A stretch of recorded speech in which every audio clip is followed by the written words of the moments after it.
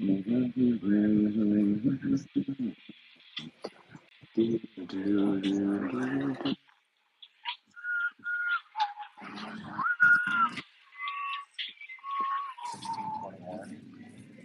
mom in the stadium. Since we interviewed mom yesterday, it'd be nice to see mom.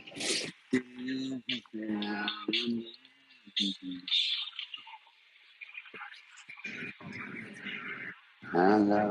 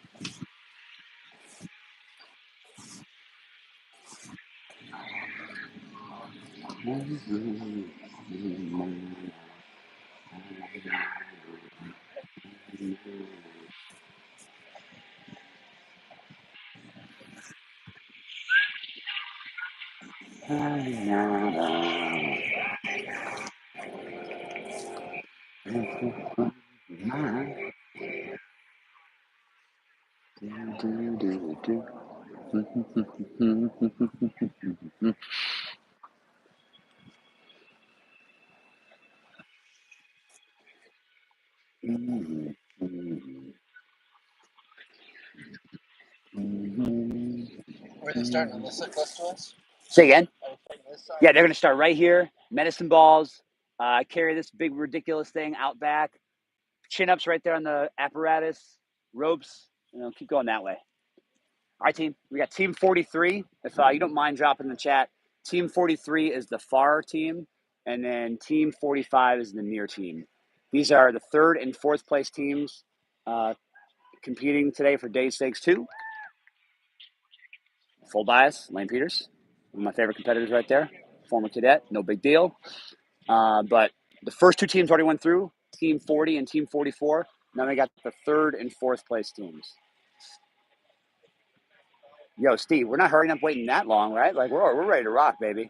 So, Steve, if you don't mind dropping for me, Team 43 is the far lane, Team 45 is the nearby lane. And then we will keep time. So if we want to go ahead and drop the time overall, that'd be great. All right, they're competing head-to-head. This is freaking awesome. Love the head-to-head competition. They're doing the old burpee, pick up a medicine ball, throw it over your shoulder.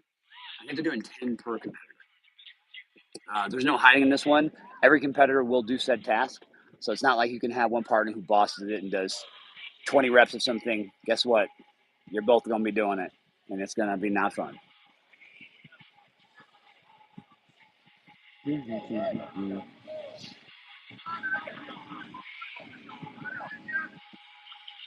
we go. Woo! Woo! Woo! Brutal.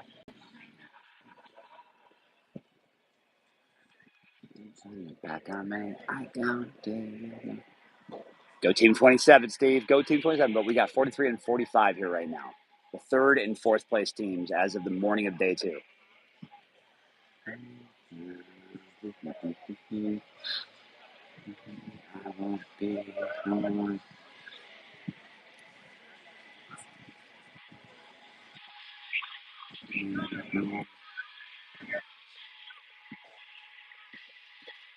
Just confirming, Steve, can we hear? Is audio good? I know I was having some audio issues last night.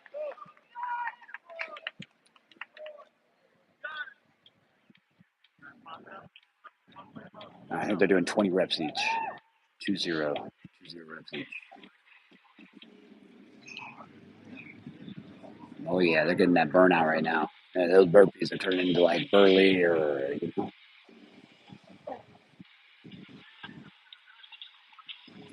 5x5. Thank you very much, dude. Appreciate it. Always fun to see the competitors when they start something like this, that they're flowing, they're crushing it. But then when you get to those higher rep levels and you're at like 20, you're like, oh, I think we're just going to kind of try to grind through this at this point. Oh, brutal. I think the ball is gonna be a 60-pounder. It's nasty.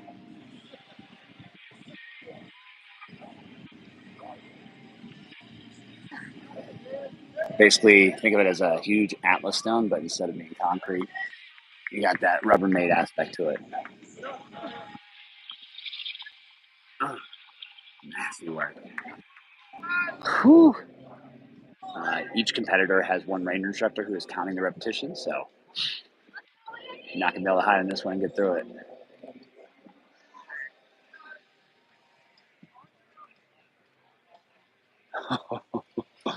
Oh, brutal. All right, first partner on the right finished. Oh, Peter's done too. Okay. So they just have to carry it out and back.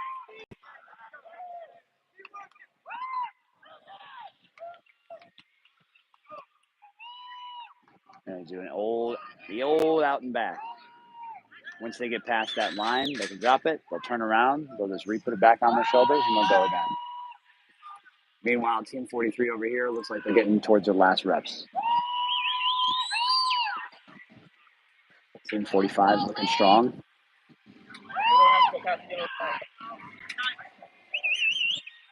They're wearing their boots, their OCP pants, and their plate carriers as well. All right, now we got our chin-ups. Let's see how many we got. Oh, we got a rope climb. Man, if you get your rope climb, this is a short rope. You can do this rope in, a couple lots. Oh, not so much. This rope is a little bit tougher. It's that hemp-made material, old-style army ropes, one. Lane is doing grapevine. Grapevine is better when you know you don't have a lot of strength left in you, and you want to make it a controlled up, controlled down. So not a bad technique for your rope climb. I believe they each have to do it so many times, right? So this is number 2. Lane is using a lot of his arms. Ideally, you want to use almost no arms on your rope climb. So that's going to hurt as we get a little bit deeper into this event. If you could ideally perfect your lock and make it so your lock is always tight and your feet are keeping your weight up and you're not lifting as much with your arms, biceps, triceps, that's the method you want to have for the rope. Meanwhile, Team 43 in the background, they're doing the old rogue hog system out and back. All right, this is Lane's 3rd time up the rope. I believe it's 10 they have to go. Ooh, you just got to touch the black tape that's on top of the rope. Ooh, Lane gave a little booty slap. Little love tap, you know what I'm saying? Little range tap. I'll tell you, the second partner, he's looking good. Ooh, last second, I did a little mini jump. Reminding him to do a controlled descent. All right, Lane. Lane is losing his form. You can tell just based off how he's trying to get the rope onto his feet. You want to set up that lock rope, that lock climb, because then you're not thinking as much about where your feet are every time. When you're doing that kind of up and around, it makes it pretty difficult. All right, Andy's about to be up. He's thinking about it. He's visualizing. You practice your rope and you perfect your rope technique. This will not be near as bad.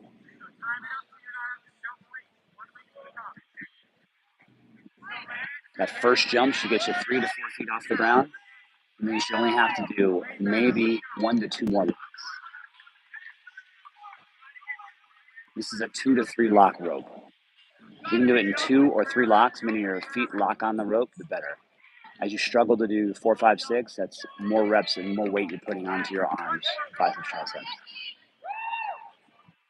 He's losing the rope on his feet. Oh boy, partner 43 also fell off it. A little bit of trouble here. So technique is being lost. They all have 45 miles in their bodies. They are smoked. They slept 2 hours to 3 hours last night. Mental exhaustion. But guess what? Now that they're here at Doughboy Stadium, families are here, spectators are watching. It's going to repump them up.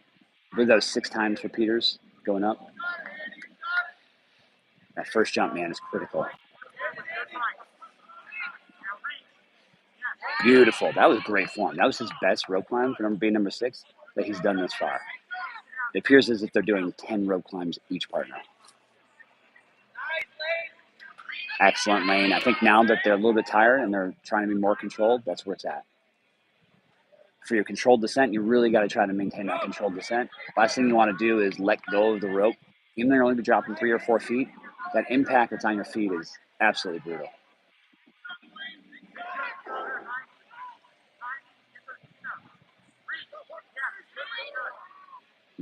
Coach is giving great feedback. Reach.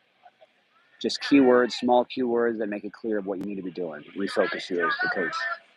To your future coach out there, think of those keywords. Stop saying an entire paragraph of information. Just give them the reach, head straight, posture. Simple words that cues and reminds them what they should be doing. I believe that was 8 each. All right. So number 9. Okay, good. Lane looks really controlled now. He's really thinking about each one. Oh, he touched it. He did touch it. But he just wanted to make sure it was very clear he touched it. Worst thing you could do is get up to top and barely tap, and then he can tell you to go back and do it again. Last one. Lock it in. Good job. That's a really good job.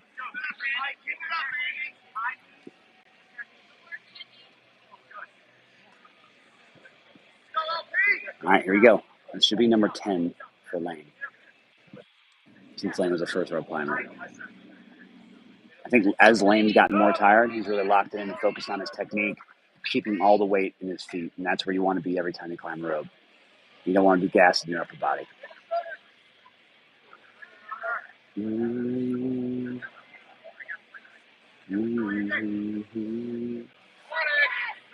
Beautiful. They each did their 10.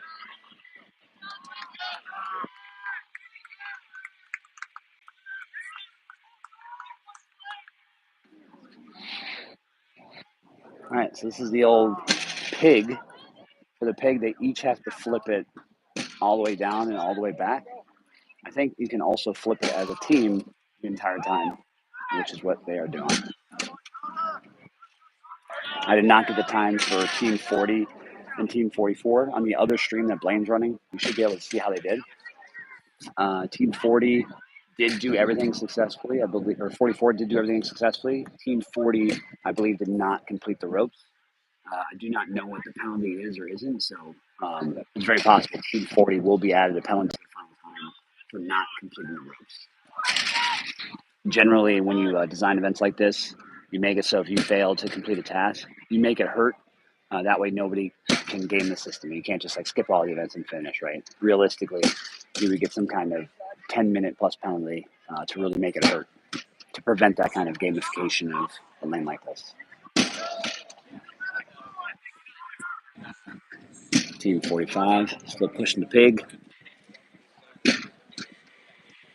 Design this contraption. Rogue is just on fire over there. All right, so they work together to push it out and back. They're now going to properly conduct Ranger. This is the Ranger First Responder lane. They are going to evaluate a casualty. So right now they are in tactical combat casualty care. So care under fire, we would have said already happened in the situation. Now they're giving casualty care, assessing via March. March is first massive hemorrhaging. So you got to look at where's the massive bleeding. So we see a tourniquet's getting applied to the far left leg. That's the March aspect. And A is going to be their airway. They're checking with the airway, equal rise and fall of the chest. If it is not, then they're going to do a needle decompression. That needle decompression, they're also looking for an exit wound to ensure that there's no flow outside their back. They're going to seal all the wounds and do that needle D. They're going to do check respiratory, make sure that they still got circulation or breathing fine. And then they're going to check circulation, and then they're going to do finally hypothermia. So notice they are tourniquets, wrapping wounds, closing seals, plugging holes, and then from there, they're going to, after it be done with them, they're going to package them appropriately in the SCEDCO. That SCEDCO enables the casualty to be dragged, but also to be hoisted by an aircraft. So in real life, if you had hypothermic blankets, and I have them here for this lane, probably just keep it going, you would wrap that casualty in a blanket to prevent hypothermia. Something we learned in the golden hour is that your patients were dying faster due to the hypothermia and the shock they were going in. So we prevent it by wrapping the casualties up in a hypothermic blanket to make sure they're good. Right, at this point, once you get them in the Skedco, that's that sliding thing that they're on top of, you need to make sure you tie all the straps appropriately. The straps need to have no twist. They need to go from the grommet across from them. They need to be cinched down.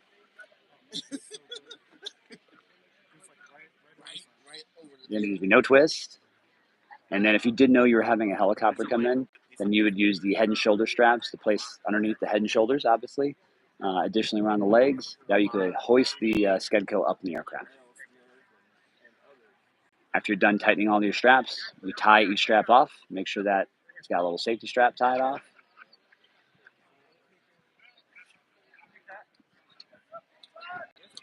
And then from there, they're going to drag the Skedco and I believe conduct a 9-line CASEVAC. I think probably the first 5 lines, low flying pilots and tacos, location, frequency, patients by precedence, patients by type, and then the equipment you're going to need to actually recover that individual member. All right, so they got to drag it all the way there to the end. I'll be able to give you a time if you in the comments don't mind dropping it for us. Team 45. Okay, well, actually, no, they're still going. All right, I'll do that. So they package them up. They check the package. All right, time stop. So team 45 did it in 13:47. Appeared to be no penalties. So team 45, 13:47. Might give a few seconds just based off of them looking at the RIs and giving high fives to each other. So I queued it off of them giving high fives. So team 45, the third place team, did that in 13:47.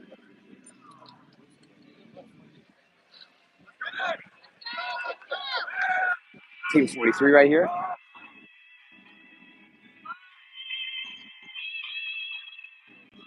Team 43 going to that finish line.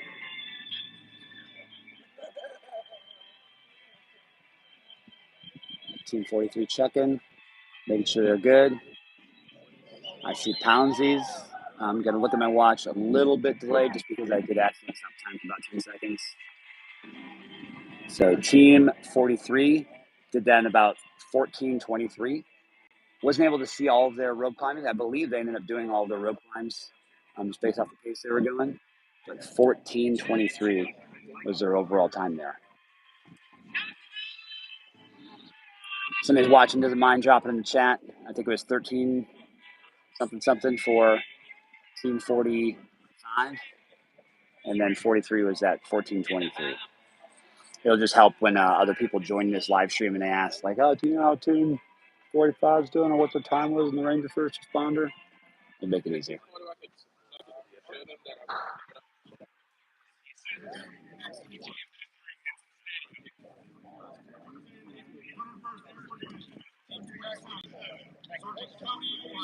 Team 27 is on deck.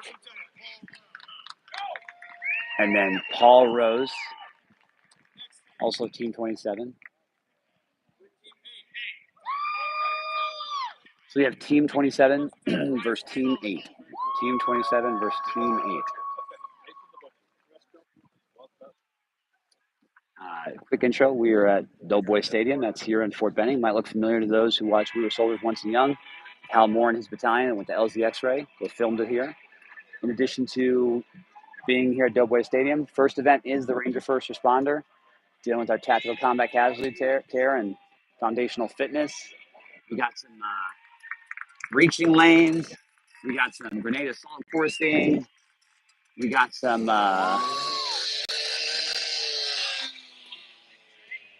sick running around this. We're going to have axe throwing. We're going to have it all for you today.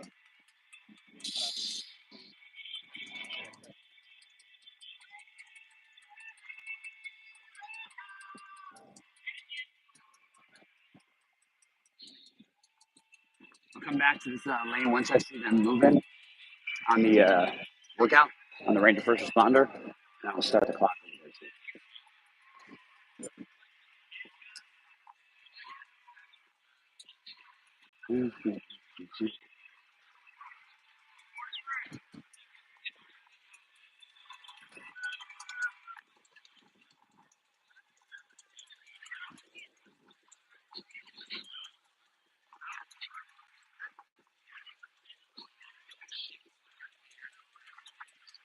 We got a Atlas Stone event here. This Atlas Stone event, they are going to take these huge, heavy Atlas stones, and they got to put them through a window. To the window, to the wall, till the Atlas ball falls. I'm watching the teams behind us too. Team 27, Team 8. They still have not approached yet. They started landing.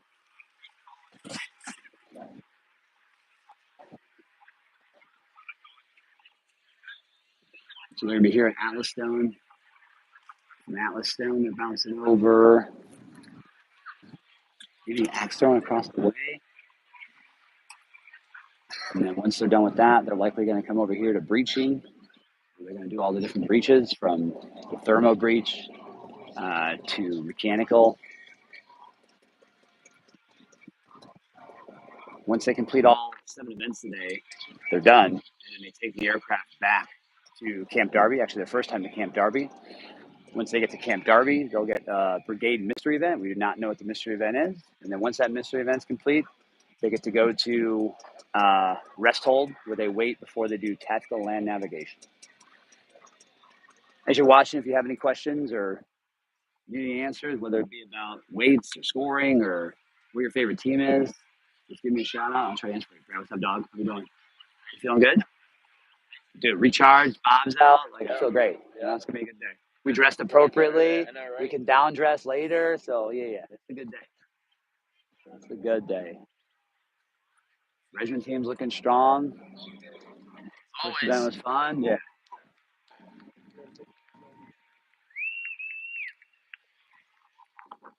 All right, so I will end up bouncing back towards Team 27 and Team 8, who are on the Ranger First Responder.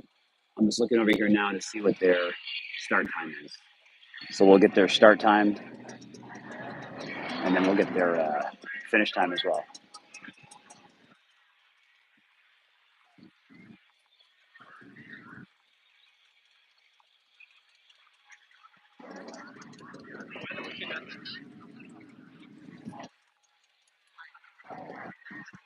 All right, they started their time. It takes us over here to the Atlas Stone. You have 3 different Atlas Stones and 2 windows. It appears as if you have to get each Atlas Stone up, over, through the window, and then down. Once you get all 3 through, you then move those Atlas Stones to the next window and do the same thing.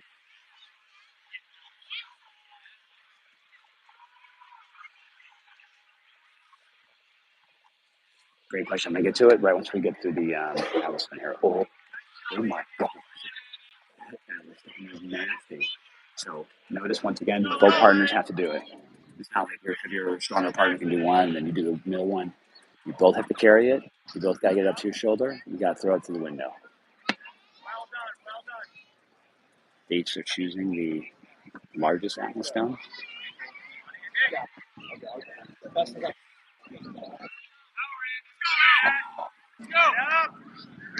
Oh my goodness.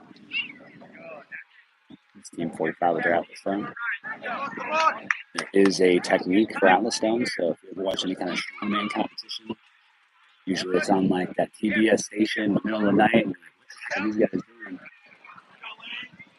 Our Rangers are a little bit smaller, right? Our Rangers average between weight of 180 to 210 pounds. So you're not going to have as much mass as those 400-pound strongman. But still, when you come to something like this, an event, you want to have perfect technique. You got 45 miles in your body. There ain't no way, no how you're going to be able to do this effectively without good technique. That's why we talk about when we start doing our train up, doing our muscular endurance program, you have to hit every rep absolutely perfect. Do not cheat. Go down full 90, maybe a little bit more than 90. That's going to carry you through. So right now for this Atlas event, Ranger instructor has a timer. Curve back. Get your breaths up. And then you have to get... Okay, got it. So there is one limited time. And then you're getting extra points for how many times you get the bigger or smaller stones through. So they chose to get the bigger stones through so many times. Hey, way to go, 4-5. Yeah, 4-5.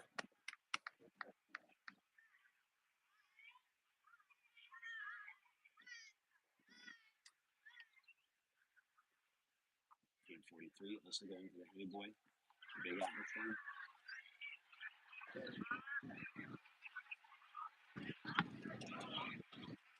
Meanwhile, I'm watching the Ranger first responder right now behind us. Both teams are still doing the medicine ball over their shoulder. After like 3 more teams, it's gonna go.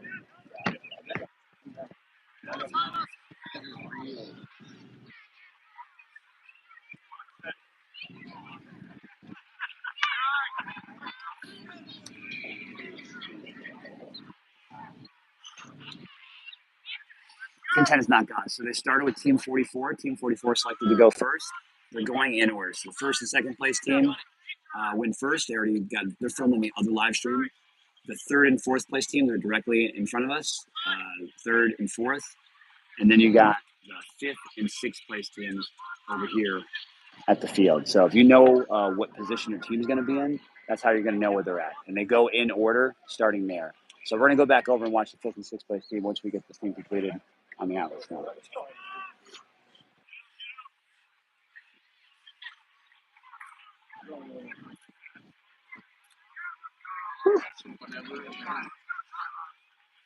All right, let's go back to the Ranger first responder. So welcome for those of you who joined a little bit later. Doughboy Stadium, Fort Benning, Georgia, main post. The very first event is the Ranger first responder. Team started in order of their standing. So first and second place team went, and then third and fourth place team went, and now we got the fifth and sixth place team. So you got team 23 and team 8, I want to say. We did the times for the third and fourth place teams because that's what I was filming. So we generally know what a good time is. We saw one team, Team 45, did in like 13:37, and then I want to say Team 43 did it in 14:30 or something like that. Try to be as engaging in the comments as I can, so I'll work my way up here as we get over to the ropes. I'll go through the comments again. If you got questions and thoughts like that, shoot them out here and I'll answer them for you. So they did 20 medicine ball burpees over their backs first. Then they carried the pig all the way down and back, which they're carrying the pig right now. Now this is nasty. Each of these individuals have to go up the rope 10 times. So one partner goes up, and the next partner goes up 10 times. So with that rope, you have to have perfect technique. If you're wasting energy, wasting time, or using too much of your upper body, there ain't no way in heck you could do them 10 ropes. So you notice Team 27 did not complete the ropes. I think they just knew that they just didn't have it in them. So they just touched the rope, skipped it, and continued on.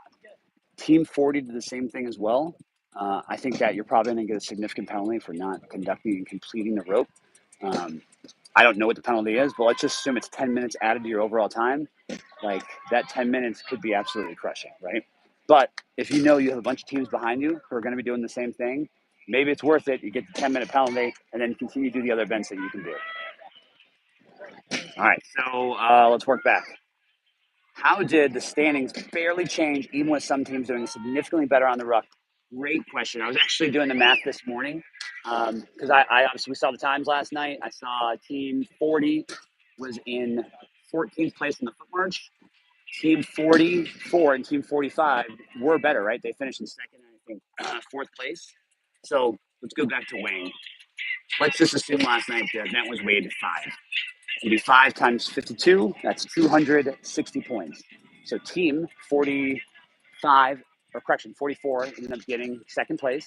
So you do 260 points minus 5. So they got 255 points, right? And then you had so they're gonna do medical first responder over here. When I come back to watch the ropes, because it's kind of cool to see. The second place team got, let's say, I don't know the weights, 255 points last night. I think, Team 45 got 7th place. So they got like 230 points. And then Team 40 got 14th place. So that takes them down to 180 points. So basically they lost 40 to 60 points on the foot marks, right? So clearly they drop down further. What do you think? Night stakes, almost always night stakes, each event is weighted 1. So if you score first, you get 52 points. If you score second, you get 51 points, and on and on and on. Very rarely are any night stakes events heavier than a 2. Really, it's that 1 to 2 range for all those night stakes. So for team 40, jumps from third to second place with the spirit difference there in the foot march. It tells you 40 basically took first or second in every single event. It probably tells you 45 took like 10th, 11th on a lot of those events. And by them taking 10th and 11th, they got chipped away, and somehow 40 was able to overtake 45. So you can know right now that the gap between 40 and 45 is probably points. So we just watched this event, the Ranger First Responder. 45 did this entire rope climb. They're going to get no penalties. 40 did not do this rope climb, so they are going to get penalties, right? So for them, you're going to see a dog race between that second and third place position. Now, from day 1 to day 3, depending on how events are weighted and how they're distributed, it's very difficult in this competition to gain any headway on day 2 or day 3, because once they're set day 1, you're really fighting between 1 or 2 standing positions.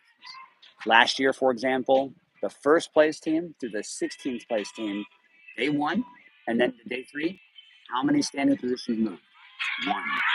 Team 14 jumped up to 10th place, which is a huge jump from day 2, and then that's it. Otherwise, 1 through 16 stayed locked in the same position. Now, why does that happen? Well, basically, these teams, when they compete, they're competing with their peers and their tiered element that is going to do and match the exact same thing they're doing. So as a result, when you see your guy to your left and right and they're running, you're always going to try to match them. And that's what happens in this day 2 day stakes event. These are almost always performing near same time, carrying the same weight. And as a result, you're in the placing almost near each other too. And so then it's difficult to gain on points. That's why we always say day 1, we want to get all them points. Notice team 8 here is still doing the ropes. They're like, you know what? We're going to dog it. We're going to get after it. And then you have team 27. They're finishing their Ranger First Responder, their March medical assessment, massive hemorrhaging, airways, respiratory circulation, and hypothermia. Ooh, you burning out. You burning out. When you practice your rope out there in the real world, you got to perfect the clinch lock. You also got to perfect the amount of time that you're doing it and how many locks. So for a rope, instead of maybe like a time distance, be like, I did this rope in 2 locks and 3 locks. And that is your metric of performance for every time you climb the rope. All right, they knock up the pig. We're going to push the pig as a team. Team 27 is going to go to the finish line. If you don't mind dropping in the chat their respective times when I call it out, we'll know. And then this will be with penalty because they did not even conduct the rope. Or they just tap the rope and yeah, we're done. All right, so Team 27's time is 10:45 with penalty. You can say with penalty, no rope.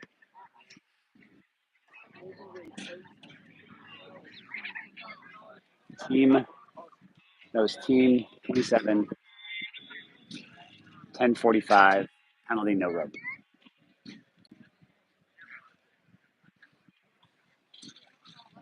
Team 10 did not go over there yet. Yeah, if somebody doesn't mind dropping this in the chat, so for people later, Team 45 did the event in, I think, 13:35, no penalties. Team 43 did the event in 14:25. I also believe no penalties, but didn't necessarily watch the rope the entire time. And it made sense because they were behind me.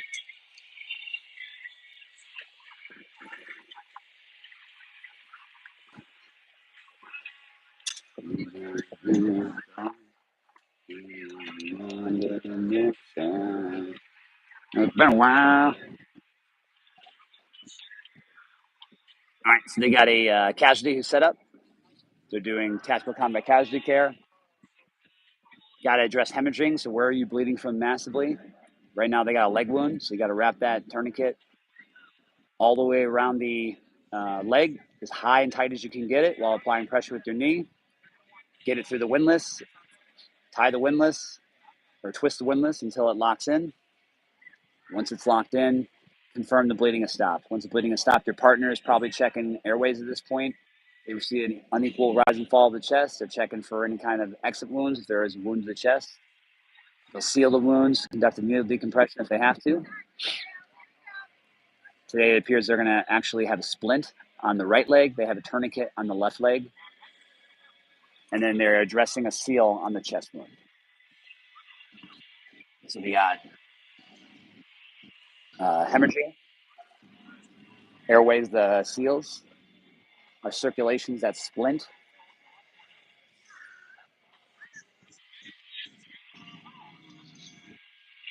Ideally, you get them in the casualty if they're conscious and they breathe out, put that seal on, get all that dirty air out of their lungs. And now they should be able to, just like a balloon again, be patched up a little bit and be able to breathe a little bit. Got to make sure you burp. Right? All right, once that's done, they're going to package the casualty on the Skedco. Skedco's laid nice and flat. You're going to shimmy it underneath the back of the casualty. Once you got them on there, you want to do strap to strap. Make sure they're perfectly straight. Did a great job there putting that casualty nice and high and tight. Straps need to be straight. Straps need to be tight. You need to tie off the straps. Once that's all done, they'll then drag their casualty, because it is a casualty evacuation, back to their start point, probably where their casualty collection point is, and move out. It's Team 31 gone yet. Jessica, how it works today is they're going in order of their standings. So first and second place teams, third and fourth place teams, and here we have the fifth and sixth place teams. So if you know the standing of your team, Team 31, whatever position they're in right now, then you'll know when they should be here at this lane. And then it's all, it's one flow, meaning they're going to start at this lane and they're going to go in order A, B, C, D until they are complete with all the lanes. Those first teams, they just finished the breaching behind us. So 1, 2, 3, that'd have been their fourth lane. The first team, I believe, only has 2 more lanes to do. Once they're done, they're done. So like the first teams could theoretically be done by noon, and then they're chilling, resting, flying back to Camp Darby in preparation for night land out. Lucero, they actually posted the most updated standings before this at, I want to say 8 this morning. And that's the standings not only after the ruck, but it's also standings after night stakes. Because last night, the jump you're going to see is their foot march and then the 5 events of the night stakes. So they did 6 events in total yesterday to see that standing change from pre-foot march to post to pre today. This team's taking a little bit longer on the casualty packing. Oh, they just is it a head wound? No head wound. All right, so just a splint, a seal, tourniquet, packaging of the casualty evacuation. All right, if we don't mind dropping the chat here, their final time. That is team number 8. They're doing final packaging. They're making sure they look good. Boom, they give dabs to each other. 15:50. Team 8. 1550. 1550.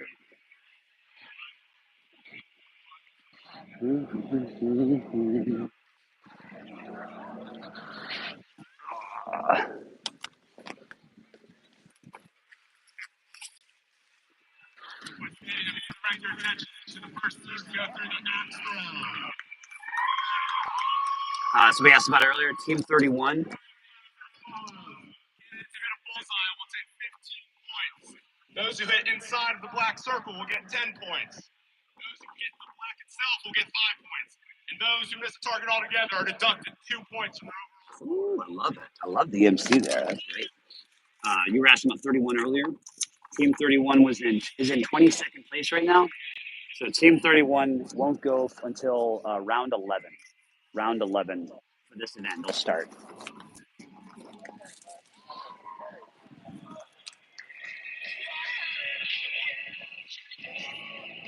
Get a little axe throwing up.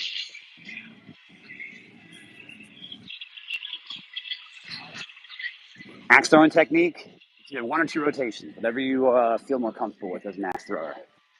Totally worth taking spouses on a date to knock out that axe throwing, you know what I'm saying?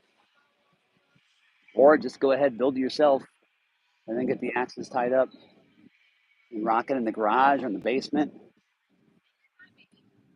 Oh, wife's yelling at him. Love it.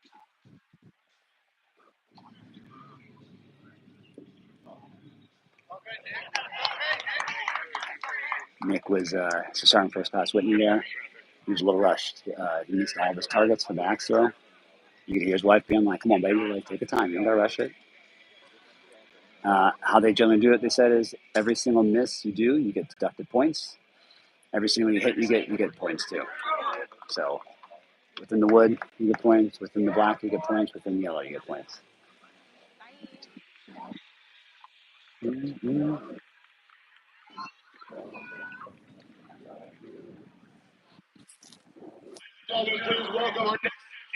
So kind of a brutal performance of the actual for a team for you. You can almost guarantee team axe throwing is generally weighted one. It's a usually low weighted event.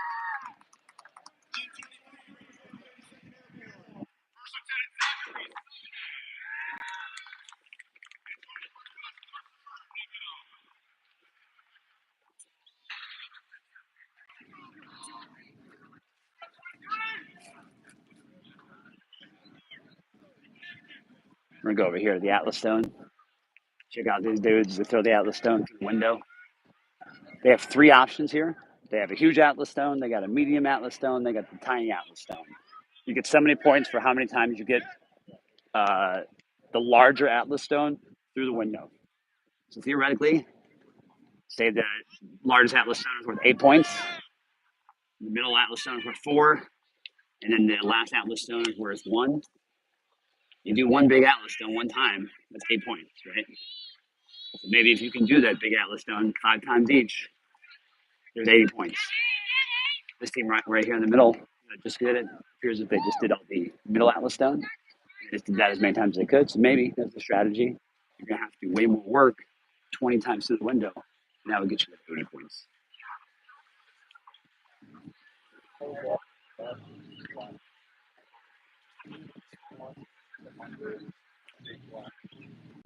Yeah, the standings that are placed, the standings that you see that are placed are the standings that after foot march and the 5 night stakes. So after 6 additional events were added to pre-foot march is what you got now. So the standings you see is where they stand before they start this Ranger first responder.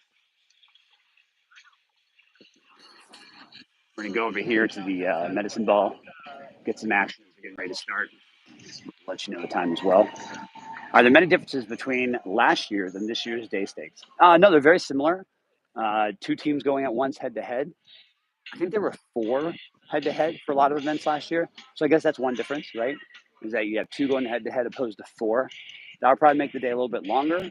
Because when you were doing 4, like I think the day last year was done at like 1 o'clock. I think everybody was shocked, like, whoa, our throughput, we were super efficient. And as a result, this day got over early. We have a lot of activity. It's a family day, right? You got sponsor events, you got family activities. So you don't want to end the party too soon.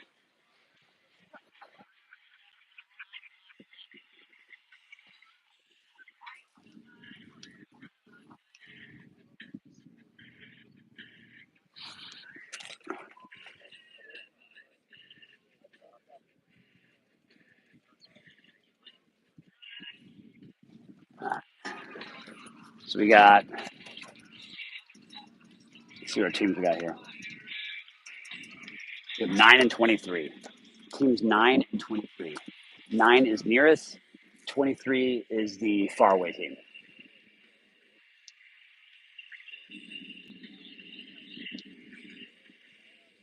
Once again, 9 is nearest, 23 is the faraway team.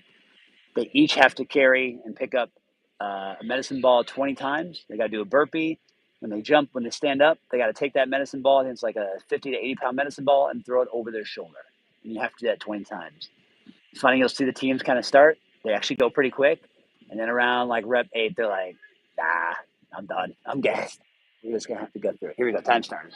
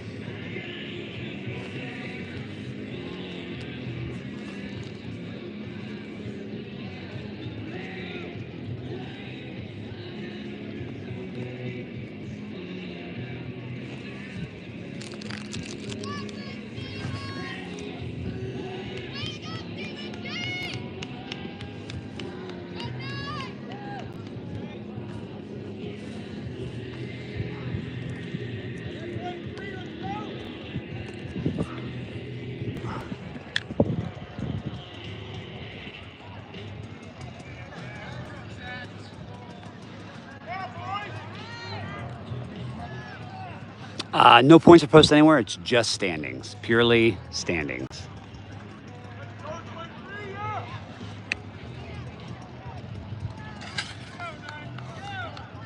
Generally in years, they'll only ever post the standings. Times when that is actually, the events are back to back to back and you know all the standings, they'll actually post the standings after curling range, after a sniper team live fire and so forth. But on days like yesterday, you couldn't post the standings every event because you didn't know them until you had enough teams going through events.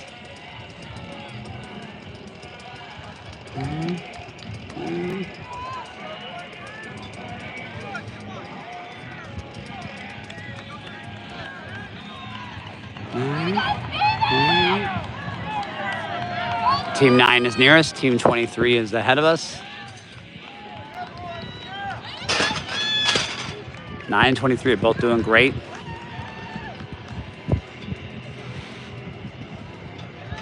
All right, then they come over here. They do the old rope climb. Each partner has to climb the rope 10 times. So look, Team 23 also is deciding not to do the rope, so that'll be a penalty that'll be assessed on them. Team 40, Team 23, Team 27 all decided to take that penalty. I don't know what the penalty is, but let's just assume it's 10 minutes added to your overall finish time. So if you truly think a bunch of teams behind you are going to not conduct this, then yeah, that's a technique. You could just take the penalty and move on. Whereas if you and your partner both feel like you can do your rope climb, your 10 rope climbs, then do your 10 rope climbs, because now you're going to avoid that penalty. It's something we talked about yesterday in the Malvesti. Your mantra should be clean. I want to do this event clean. So notice that partner 2 for Team 9 cannot do that event clean. So it's like, you know what? I'm done. I'm done, big dog. This partner right here decides, you know what? I think I can do it clean. That's the second time. So partner 9, this first partner, partner 9, he's going to have to do this 10 separate times. Ideally, every time you're doing it, taking a break, you're focused on your technique. Wow. That's awesome. So let's assume, just based off how he's still doing it, you probably get a 1 minute penalty for every repetition you don't do. So the partner on the left did 0 repetitions, that's 10 minutes out of their penalty. Partner on the right's rep 4. So he's trying to reduce their penalty. I love it. Freaking love it. This is we talk about in the competition. When you have high highs and low lows, partner on the right that's climbing the ropes, he might feel good right now. He must have it. The sun's out. He's got that dog in him. He's like, you know what? I can do it. And so he can pick you up as a partner. Meanwhile, tonight, this guy who's climbing the rope might be absolutely destroyed, but then his partner on the left is going to be carrying him throughout the night, making sure they're going in the correct direction during tactical and navigation. The worst night of anybody's life. Physically, mentally, emotionally. You as a partner on the left, you're thinking, dude, thank God for my buddy right here carrying me. You appreciate it dearly. Brace the suck, feel the burn. All right, I think we reached our partner's max effort here. We gotta watch though to see what he ends up doing.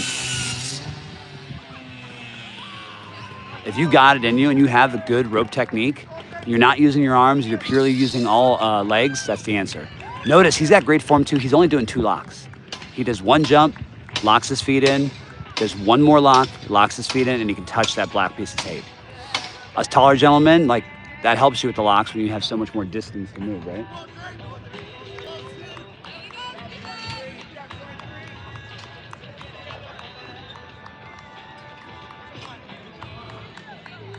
Wow, 2 more. He's only got to do 2 more, and he would have done all 10 by himself. That's crazy.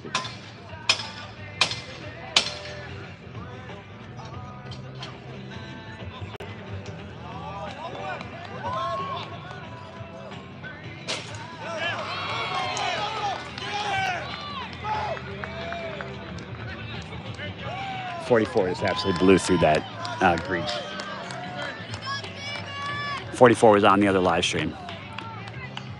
27 did start. Yes, 27 was on just before this. About, if you rewind back 15 minutes in the live stream, you got to see them do this event. Damn, this partner's going for his 10th time up the rope, baby.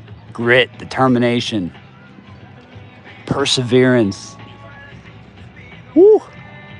Oh, 3 locks. Holy crap. Hey, that's awesome. High highs, lows, lows. Yeah, give your partner a little break, right? All right, so now they're gonna push the pig over head to toe, all the way past this yellow line, and then all the way back.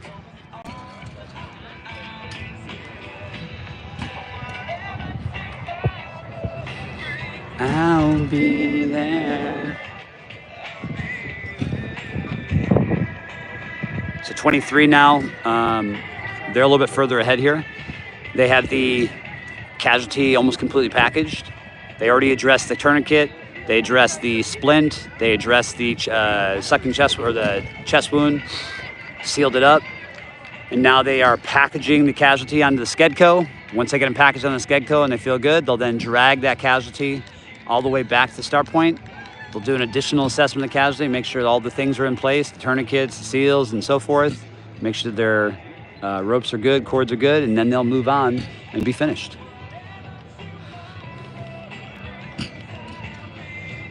That's 27, still packaging. Here's Niner, Team 9, pushing that pig.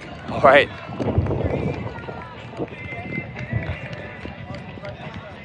So 9 is done with their package of the Casualty, or starting the packaging of the Casualty. They have to address tourniquet. They got to address a splint. They got to address a chest wound. Meanwhile, Team 23 is going to finish with the packaged Casualty all the way to the finish line.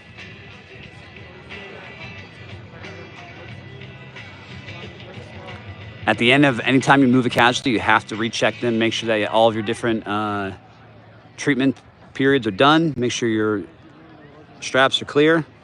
And that is Team 23. If you don't mind dropping in the chat, Team 23 fans. They did it in 11:24 with penalties. Both partners did not complete rope. So basically the partners each missed, or total, that Team 23 missed 20 repetitions on the rope. I do not know what the penalty is. How come some teams were faster than others in the ruck, but on the stats, slower teams are placed higher ranking? Oh, Lucero, great question. I'll give you the explanation. Again, I answered it earlier. So let's assume the weight of the ruck last night was a 5, right? So if it's a 5, there are 52 teams in the competition. First place team gets 52 times 5, that's 260 points. Second place team gets 255 points. Third place team gets 245 points, and on and on and on. All the way to the last team only gets 5 points. Now, last night, we know Team 44 took second, so they got 255 points in this scenario. Team 45 took 7th place, so I forget what the math is. Actually, no, I got my book. But I want to say it's a 235 points is what they would have got, 230 points.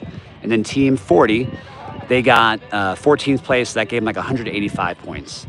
So 40 lost 35 and 50 points in the teams ahead of them. Now, we all know that. We did not watch the night stakes last night. I was gassed personally. But for those night stakes, there were 5 different events. Usually they're all weighted a 1. If Team 40 completed 1st, 2nd, 3rd on every single event, and Team 45 was around like 9th, 10th, technically 40 could have jumped over 45, probably by a couple points. So likely right now that 2nd and 3rd place is separated by less than 10 points, like very low level.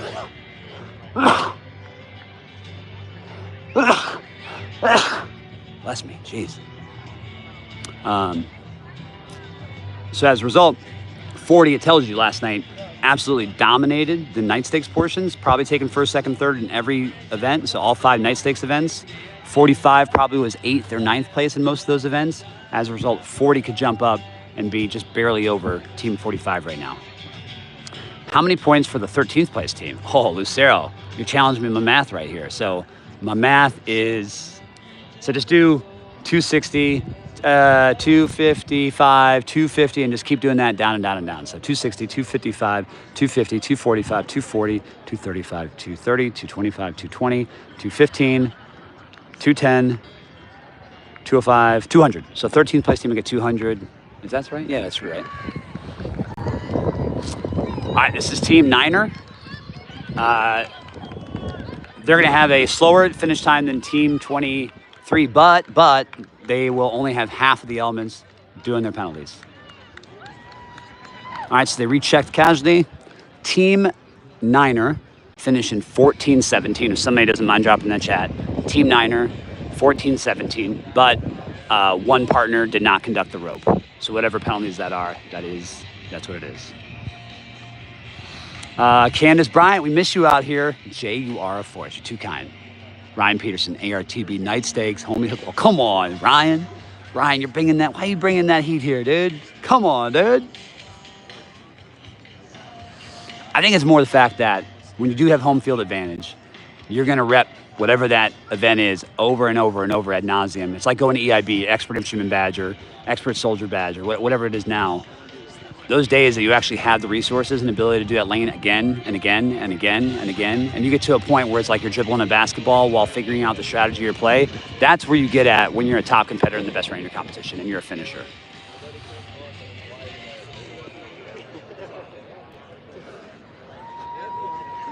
Ladies and gentlemen, please welcome the next two teams. Representing 2nd Cavalry Regiment, First Lieutenant Cole Chappell. Cole Chappell. Cole Chappell is actually related to Chappell Roan. First name, last name. So just want to make sure you're tracking that. The next team will be Team 28 representing Team 28 trending on Twitter. My favorite team in the competition. They are a fan favorite for me. They are funny. Team 28 is a bunch of strong rangers breaking things, doing snowflakes or snow angels in the dirt. Dude, I like 28. 28's gritty.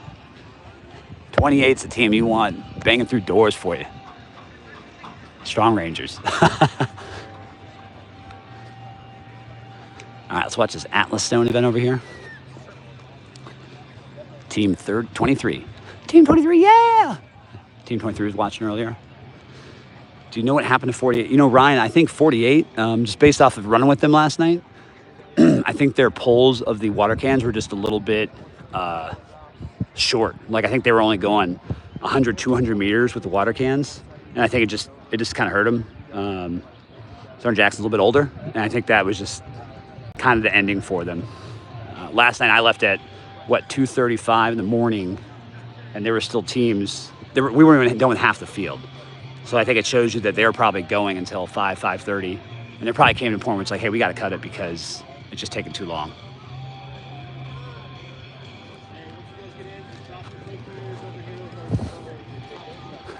Huh.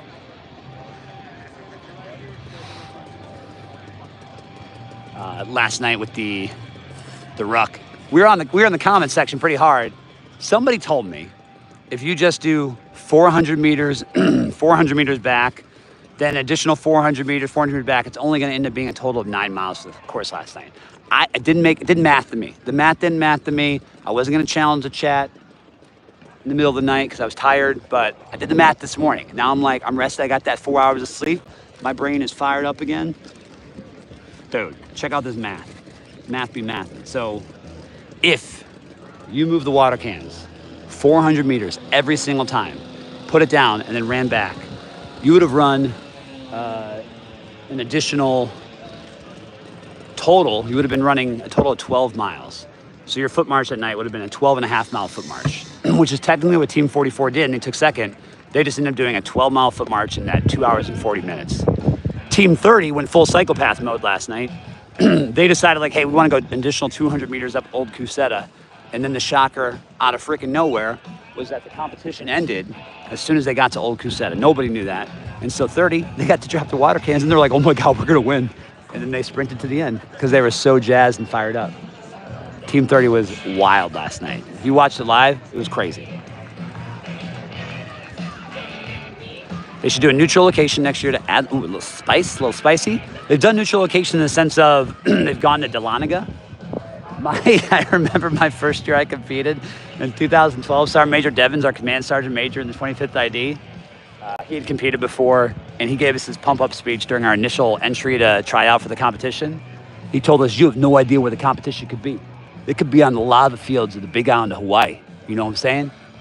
And at that point in time, I thought, Sergeant Major, I do not know what you're saying. I think realistically, we're just going to do it at Airborne Ranger Training Brigade, which it's always been here. All right, so we get 3 balls. Each ball is a different point. Sergeant Santos, how much is each ball? Yeah. Thank you. Oh my goodness. So yeah, if you can do the big ball through the window, 20 points. If you do the medium ball, 4 points. If you do the small ball, 2 points.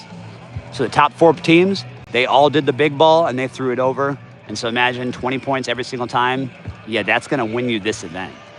If you are doing the medium/small ball, you have to do so many more repetitions. There's no way you can catch up to the big ball. Big ball, if you do it 2 times, you get 40 points. The medium ball, you have to do the medium ball 10 times to get 40 points. So yeah, if you got a couple big balls in you, then you'd be throwing them big balls around. You know what I'm saying? All right, started the timer over there for the teams are on the Ranger First Responder.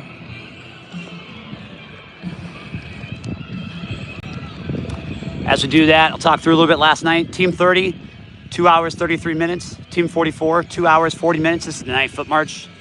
43, 2:45. Team 8, 2:46. Team 23, 3 hours. 31, 3 hours, 5 minutes. 45, 3 hours, 15 minutes. 53, 3 hours, 17 minutes. 9, 3 hours, 18 minutes. 28, 3:20. 25, 3:32. 4, 3:30. 10, big gap, 3:52. 40, 3:56. 34, 3:56. That was crazy. Team 40 thought they were just going to coast in. 34 tried to sprint past Team 40, and Team 40 edged out 34 by like 5 meters. 40 was like, come on, man, you made us run that last little bit. That was some Rob Killian stuff right there. Killian would have loved it. Team 34 was 3:56. Team 14 was 3:58. And then Team 27 was probably like a 4:05. And then I was like, yo, I'm sorry, I'm out. I'm out of here.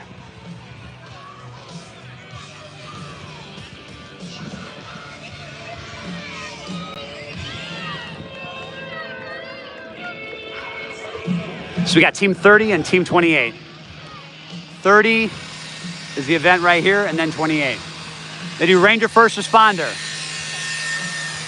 They then do Atlas Stones. They then do some cool stuff elsewhere that I haven't really checked out yet.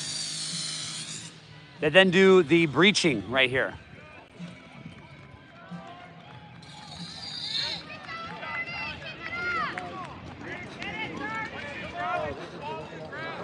Team 45, Team 45. They did a thermal breach. Now doing the mechanical breach. Trying to break each part of the hinge. You want to get 2 to 3 of these knocked out. Once you get them completed, it should be enough for you able to take the Halligan tool to break this. If you're a firefighter out there, you're just salivating right now. You're like, oh, I could do that breach in 5 seconds. What are they doing? This is not their day jobs. We do have master breachers and master breach courses that these individuals can take as well. You think they're gonna be able to push through it? I don't know, man. I think you're gonna have to Halligan tool through it. I watched 44 do it. For every single time they had to break, they used the Halligan tool together. Oh, shoot. He doesn't got enough leverage to have that hinge to be broken in. There we go. This is the technique right here. Love it. Take the Halligan tool. Oh, shit. Shoot. Team 45 trying to break through. 44 broke through almost immediately. Oh, boy. You want to watch your face here. Watch your face and hands here. Oh, boy. He's trying to just chop through it, saw through it. He's just clanging metal things right now. Metal things smash. And then once you go through all 3, you come to the finish line. Go through the finish line, your time stops. So obviously you got to make it through all of your breaching elements, and then that is your best time. So they did well. I can tell you 44 definitely went faster, and 40 also went very fast on that portion of the breaches. I think 44 was fastest on the breach that I saw, and then 40 right after them was pretty darn good too.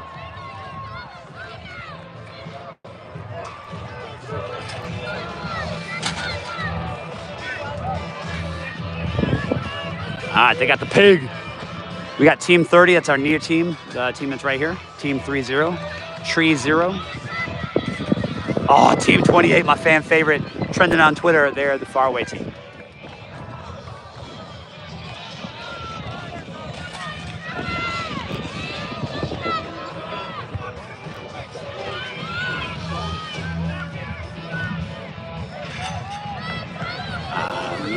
I won't be leaving here. I know. Team 30, winners of the Ripatoa Trophy, carrying forward the torch for future generations. Their names will be on that trophy forever.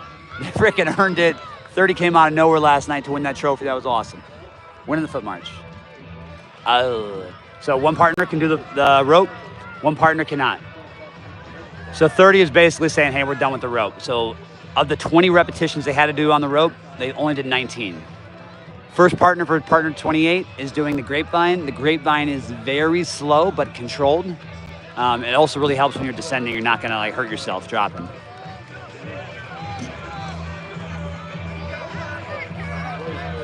Ooh. Come on, my guy. He's doing like an under clinch. I'm not a fan. Dude, I just like oh, it burned out. All right, yeah, he knows he don't got that on him right now. He don't got it. And that's fine. Know where you are. Don't get yourself injured. Last year, Sergeant First Class Whitney jumped over a wall and then tore his ACL at this very day. So worst thing you could do is get injured. What you need to be focused on now is improving your positioning, getting to that top 16, securing your top 16, so at a minimum you can finish. Did they get there 2 hours after the foot march? Did who get there 2 hours after the foot march? Sorry, I'm a little lost in the comments. Ooh! Yo, take your time, 28. This is not where you want to get injured.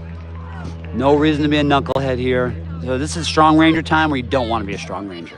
You want to be a smart, technically perfect ranger here. Smart ranger or strong ranger gets injured. So I need Team 28 to just woos off for a moment, focusing on their technique.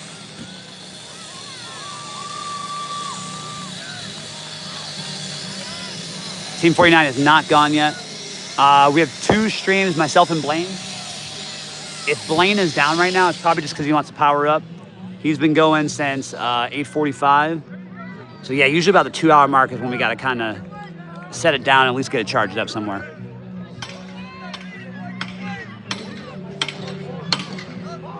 Jay, your feed rocks. Go 10. Thanks, Rick. Appreciate it.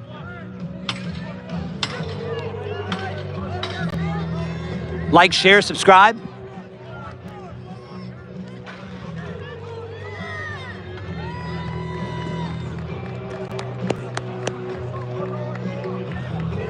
I think Ranger Instructor's telling Strong Ranger, hey, controlled descent, baby.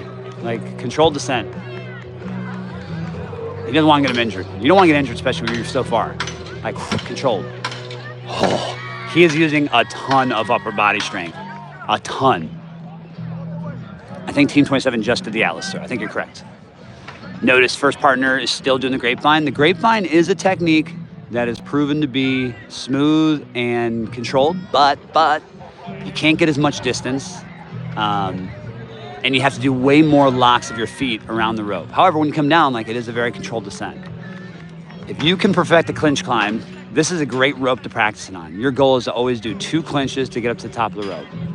Dude, he's gassed. His arms are done. You want 1 big jump, you want to lock your feet. You want to do a second lock your feet. Ideally, you do this rope in 2 locks every time. This should be a 2-lock rope. He's doing a 4-lock rope. Oh, he's so damn close. Oh my God, no, he didn't give it to him. Oh my God. He's like, come on, dude. Come on, Ranger Instructor. Bro, I'm putting myself out there right now, my guy.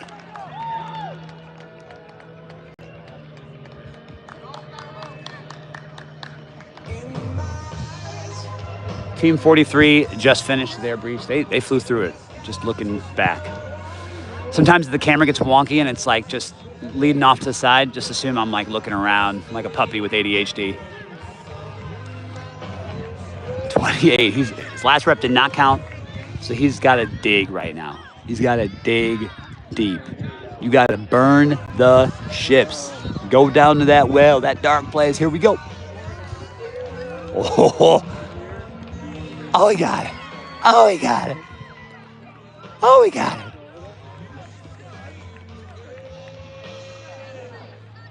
Oh, halfway. Oh, my God. That's the comment I don't want to hear from my family, is tell me halfway when I am freaking gassed. That's where you need to, like, maintain or posture, focus, lock it in. Halfway is kind of demoralizing. Not gonna lie. That's me personally.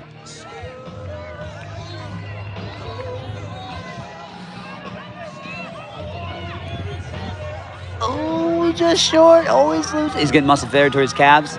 They're like, one more. No. It's not worth it. Yeah. So you don't want to land and hurt yourself, right?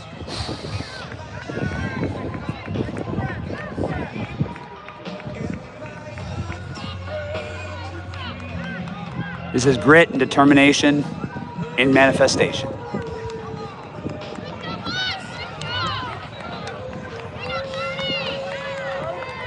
Oh, you got it.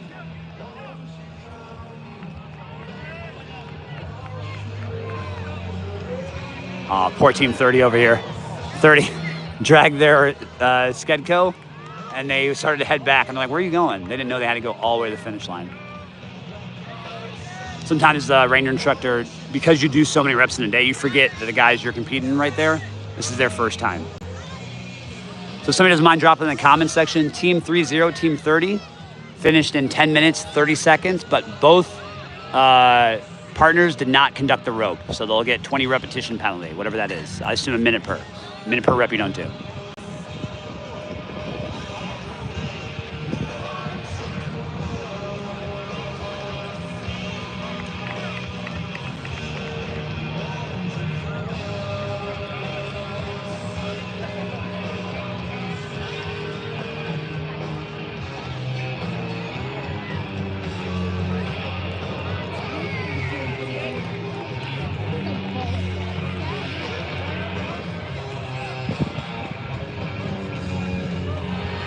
That's my boy right there, dude.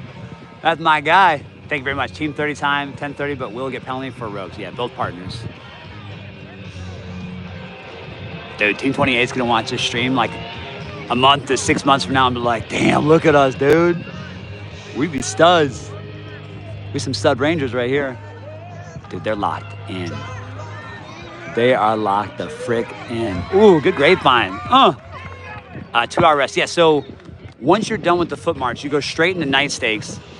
Team 30 was done first, right? So Team 30 goes into night stakes. They actually probably were done with night stakes by 2 in the morning. So then they got to go to sleep. So they got to go to sleep. They slept till 6:30. They actually got 4.5 hours of sleep. If you're a team that finished at 5 or 5:30 in the morning, yeah, you're only getting 1.5 hours of sleep, 2 hours, right? I'd do anything to even just get 30 seconds at Team 27. Team 27. Did we see them already? What place is 27 in? Team 23 to get after it. I think they also skipped the ropes though. 27's in a higher place. Yeah, so Team 27, we streamed them early on this. It was actually the first probably 2 minutes of the stream. At the 2-minute 30 mark, I got 2 teams. I believe it was 27 and 45. Okay, yeah, so they're gonna be at like minute 15 of this stream that you're watching right now. All the teams are going through by their placings and standings. Info on Team 40. 40 has been through RFR, Atlas Stones, whatever the other event is, breaching, axe throwing. I think they probably only have 1, maybe 2 events left, and then they'll be done for the day. This is Team 28 still going on their rep. I do not know, but I'm assuming for every rope rep you do not do, you get 1 minute added to your overall time. So Team 40 chose not to do any reps on the rope. So let's say that's 20 repetition, that's 20 minutes added to their overall team. Team 30, who just went, technically beat 28, but 30 did 0 reps on the rope. So let's add 20 minutes to their overall time. So their 10-minute finish is gonna really be a 30-minute finish, right? Whereas Team 28's gritting through it. They might finish their overall time in 20 minutes, but they won't get that additional penalty. So they'll win by 10 minutes, right? So this partner completed all 10 reps. Wow. Grit, determination, perseverance. Woo-hoo-hoo-hoo. Pressure is on. Oh, it's my team right here. Get them trending on Twitter. Here we go. Dude, boss mode, ranger mode, baby. Come on, come on, let's go. Oh, he got it, let's go. He wants to take a quick little break. Let's take a quick break. I got it. I get it. I get it. Oh, the grapevine. Oh, the grapevine. I hate the grapevine so much. Grapevine is excellent for when you are absolutely tired. You have a lot of gear. Yeah, good, controlled, cinched. But that lock is what you want, man. You want to perfect that lock. And this is a great rope to practice on. Just going up and down, do it in 2 locks.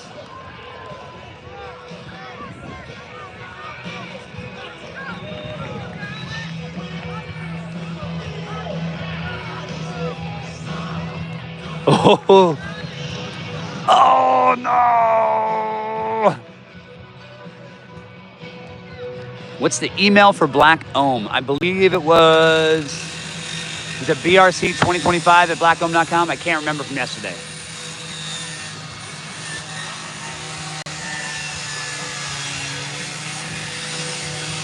Regiment teams all finished the ropes. Regiment teams all finished the ropes.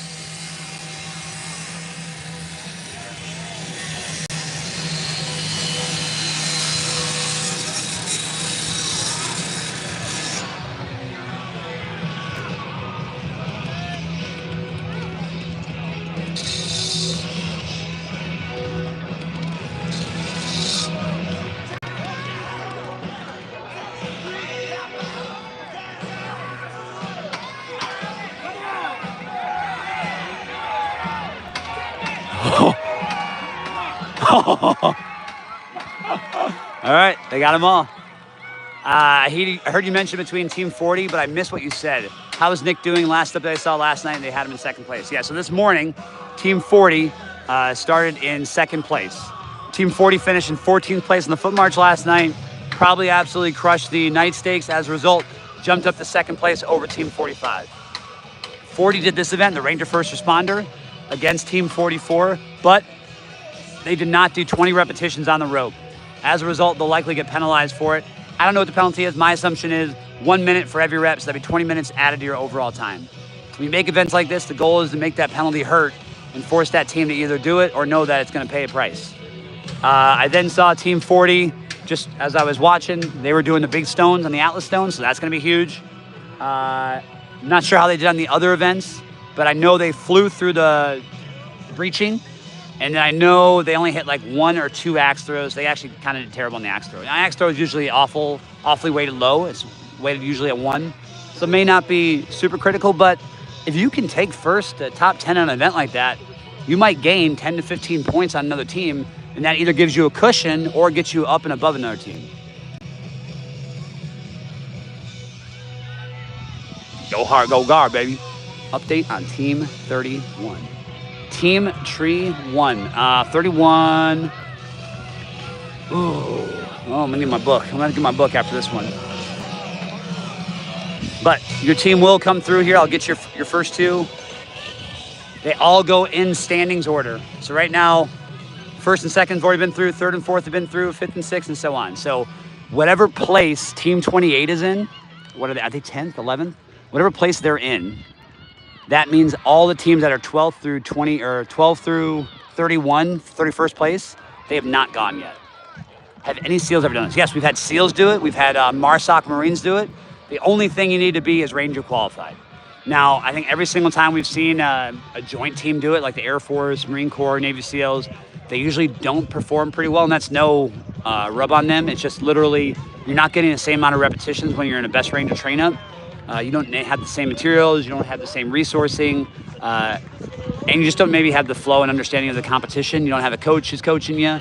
And so it makes it very difficult to do well at an event that you don't have like the setup and support for.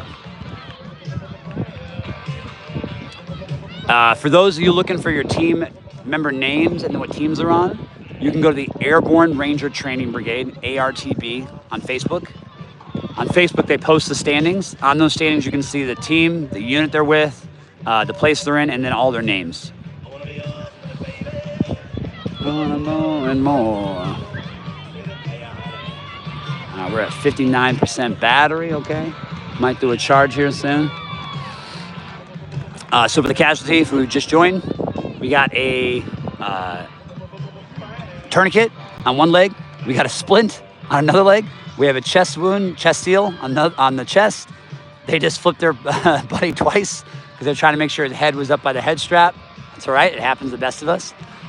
Anytime you move a casualty, you have to reassess the casualty. You have to reassess the different items or treatments you gave them. So tourniquets, seals, and splints. Now they're going to package them on the Skedco. Notice even the Skedco near us, it has 1, 2, 3, 4, 5, 6, 7 straps. You got to make sure those straps are straight. You got to make sure they go across from each other. You got to double back them on one another. You got to lock them down. And then you got to make sure the patient's secure before you begin the movement. In real world, we also use a head strap and a shoulder strap if we're going to hoist them via helicopter. This would be the special equipment we asked for during our 9-line medevac.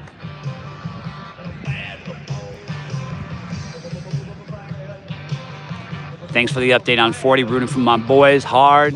Hope skipping the ropes was worth it. I think their thought was, we think a lot of teams are not going to have that dog in them and be able to do the rope. And thus far, they've been right. Like, only the regiment teams, a couple of the 4th ID teams, and now Team 28 have done the ropes. They've been like, you know what? I got that dog in me. I can do it. So this is a great event where if you're lower in the pack, because you do the ropes, you go clean, you might absolutely dominate. So we said Team 30, which was here, let's assume they got a 20-minute penalty, right? For not doing 20 repetitions. It appears that Team 28 is going to finish at about 21:10, but they're going to get no penalties because they conducted all the events, all the repetitions, and they did all the casualty collection stuff and the treatment correctly. So once they get them across the finish point, they do a confirmation of all the treatment. They reassess their casualty, right? They look good. Boom, check the ropes. And time. Team 28, 21 minutes, 12 seconds. Team 28, 21 minutes, 12 seconds. No penalties, no penalties. Some of mine's dropping that in the chat. No penalties. Clean, they did it clean. All right, so you do Ranger First Responder. Ranger First Responder is knocked out. And then you go over here to the Atlas Stones. Once you knock out the Atlas Stones, you do some other crazy stuff. You then come over here, you do breaching. Once you're done with breaching, you go to the corner over here and you do axe throwing.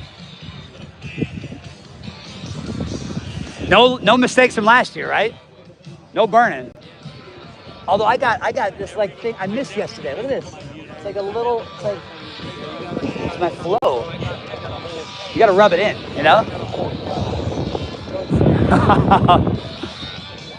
Blaine and I are talking about our sunscreen application. Last year, Blaine, my man, did not put any sunscreen on. I came in a little bit later. Was like, dude, you need sunscreen, bro. I hooked him up.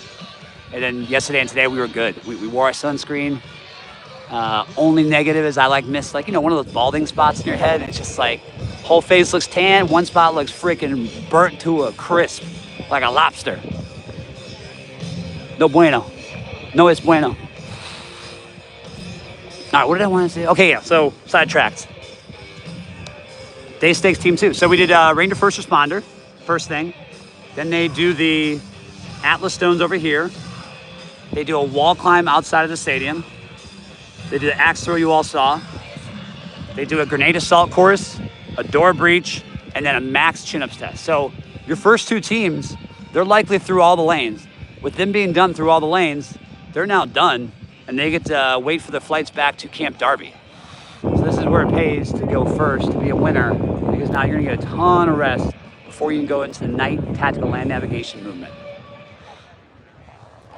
Ladies and gentlemen, our next two teams enter into the arena. Representing the 1st Infantry Division, First Lieutenant Jacob Duggan. Watch Team 8 here. 8's gonna begin their thermal breach. Meanwhile, I'll make sure I get the time on the events that's going for the Ranger First Responder. I think we're going to see teams are constantly going to be about that 12-minute range or so. And Sergeant Keegan Ford.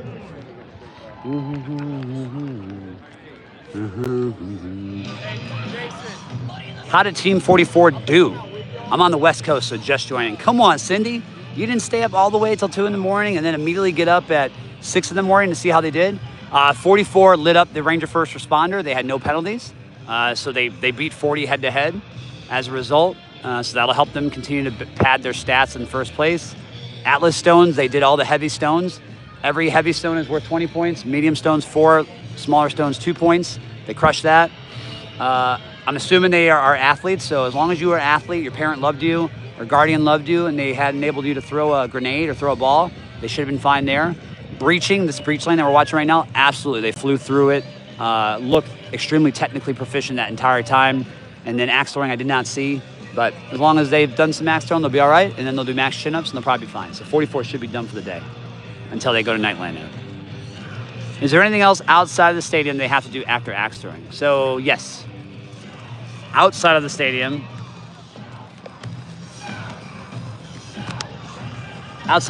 they have wall climb, grenade assault course, functional fitness, and max chin-ups. It's outside of the stadium. All right, team 8, we'll start the clock. So we got teammates clock here at the breaching lane. First thing they're gonna do is they got some rebar. That rebar, they're gonna do the thermal breach. Obviously, if you are watching from home, don't wanna be looking at that bright spot, right? It's like looking at the sun. You'll put the impression of that light on your face forever. Let's go, team 44. Was Kevin Moore's roommate? Dude, absolute animal. Big support from Malaysia. Okay, Pale, I love it. I'm gonna tell your roommate that. I'm gonna tell him you're watching the live stream. Oh man, I just looked at the sun. What was I doing? First helicopters are inbound right now, UH-60s.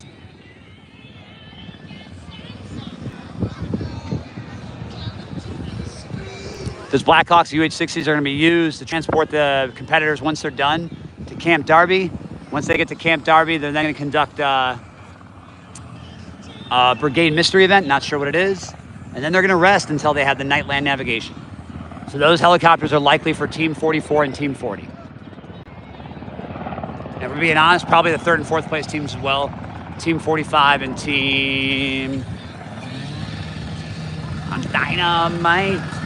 TNT.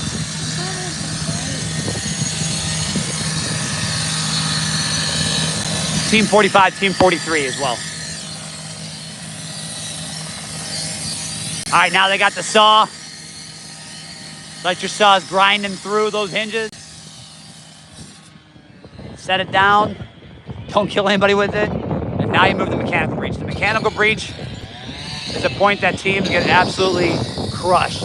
When we get towards teams in the back end that maybe aren't the most comfortable with the mechanical breach, they're using the Halligan tools, their hammers, classic firefighter lane right here. If you've not trained for this, you're gonna be looking a little rough. All right, so they got the first little hinge broke. If you can get 2 to 3 knocked out, you can get through this pretty quickly. Great job, good. One partner's hammering. Now you're gonna push this forward. Oh, dude, they almost got the door already. So that's 2, they're gonna probably need to do 1 more of those.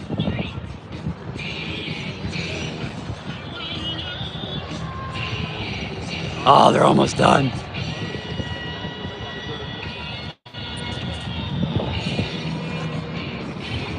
Oh, this is what happens. Oh, they got it. They got the last hinge.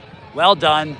Team 8 completed the breaching lane in 2 minutes and 46 seconds. I say again, Team 8 breaching lane, 2 minutes, 46 seconds. If somebody doesn't mind dropping that in chat, it'll help when people are looking later for Team 8's time. While he did that, we were multitasking. We started the timer for these boys over here.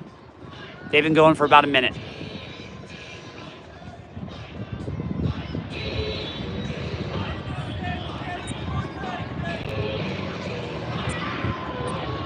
Been going for about 1 minute.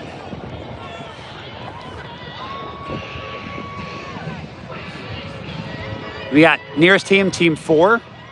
Team 4 right in front of us. Team 22, double 2s further from us. So 4 and 22. Each partner is gonna do 20 repetitions of these burpees, plus the old medicine ball throw over their shoulder.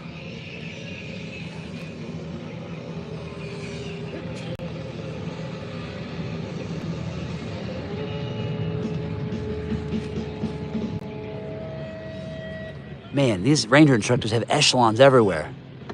Echelon, the Barry Habanero. I'll tell you, that's been quite the sponsor of this event.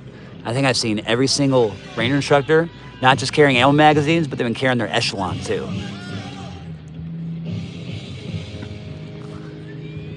Carpe Noctum. Okay, roger that. Echelon. The Echelon Habanero is spicy. A little spice.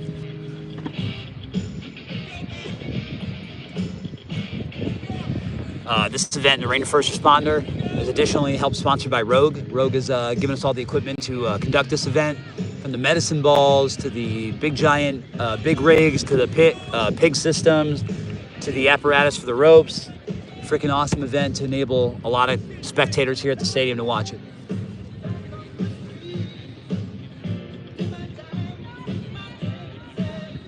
So it's a burpee, medicine ball pickup, throw it over your shoulder, do it again, 20 times, go.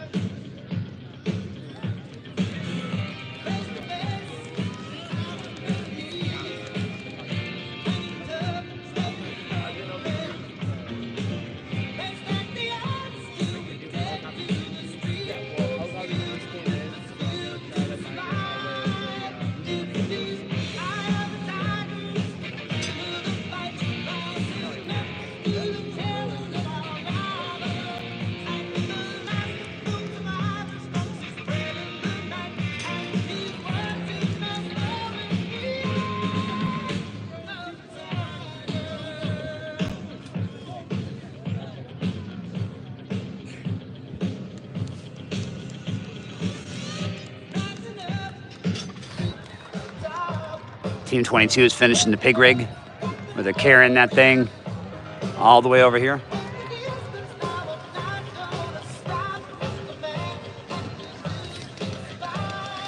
All right, this has been the tester right here. This has been your separation. You're gonna know the tiers of teams based off of who ends up climbing this rope. That was the gamble made by Team 40, deciding not to climb it. I'd say a majority of teams have not climbed the ropes, but some teams have. All right, it's a rough first jump. Okay, he's not gonna be able to have it in him. Just based off that first pull, not gonna happen. Second pull, Team 22, not gonna happen. So they decided to also take the penalty. They are not gonna do the rope climb. That is probably a 20-minute penalty added to their overall time. I don't know that, just make that assumption. Tell yourself as a competitor, anytime we miss something like that, assume if it's multiple reps, 1 minute for each rep missed. If it's a one-time rep, assume like a 10-minute penalty, right? Similar to the Darby Queen obstacle course.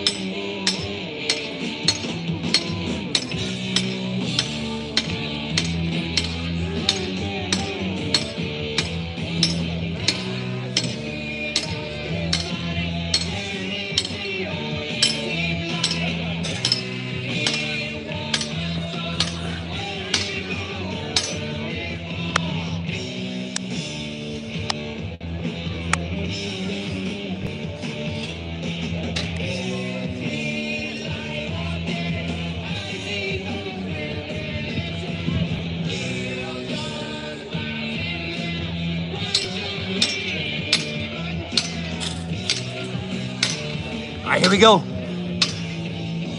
Here's the test. Can we get that rope climb?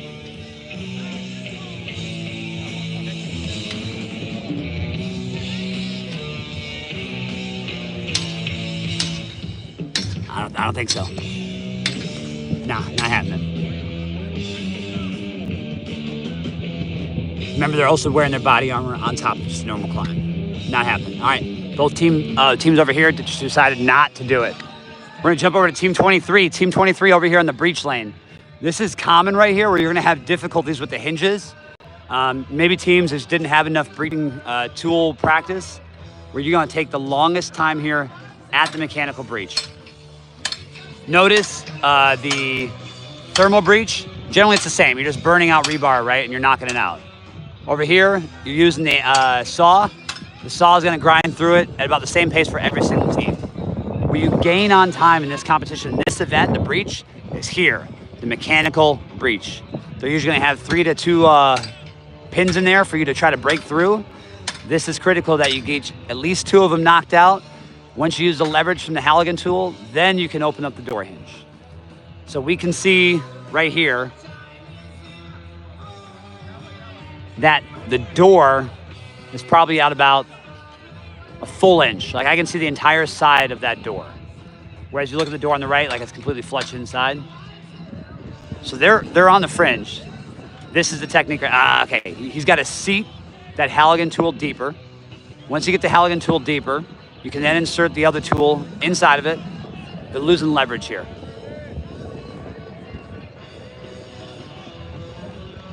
But this is what will make or break this event for you on the breach.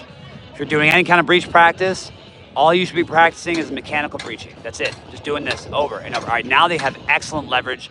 I can see it all the way through. They need to use the tool on the other end to go through. So now they can tool it. No, they had it right. They had it right.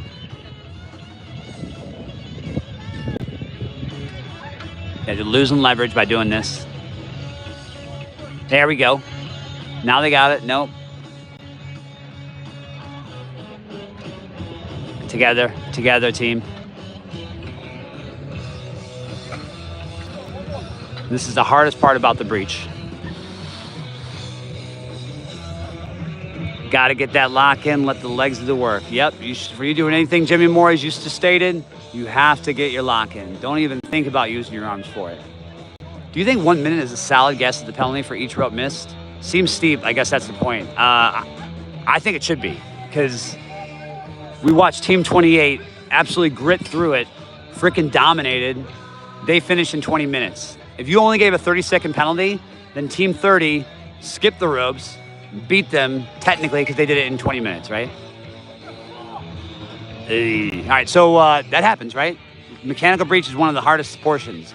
Range instructors here, once they hit a certain time max, they'll say, hey, you're done, you didn't pass the respective lane, run through the finish line. All right, bounce back over to RFR. 23 is a little fired up. You're gonna have highs in this competition, you're gonna have lows. You gotta make sure you throw the energy away once you're done with it. Don't worry about it, don't carry it forward, leave it behind you. Move on to axe throwing, dominate there. All right, so the further team away from us just did it in 10:45. Team 22 did it in 10:45, but they will get penalties because neither partner did the ropes. So 10:45, Team 22, penalties, no ropes. If somebody doesn't mind dropping that in the chat for future. Yo, Jimmy Moore, where you at right now? You at NTC? You at JRTC? Where are we? Where will we be? I missed you on the foot march last night. It would have been nice to have the color commentator going back and forth.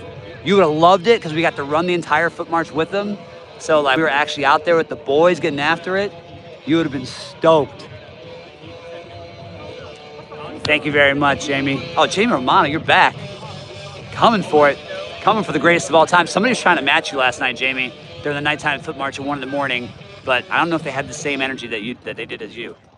Can I keep following 22? Yeah, I can do that for you. I can do that for 22. You're here? Love it. I'll get you. We'll get them on the Atlas stones for sure. I.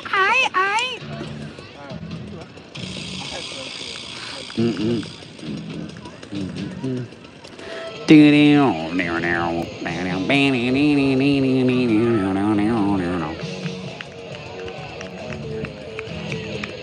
22 for you. Oh, look at him. Yeah, Team 22. The micros we work out with diabolical. Look fun. Wish I could have been there. Jimmy, you would have had a blast with me last night. Ranger. For those joining, the team right here is conducting tourniquet. They're putting a tourniquet, stopping bleeding. They're splinting a broken, fractured leg. They are sealing a chest wound. They're then packaging that casualty and then moving them back to their casualty collection point. So did the top teams do the rope climb? So Team 40 and 44 were the very first teams. Team 44 absolutely crushed the rope climb. Team 40 was like, nah, we're not doing it. So Team 40 did not. So what does that mean? That tells you 44, who's in first place, 40, who's in second place, I guarantee you they added additional points to pad their lead. And if they continue that pace, and I saw them blow through that breach and get a couple axe throws, those are just more points they're adding to their overall total and their lead. And very similar to last year, that might put them to a point where they run away with it today, especially if they do well in Nightland navigation. And that'll almost seal the deal for them as long as they continue to maintain their pace throughout tomorrow's day 3 for Team 44. All right, so Team 4, they finish in 13:20. Oh, not finished? Correction? Oh, son of a Mitch. Never mind, stand by.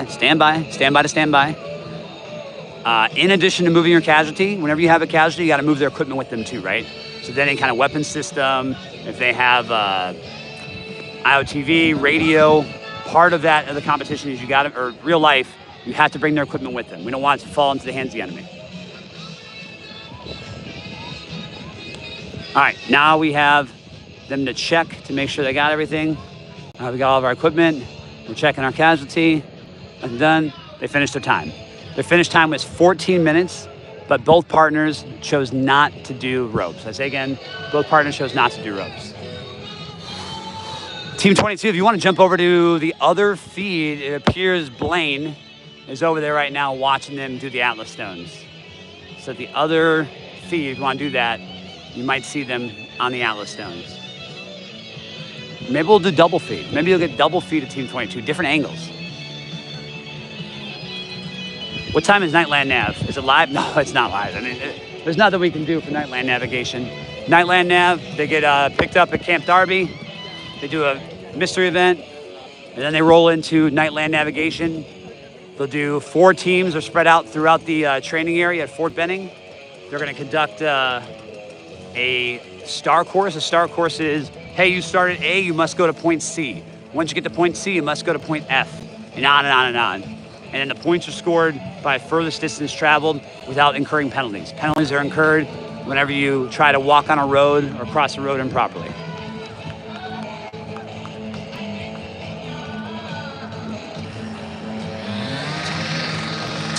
Yeah, but we will not live stream it tonight. What we'll do for Land Nav though is we'll do like a video where it's just, hey, here's what it is, here's what they're doing, to give you situational understanding and awareness of what the hell is going on.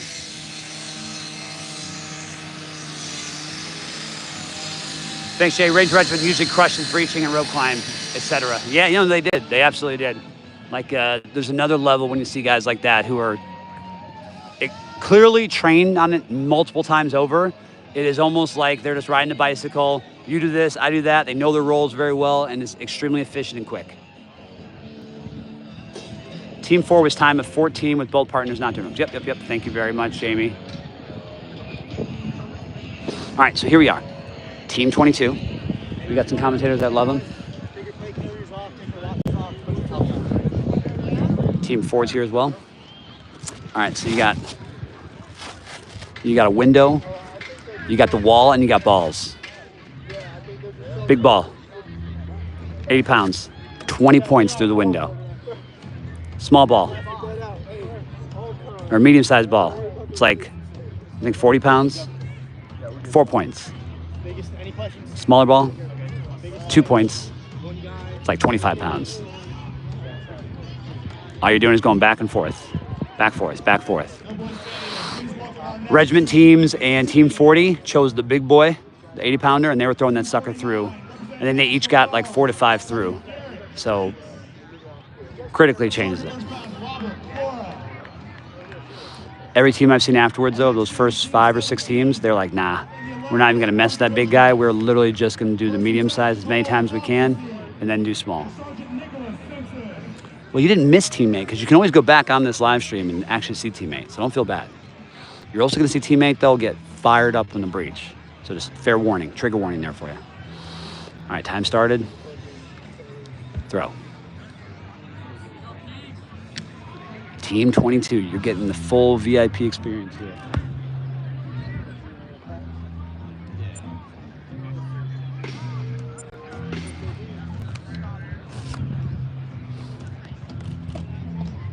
Everybody has one set time. Time just runs, and then you keep doing this until you stop.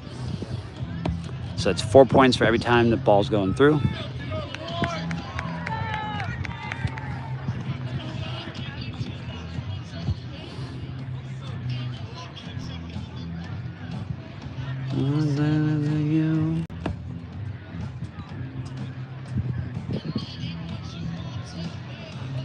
Gonna do.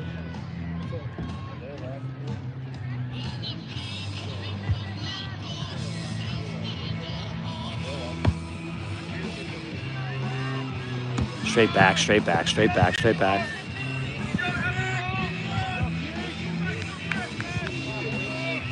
So we got 4 on the left, we got 22 on the right. Definitely a good commentary if you're watching here in person. It's get it up.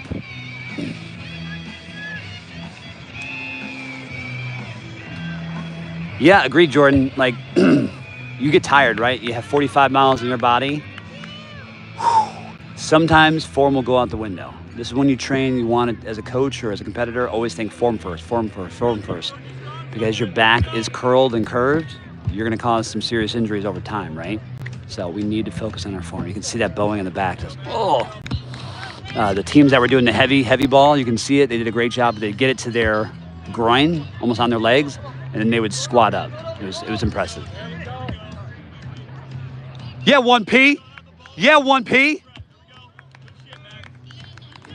I just screamed 1P at 22. LOL, LOL, LOL, LOL. Chris Martinez, you want me to tell him it was you or just let him chuckle about it? Total time on this event was 2 minutes. Hell yeah, Chris does. Okay, I got you, Chris. So yeah, so on this event, they get just 1 2-minute clock. Go as many times as you can. All right, once 22 is done, signing all the paperwork and stuff.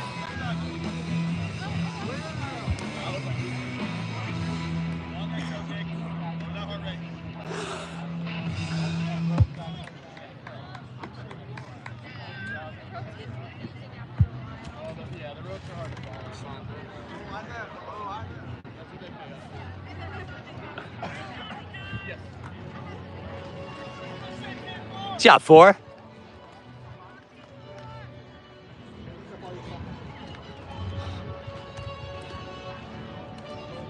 Team 22, Chris Martinez wants you to know it was him. Chris Martinez says it was him.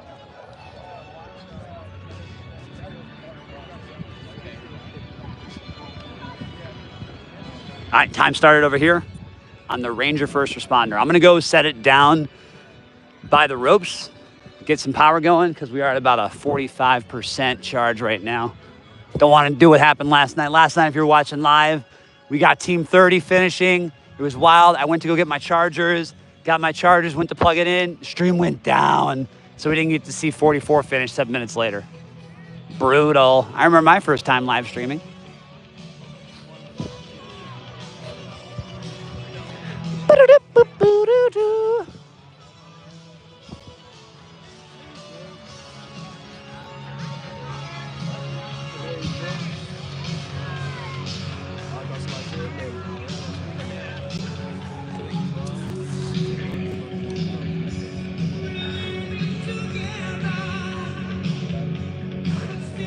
We got Team 17 on the left, Team 49 on the right.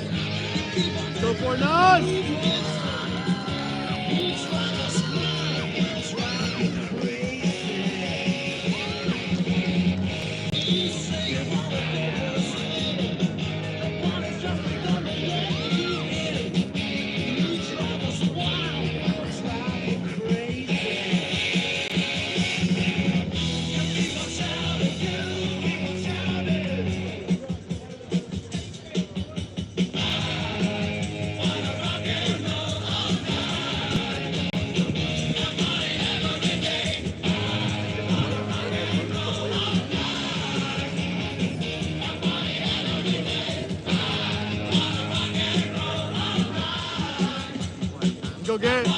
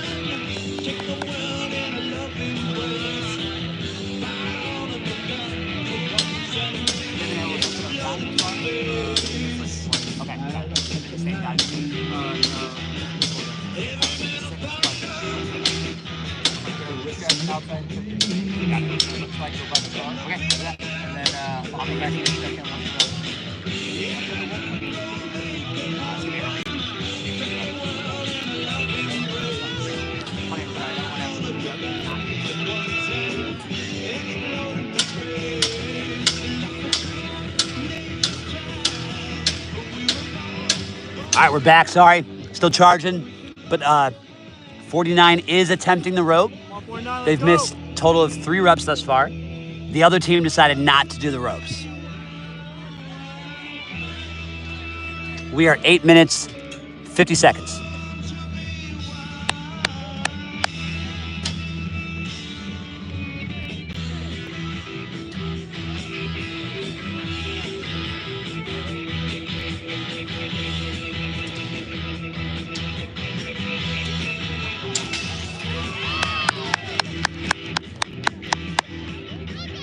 Behind us, Team 30 just made it to the mechanical breach. They were dying there, but they got it. Big boys, Team 30, the heavies, they did complete the mechanical breach in the breaching lane. That'll help them jump up towards like 23. How many teams left before Team 10 goes?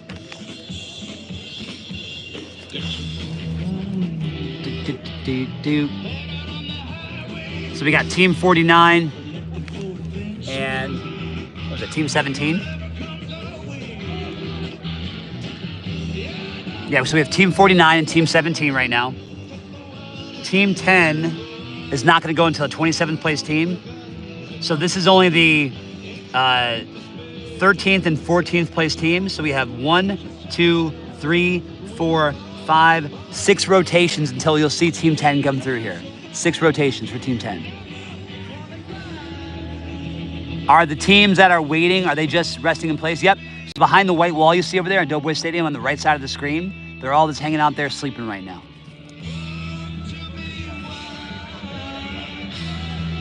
Here you go, gang, come on. 17's running through the finish line time now. Team 17 did not conduct the rope.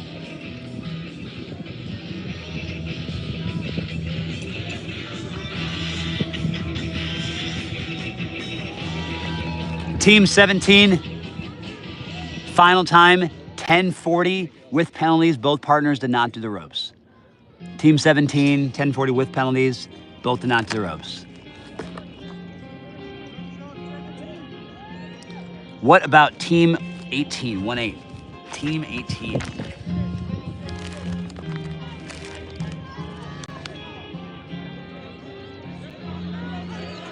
There you go, Garrett.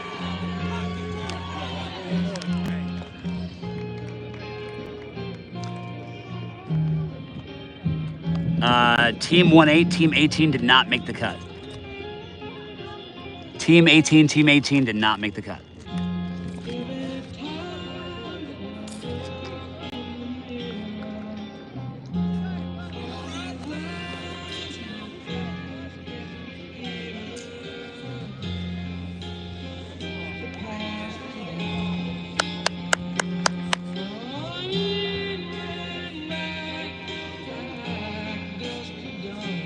Come on.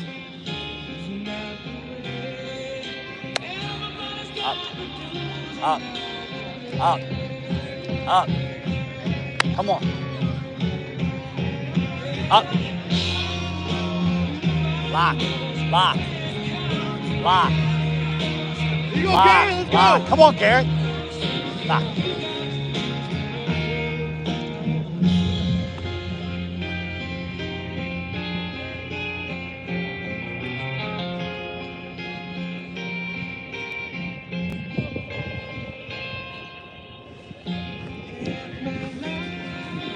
So team 49.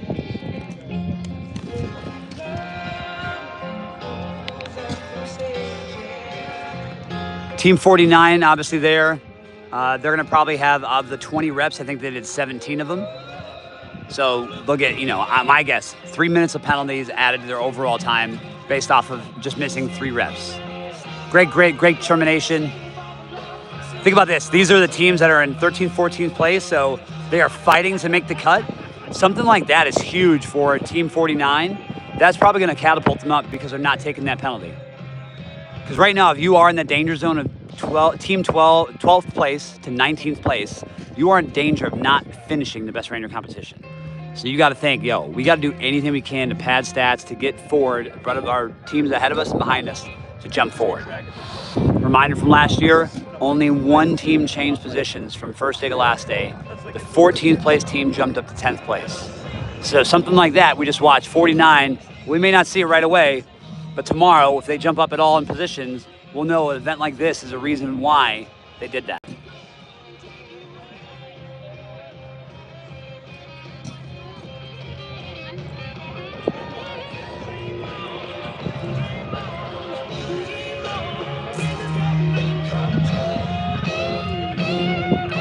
Boom, boom, boom, boom, do, do, do, do. All right, Ranger First Responder, TCC, Tactical Combat Casualty Care. You would have done Care Under Fire. Care Under Fire is complete in this scenario.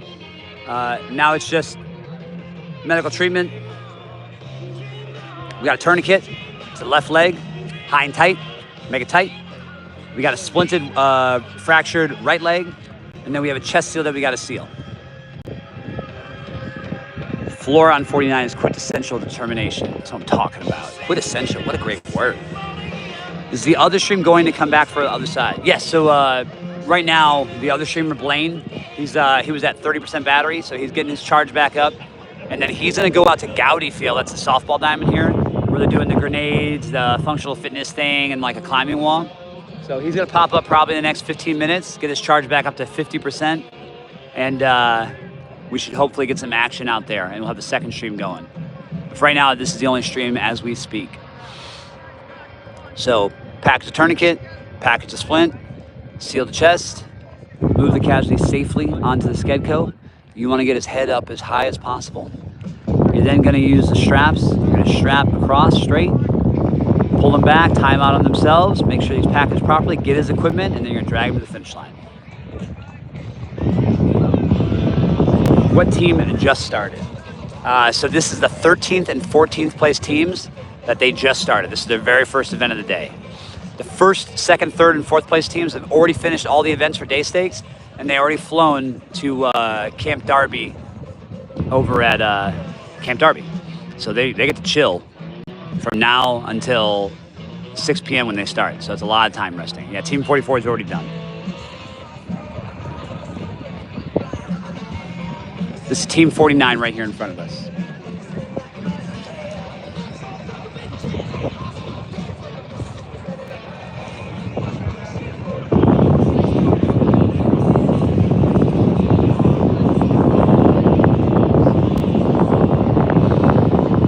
Team 49. Yeah, the ranger instructors and the ranger medics do a great job making sure in Forces Canada all straps are straight. You got no twist. Everything is tied off appropriately. You got their specialty equipment, and you get them going. All platoon leaders on Team 44 got 3rd and 23. And 44 other competitor finished 5th. So you got a team there that's finished 3rd and 5th. It's very impressive. Update on Team 3. I'm about to hit it. All right, Team 49's reassessing the casualty, rechecking what they got. Done. 17 minutes on the dot. So Team 49 conducted that in 17 minutes. 7 minutes.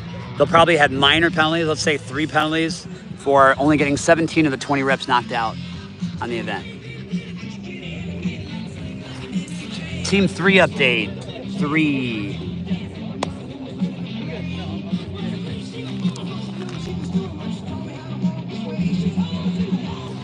Was in 31st.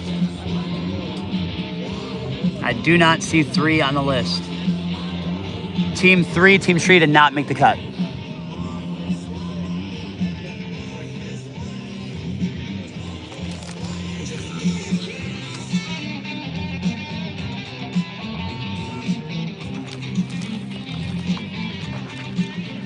Some kind of cool factoid before we go over to the breaching lane over here.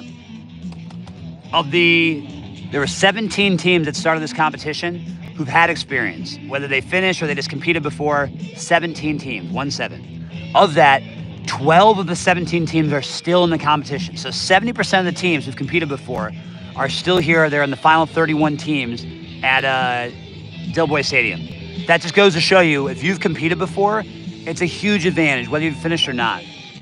Of the 5 previous teams who've not only competed but finished, interestingly enough, only 2 of them are still in the competition. Team 44 in 1st place and Team 40 in 2nd place. We lost Team 32 last night at the end of the foot march. We lost 36 in 40th place. They didn't make it back to Malvesti. And then we lost 26. They didn't make the original cut. So only 2 of the 5 finishing teams, or 40%, are still in it. But the teams that are still in it, that have finished before, are top 2, right?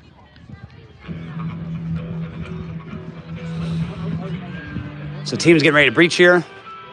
We got a breaching team going. What battalion of the 75th team's from? Oh, great question. I don't know. I gotta ask them. Going on a limb, saying 1st, 2nd, and 3rd? 1 per? Could be completely wrong though.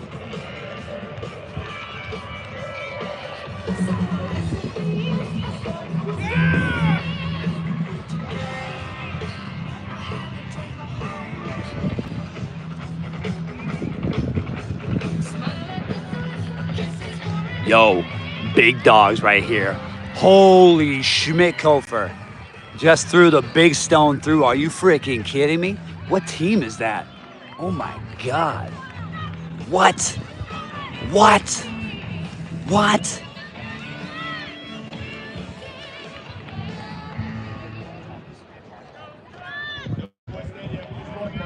Team 17, Team 1-7, just threw the big dog in. So that's 20 points for the big boy, 2-0 points for the big dog. Wow, freaking outstanding. So Team 17 might put themselves in a good position on the Atlas stones, the fact that they were able to get the big boy through for 20 points. Wow, holy crap, I haven't seen anybody throw the big stone in since the top 4 teams. Since those top 4 teams came through, they're like, nah, we're not doing it anymore. Yo, Team 28 right here. My favorite dog team right here. They some boys. Thanks, Steven, for that answer. They will not cut down teams until tomorrow morning. So tomorrow morning with the Darby, only 16 teams will be competing in the best ranger competition and finishing in day 3. How is Team 38 doing? Oof, my brain is fried, unsure.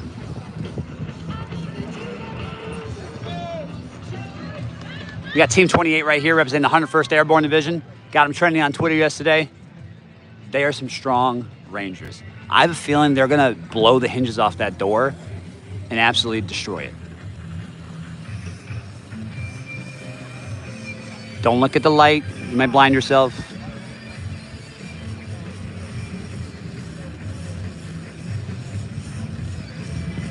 '75th teams compete for the regiment, not the battalion. I love to hear that. I'll tell you though, the Bat Boys probably, yeah, but my battalion's better than yours, right?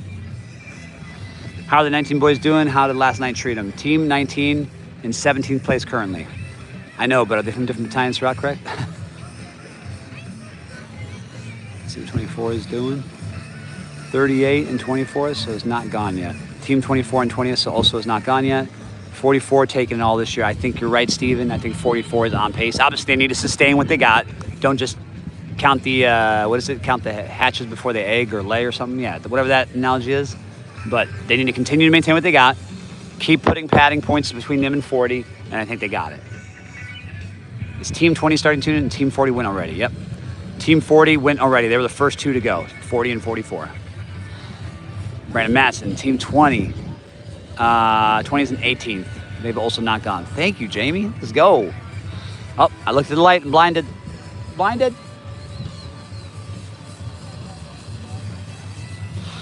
In the chat, you're going to see up there, Team 8, we put their time for the breach. I think it was like 2:30. So we'll have a good comparison here. You're going to be able to see Team 8's time, and we're going to be able to compare it to Team 28's time.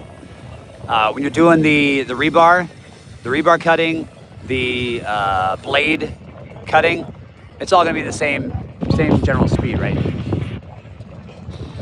But the mechanical breach portion, that is where you determine, yo, this team got it in them to bang the doors, baby.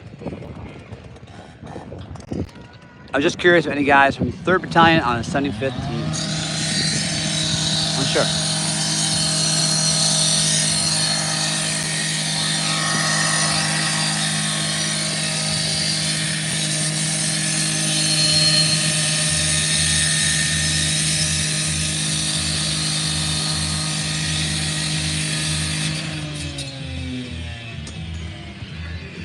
Dogs, let's go. All right, here we go. Team 28, mechanical breach. Let's friggin' go. Ranger up, baby. Hardest part of this event. Can you break them hinges? Can you breach it? Meanwhile, I'm starting the clock on the Ranger First Responder as we speak as well.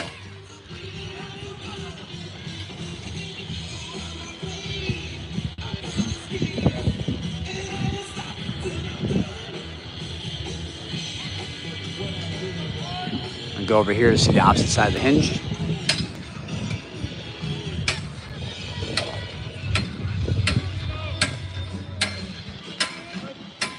You can see as that door edges out every single time, that enables more space for them to throw the Halligan tools in and create a gap to actually leverage the door open and breach it, right?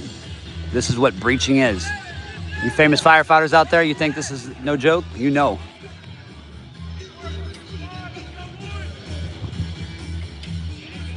What did I say? What did I say, 28? Dude, what? What? 3 minutes, 52 seconds. Team 28, 3:52. I told you. Don't sleep on 28. Don't sleep on 28. Let's go. Holy crap. Woo! 28. Madmen. Straight up madmen. Dude, 28 is some heavies. Holy crap, Ola. Wowzers. Wowzers. That was awesome. I'll tell you what, I called it, chat. I said 38 was going to kill it, or 28 was going to kill it. I wasn't wrong. What's the point spread? So that's, something if I could improve in this competition, I would say publish points, publish weights, make it very transparent, just so you can, as a spectator, you can know like, oh, they're up by 100 points, like they're up by 20, whatever it is. Kind of like watching golf. That'd be crazy if we did golf and we didn't know what their score was. It's just like, hey, Rory McIlroy right now is in first place. You're like, but why? I saw him like get a bogey on hole 4, but what you didn't see is maybe his hole in 1 on hole 7 and 8, Well, 2 hole in 1s would be ridiculous, but yeah. Can we watch 17 do the doors? 17 will be going in 1, 2, 3, 4. So yeah, I can make my way over there when they get over there. I'm charging over here right now. What's the penalty for Team 40 skipping the rope climb? So I do not know. Whoa, Schmidt-Kofer bag move, if you ask me. Here's what I think. I don't know this. You got to assess a penalty that is going to hurt them enough that they don't want to do it, right? If you skip 20 repetitions, I think each repetition skip should be a minute. That should be 20 minutes added to your overall time. I do not know if that was the penalty or not. Because obviously it wouldn't be fair for me if I did spend 10 minutes doing all 20 repetitions and then you only got like a 10-second penalty because I did the work, right? That is something when you create events like this, whether at platoon company level, you want to prevent any kind of gamification. They usually call it the spirit of the rule. You don't want to violate the spirit of the rule, right? If you're a big fantasy football person, if your roster's allowed to carry as many teams as you, or many players as you want, are you going to be able to pick up all the quarterbacks and then other teams can't have quarterbacks? I don't know. Is there a spirit of the rule there? You got to bring it up. What teams are going right now? It's got to be 41 and 25. Team 25 is the faraway lane. Team 41 is the team right here. Only reason I'm just not getting the up and down is because I need to get charged up while we're here.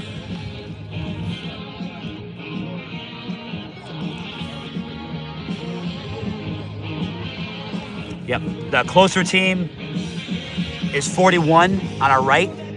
The left side of the screen, where you're about to see that team come in, is Team 25, Team 25.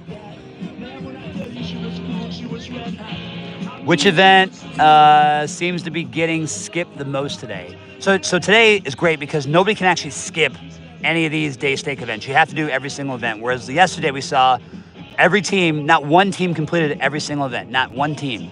Today you're gonna have to complete every single event. Now as far as skipping, the only thing that's been skipped today is this rope climb. Look at these rope climb right here. People have tried to attempt it, then when they realize they just don't got in them, they lost all grip strength from last night, they just don't do it. A reminder from last night, they did the water can carries. They got to the 4.5 mile point. You then had to carry 2 water cans each, 45 pounds each, 90 pounds total. You can only farmers carry them. And you had to carry them 1 full mile. Some teams would carry it like 200 meters, and then once you drop the water cans, put them down on the ground, you had to go back to the starting point. And you had to do that back and forth over and over and over. So theoretically, the faster team had to move a total of about 12 to 13 miles last night, whereas the slowest teams were moving about 18 to 19 miles last night, and their grip strength was absolutely crushed. So notice that team that just went, of the 20 repetitions, they completed 1. So they get 19 repetitions that didn't count. So in my mind, it's 19 minutes that'll be added to their overall time. I got the clock. We'll see what it ends up being.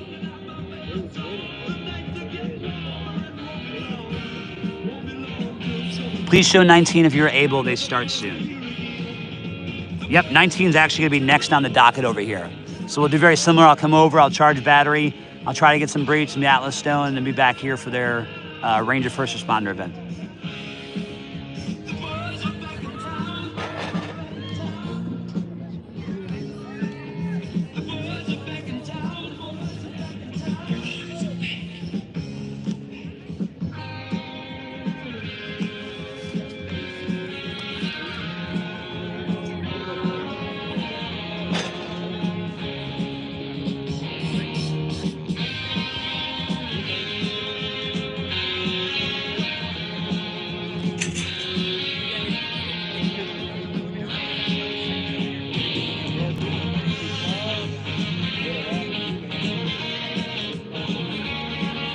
Can you drop us in the chat? The breaching team behind me, they started at my clock 6 minutes. The breaching team behind me started at 6 minutes.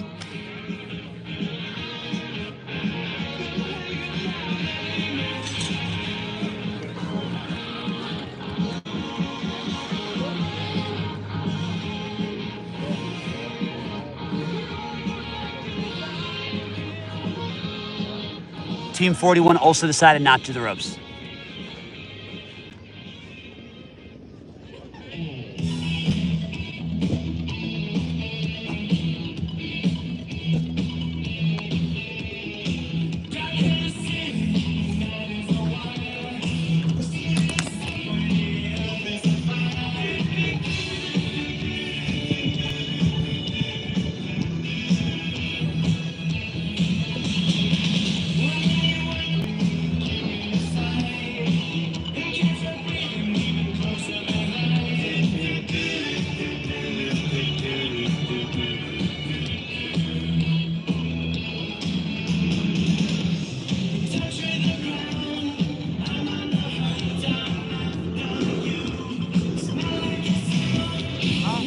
You know it. You get too toasty, you know what I'm saying?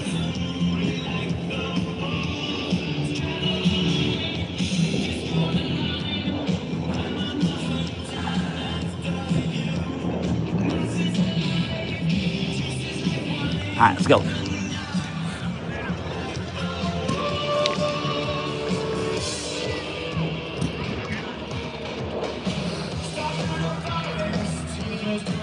Jordan Jones. Didn't 6 and 7 go yet?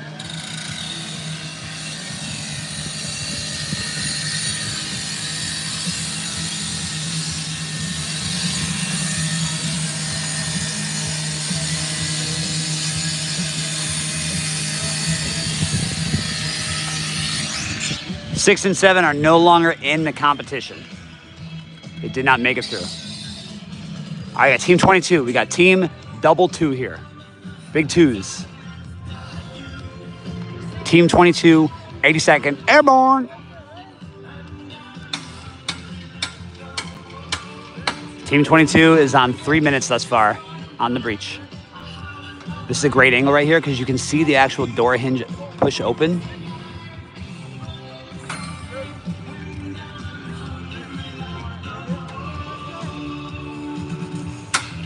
Oh, this is non-commissioned officer stuff right here. This guy's a master breacher. He's got that Halligan tool all the way in. He went around the door hinge. In real life, you would not actually be able to look through the door, put your head through, but I like it. I'll allow it, as they'd say.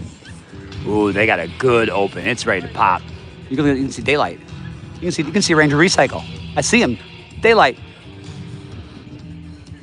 Notice they're not like wasting energy. Everything is efficient movement. It's about to snap. They just need one more. 3. Yes. 22. 22 to the finish line. And time. Team 22 did it in 4 minutes. 4 minutes. I say again, 4 minutes. Team 22, 4 minutes, the breach. Team 22 did the breach in 4 minutes. Dogs right there. That was great. They weren't wasting energy. They weren't like overusing stuff back for it. Was just, hey, boom, put it in, set it, good, reset, do it again, open it, 1, 2, 3, done, get out. When you see teams that are just struggling on it, they're like, there's no technique, they're tired, they're moving back and forth. That's kind of the difference between teams that are very good at the breach lane compared to teams that are just, less experienced.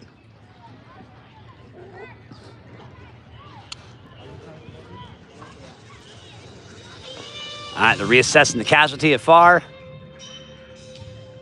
Team 25 finished the casualty stuff, or their first round at 10 minutes, 58 seconds with penalties. They did not do any rope. Team 25, 10:55, all penalties. Did not do the rope.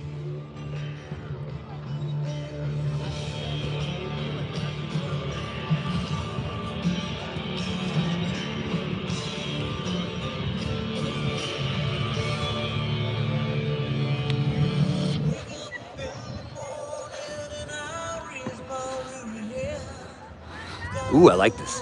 This is a good point here, actually, to make. Team 41 going. When you do have an opportunity to go for a Skedco carry for a long time, that's actually the approved method right there. You're going to go faster because you have less friction of the feet hitting. Do this competition with any of your teams or events or whatever. Run 200 meters. Have one time you drag the Skedco, make sure you get plenty of rest, and have one team do it just like that technique right there. That technique, this technique right here, where you're just dragging by the feet, or touching by the feet, that will win every freaking single time. All right, that team right there, Team 41, just completed in 12 minutes on the dot, and they did have penalties. They only completed one repetition of the 20 repetitions of the rope. So only one of 20. So penalties will be added to them.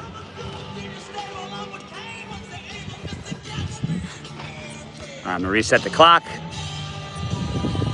Prep for the next breach.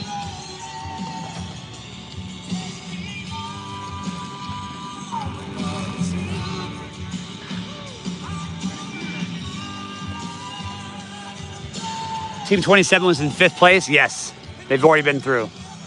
They're going in order. 27 was in 5th place, so they were on the 3rd rotation, and they've already been through almost everything. Pays to be a winner. You got more rest last night. You get to go first today during the day stakes. You get to be done before noon. You get more rest before you go do the tactical night land navigation tonight.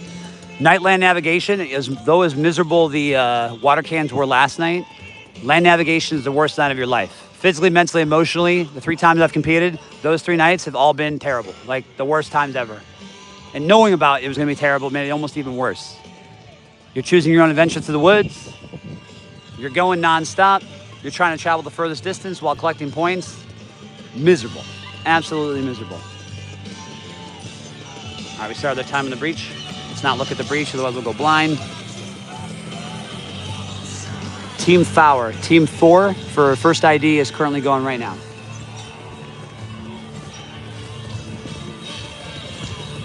Team 4 first ID on the breach.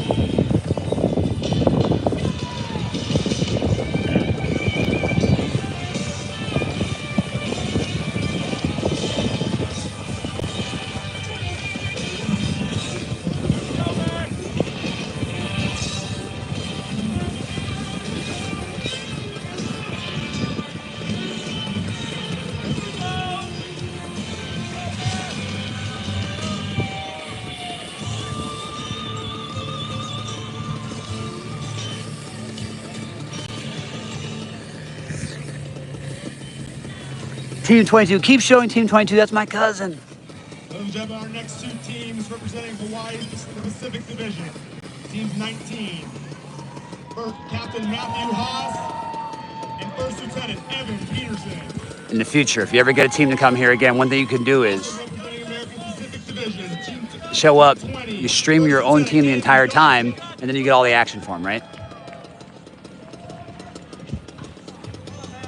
And First Lieutenant Blaine Madison. He's having a little trouble striking the thermal regulator there.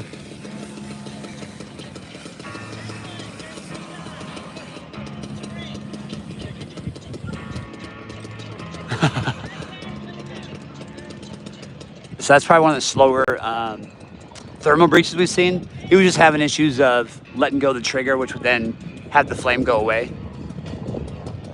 Very rarely are we ever touching this stuff unless you're an actual breacher.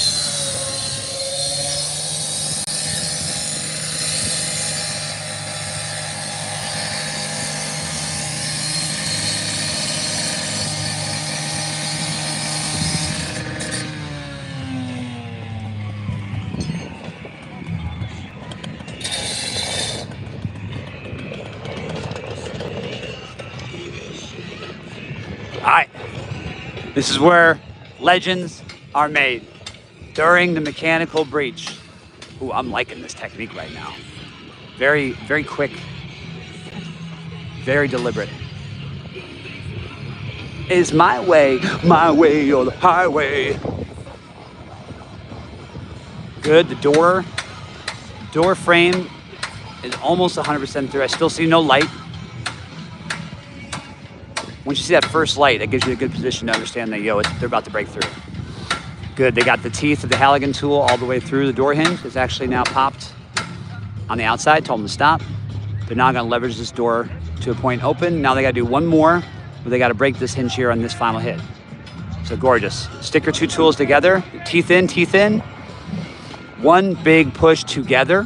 1, 2, 3. Yeah, they're right there on the edge. This is what we got to do. Almost there. There we go.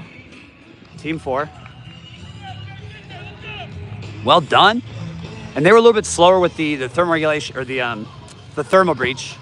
They did it in 3:43. I say again, 3:43, Team 4. Crushed it.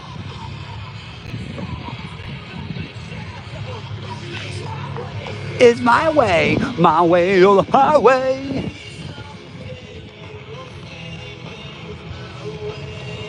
Never know, never go. Do y'all have the point numbers as far as standings?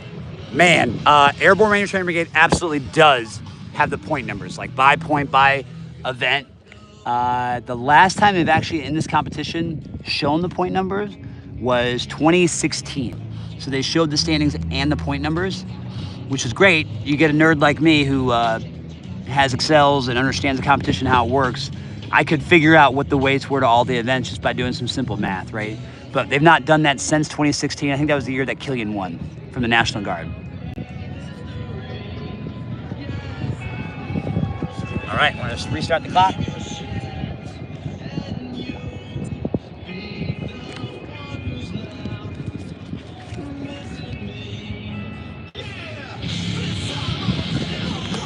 Team 19 is on the right of your screen. Team 20 is on the left of the screen.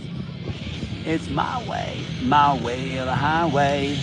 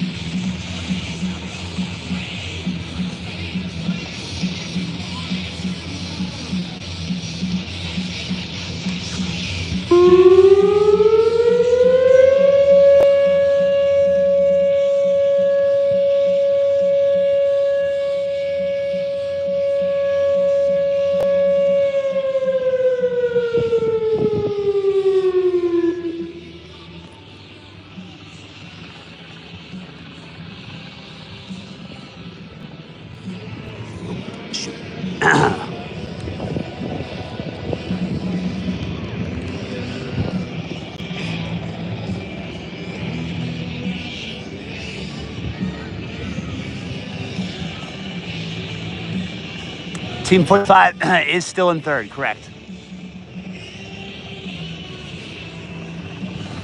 We're not going to know you're not going to see the next set of standings published probably until 1600 after all 31 teams have been through day stakes, because they'll have all 31 raw scores. Those raw scores will then be weighted correctly. Each point will then be added to those respective teams. Peter's my nephew!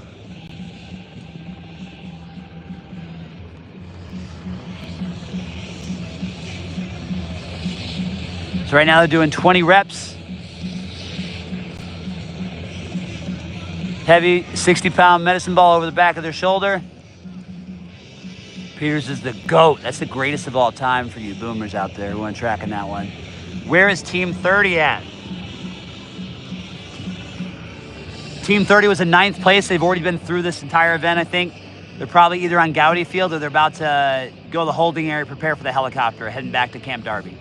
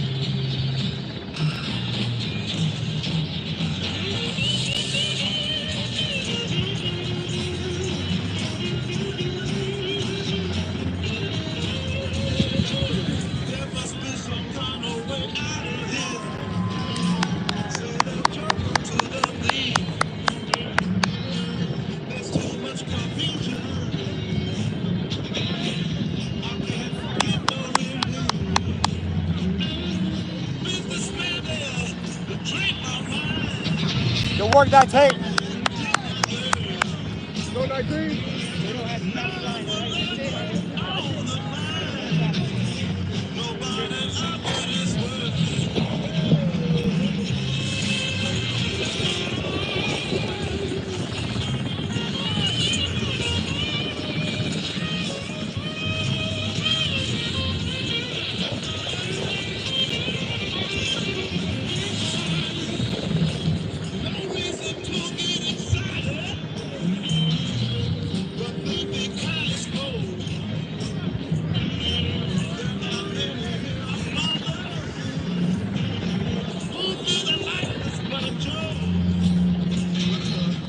All right, Team 17 is on the breach.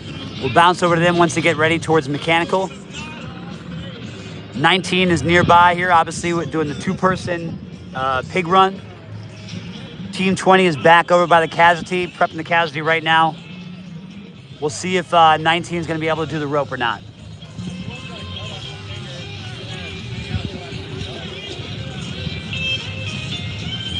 We'll bounce over to 17 on the mechanical breach once they get there. Team 44 is already Camp Darby. They already flew back. They're already done for the day.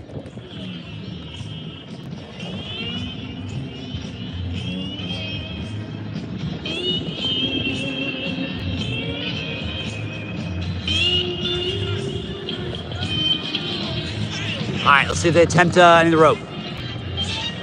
All right, so Team 19 and Team 20 did not attempt the rope. They just didn't attempt and took the failure. Team 20 is going to come through the finish line right now. 19 is cramping bad. 19's got a bad cramp in the right calf. Team 20, final time on the Ranger First Responder, 11:15. They took the penalties. They did not do the ropes. I say again, 11:15, Team 20 took the penalties, did not do the ropes. All right, we're going to bounce over to 17 here.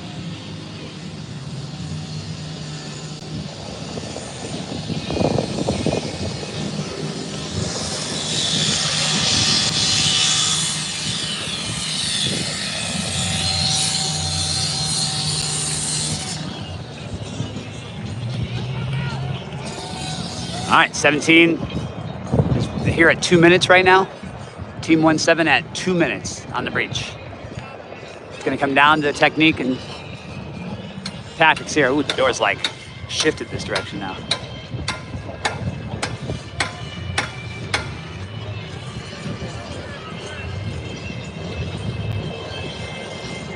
You will record Team 30 again, question mark? I think 30's been through everything. If anything, maybe they're on the other stream with Blaine over by a Grenade Assault course, but we should be done with them.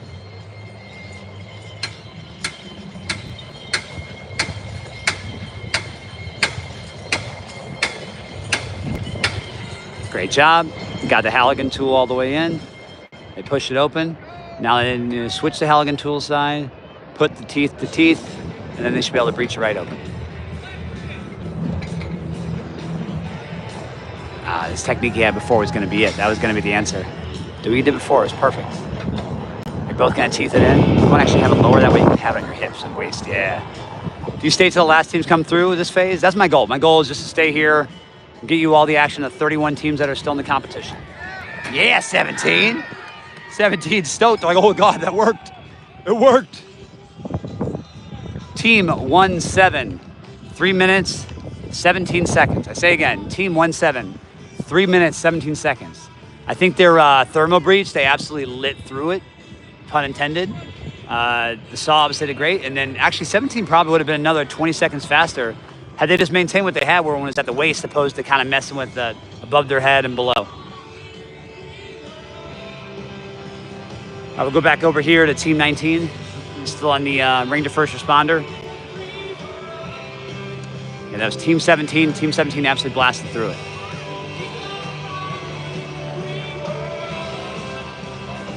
Yeah, man, the only thing that I have to fight is battery life. Obviously got the iPhone cooking, so I got to make sure I'm trying to keep it at that 50% realm.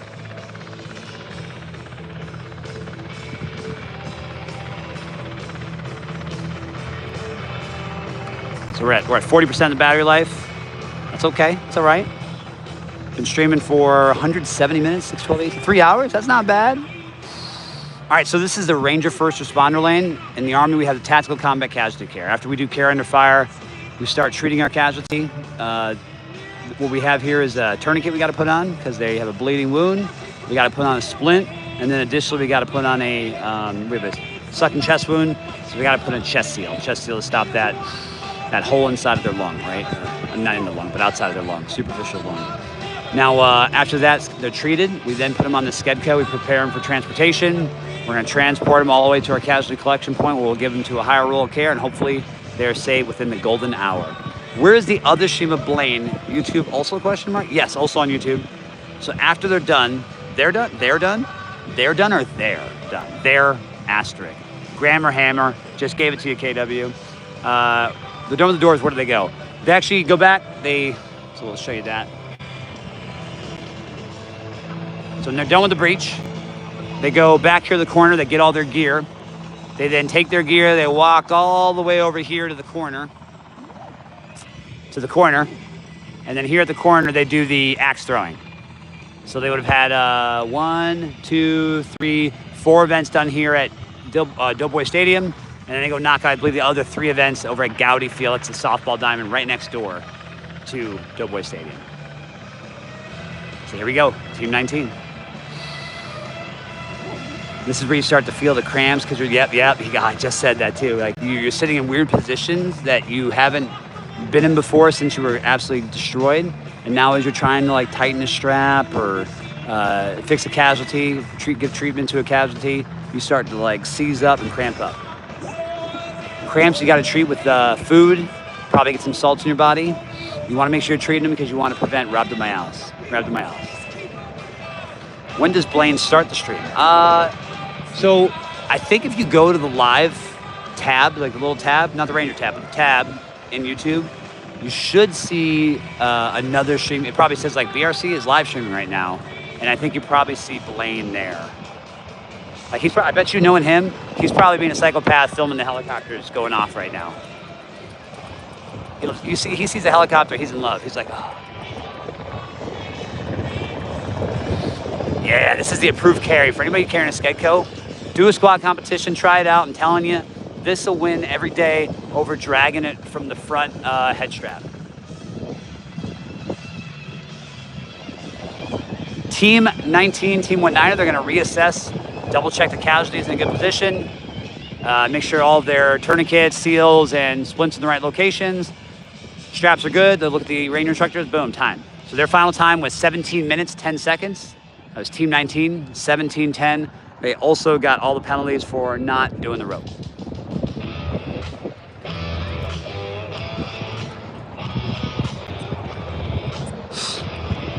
Starting the clock for the breach over here.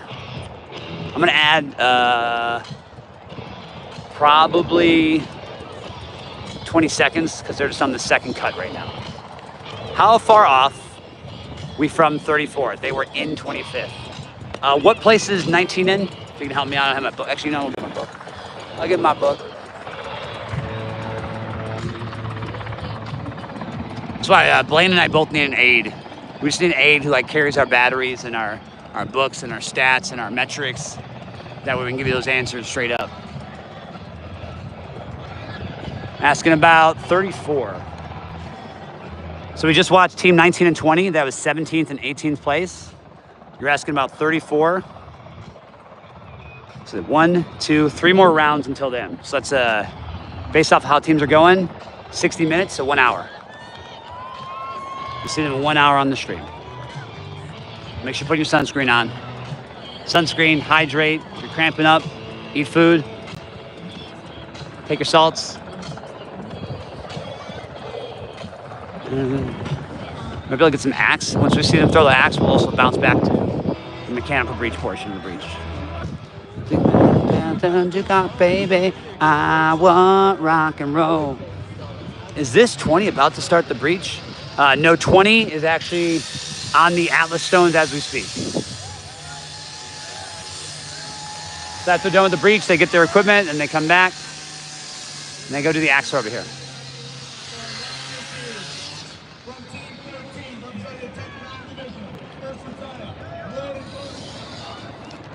Alongside of his partner, All right, Team 49er. Team 49er on the breach. Oh, they some big dogs right here. 49 is some big dogs.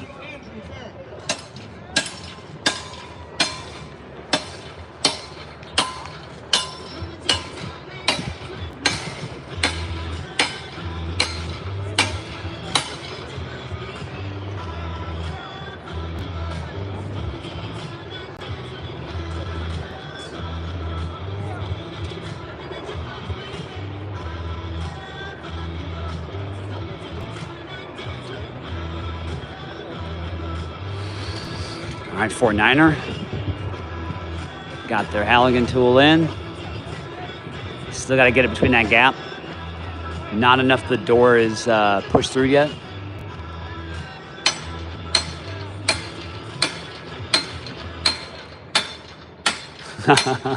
Notice in real life you would not be able to actually step behind the side of a door, right?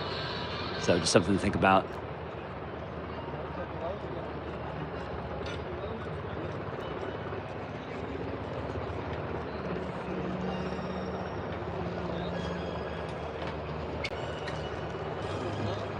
Breacher over here is dying laughing.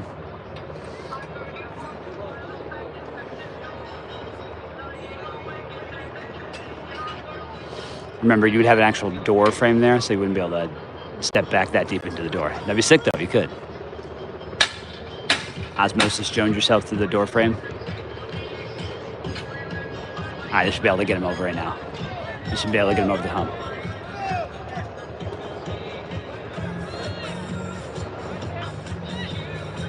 Oh, they're so close.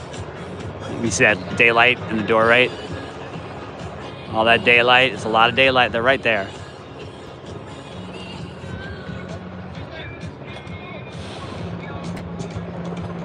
Does anyone know Team 41? Yep, Team 40 and Team 44 were the first ones to go. They've completed the entire day stakes, and they've already flown back to Camp Darby in preparation for tonight's night land navigation. I think I would have had the bigger guy on the right side of this door doing that hinge for us. I think his weight, like the leverage, would have been enough to pop it open there, opposed to having him super close to the door frame, right? Physics, no big deal. Hashtag Strong Rangers.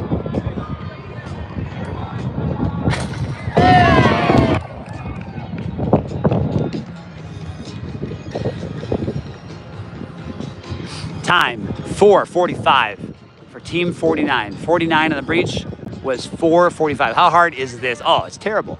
But if you talk to any master breacher, because look at these master breachers. Look at these old, crusty master breachers. They will tell you, first, you need perfect technique. You need to make sure you are using your tools. Your tools are there to assist you. Your tools are only as good as how you put them into effect and how you use them. If you are using tools incorrectly or improperly, then guess what? It's not worth nothing. You have the brain, you got to beat the tool or use the tool to your advantage.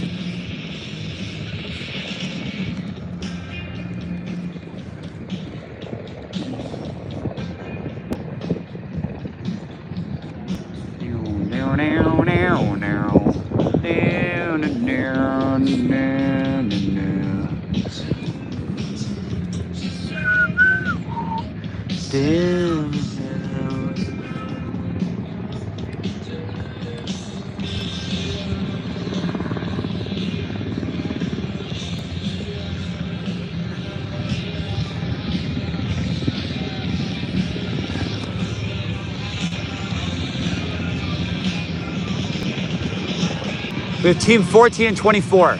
14 is on your right side of the screen. 24 is on your left side of the screen. 14 on the right, 24. Oh, look at that shot with the UH-60 Blackhawk coming down. Though cinematography right there. Music in the background. MCing, let's go. So at this point in the comp, you got your 19th and 20th place team. These teams that are in 21st to probably 14th, they should be fighting second hardest because they're trying to get into the top 16 to finish day 3 and be best ranger finishers or competitors and finishers. The teams that are working the hardest are those top teams in the top 4 or 5 because they're trying to leapfrog one another to win the best ranger competition.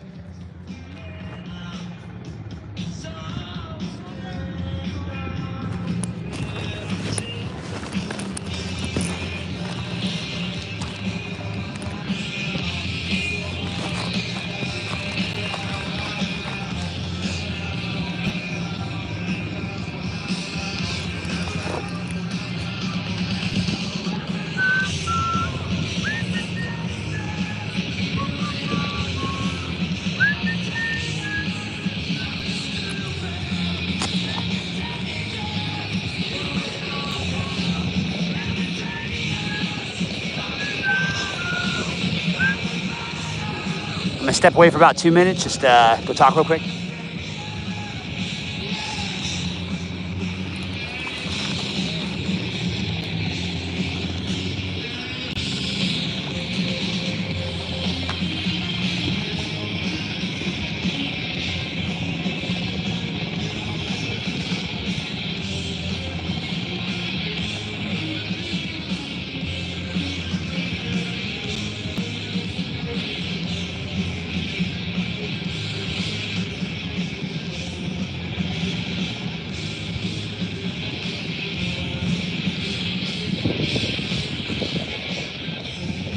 Yo, Billy Connell out there watching the live world. Let's freaking go, Billy.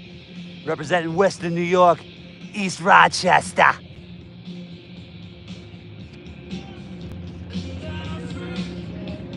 Gentlemen, how we feeling? I didn't get to hear the whole story yesterday. What happened? You guys like missed flights or, you know?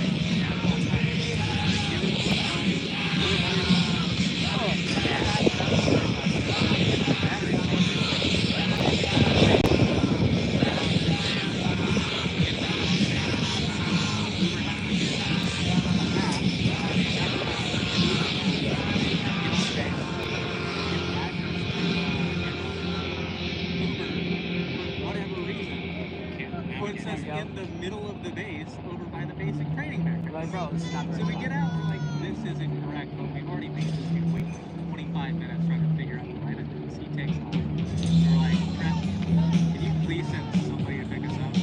We've been traveling for like 18 hours. We just want to be at West Hall.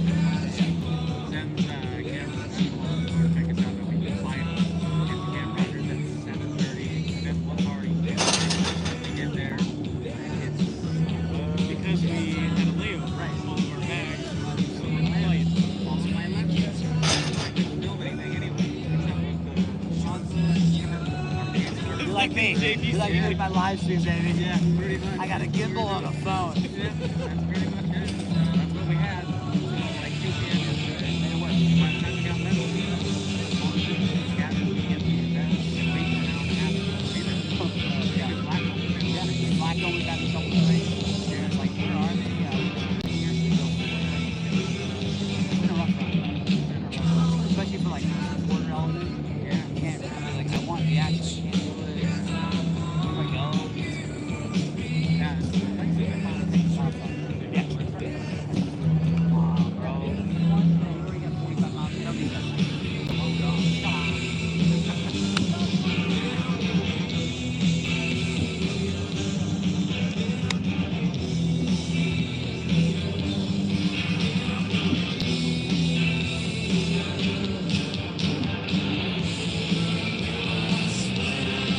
All right, team, as we saw for both those teams, neither of them chose to do the ropes.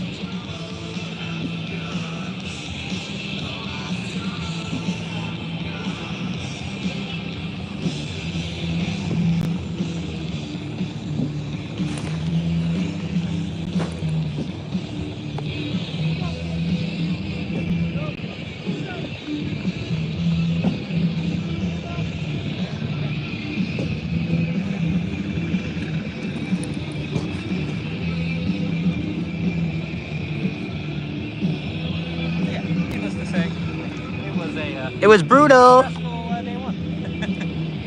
But no, still having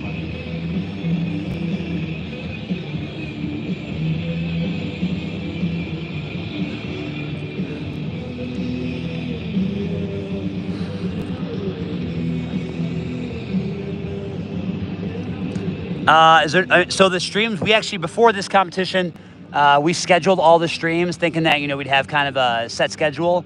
Those you can just, I probably should just trash those not to confuse people, but yeah, we're not going to be able to hit those schedule times. It's been easier just doing one long stream. You can find the current standings, go on Facebook, and go to the Airborne Ranger Training Brigade website.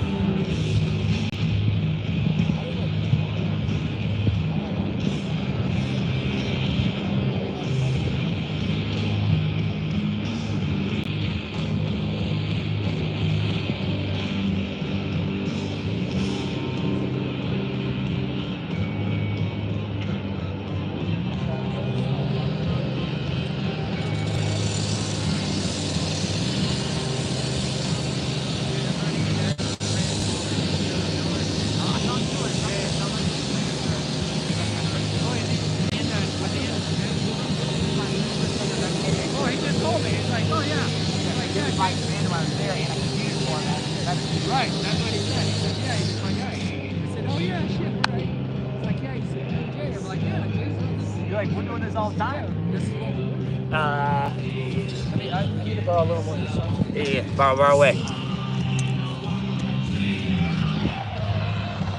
Team 14 just finished. Say again? Yeah.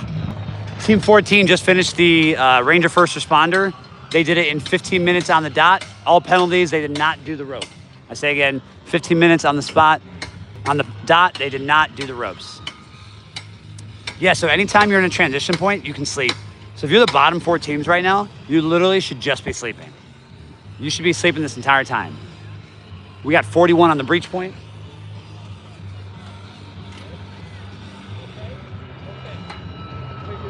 I'm also simultaneously watching the other team finish the RF Ranger First Responder.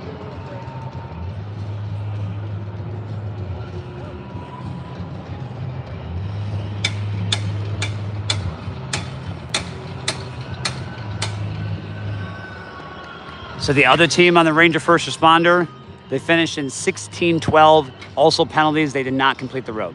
16:12 also did not complete the rope. We got Team 41 right here doing the breach. Yeah, Mary Kay, we were talking about it yesterday. The jumping around just wasn't effective, on, off. So the goal was to try to just make one long stream. That way you can follow along as best you can. Read the comments to see where different teams are and numbers and standings and that, or raw scores that we can tell from. I just talked to Blaine. The other stream is not up now. I just tracking that now. Other stream is not up.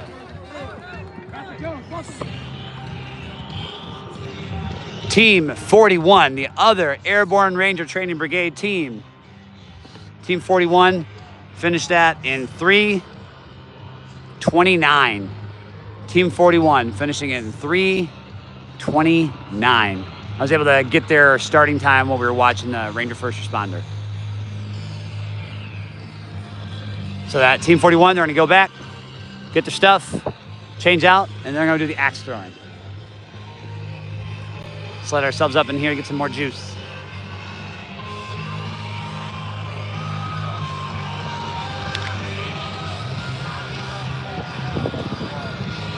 Actually, we got 37%. We're cooking all right. And then we got little Atlas stones in.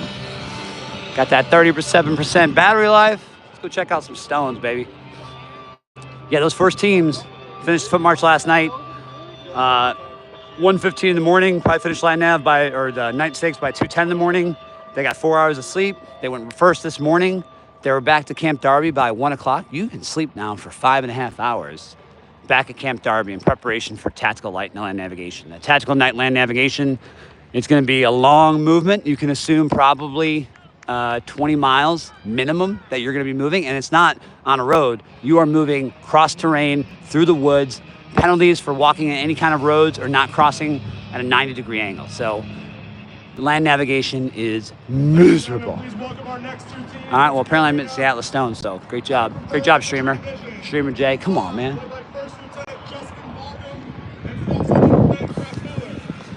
Ooh, Graf Mueller. I think he said it properly, too. Woo! Here's the stadium. Doughboy Stadium, Fort Benning, Georgia. Breathe in, breathe out, breathe in. Yo, Billy Connell out there in the TV land and YouTube land as a firefighter, what do you think of the breach lane? Is the breach lane, is it motivating? Does it get you thinking about your training as a firefighter? Have you done events like that before? Do you have the tools and the setups and the jerry rigs to do something like that? Also, you know, if you just had to do that event, do you think you would do better than best ranger competitors? Just that one individual event's all you have to do. Could you beat them with your firefighter experience? I'll be standing by for you in the comments.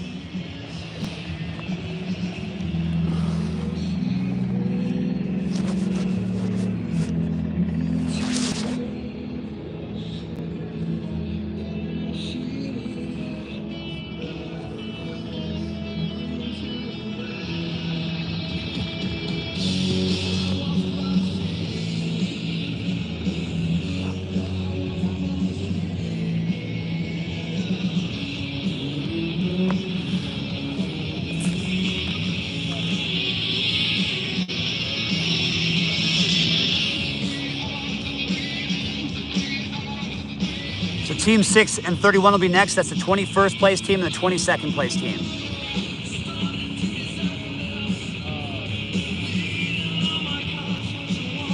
We have 6 more full rotations to go through. The last rotation will only have 1 team because we only have 31 teams left in the competition.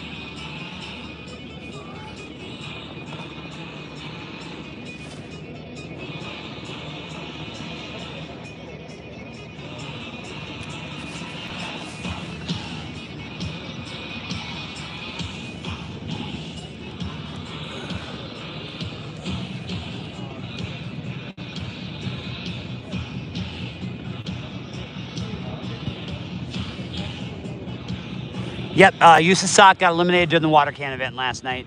I think it just came to a time to complete it.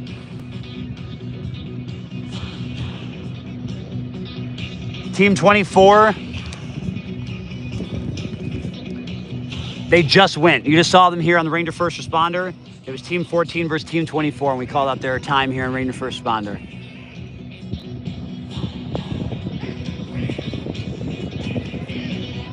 Teams best thus far that have it's been night and day. Really your top 6 teams, 44, 40, 45, 43, 27, 8, 9, 23 have all been flying through these events.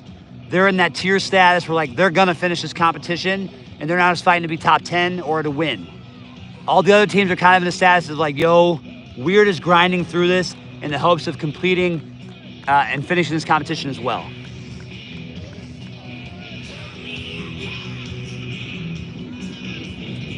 On the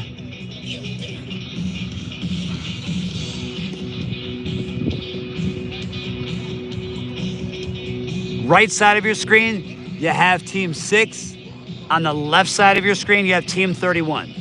So right side team 6, left side 31.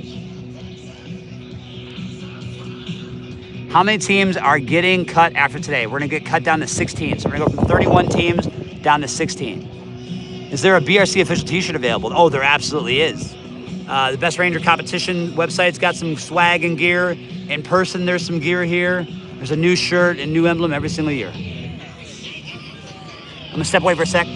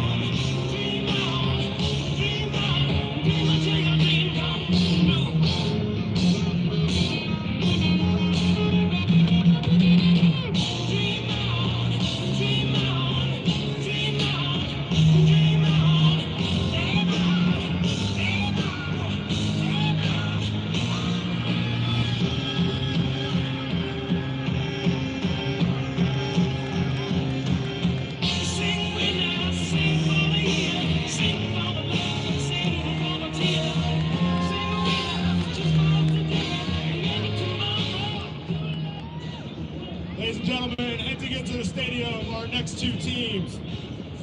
Coming from 25th Infantry Division, First Lieutenant Jesus Hernandez. Alongside his partner, First Lieutenant Kane Lounsbury, coming from 235 Infantry Cacti. And the next team, coming from Maneuver Center of Excellence, First Lieutenant Gabriel White and Captain Seth Delantere.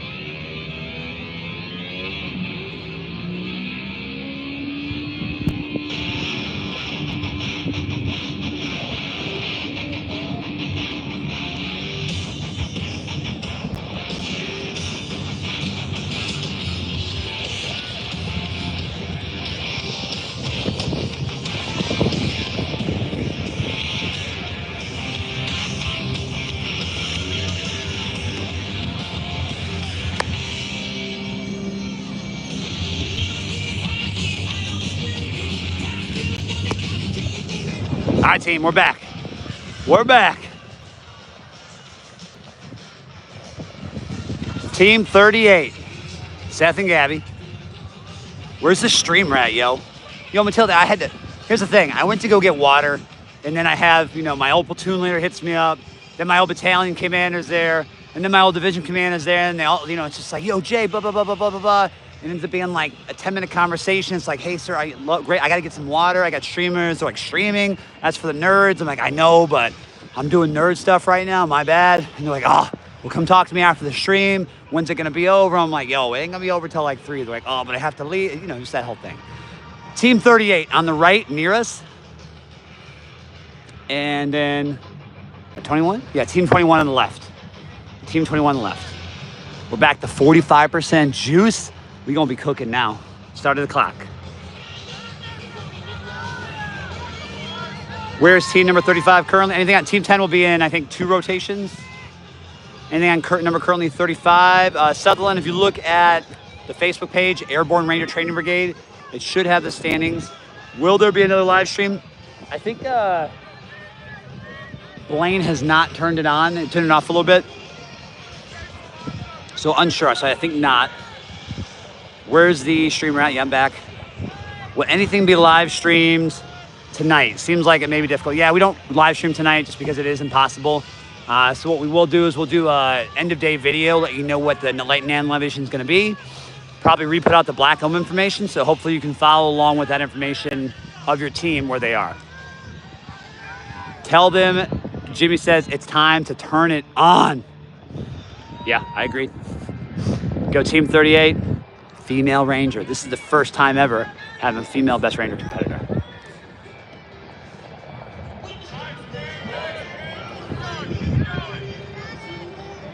I mean, I don't think it's a good break. I'd rather be here all day. If I could figure out a way to keep this gimbal in landscape mode whilst having a charger that doesn't like pull it out of the landscape mode, that'd be critical. So sometimes I gotta put it on the tripod, put her down to get her that battery time.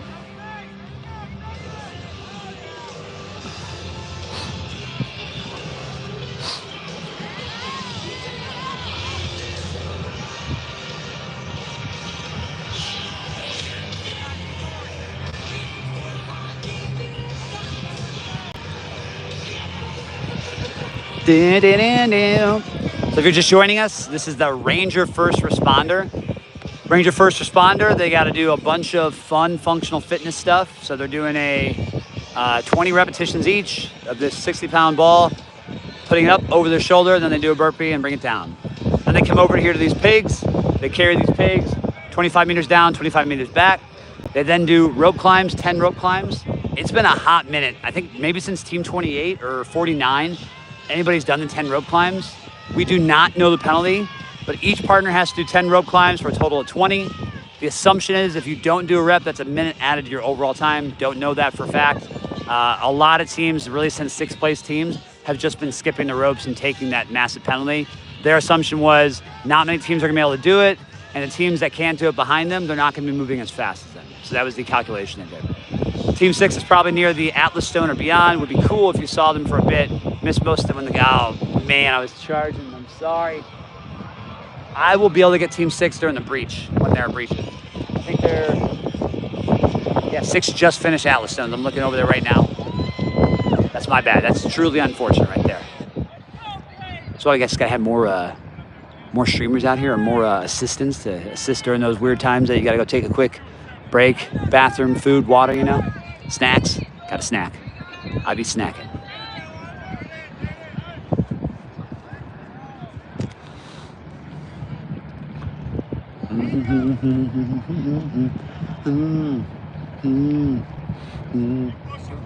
We're crushing it. Just got my water re-break, got my food re-break, got to talk to my old platoon leader. Now preparing to go to ILE. You're like, what? It's like, you're a platoon leader. Like, sir, I've commanded twice now. I'm like, what? My God, they grow up so quick. How does that happen? Yeah, it's like a huge reunion. It is. It is. It's just tough when you're working. You're like, we got like 160 people that are waiting on us, you know? I just realized one of my old lieutenants was the wing commander. Right. So it's like, there's another, like, what? How did that happen? How did I get so old so fast?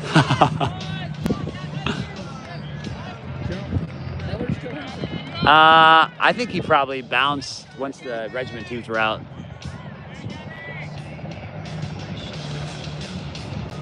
One of my favorite songs from the movie Cable Guy, Nice Shot, Man. Hey guy, I say, hey man, nice shot. Yeah. I got some depth to it. Gabby, stud.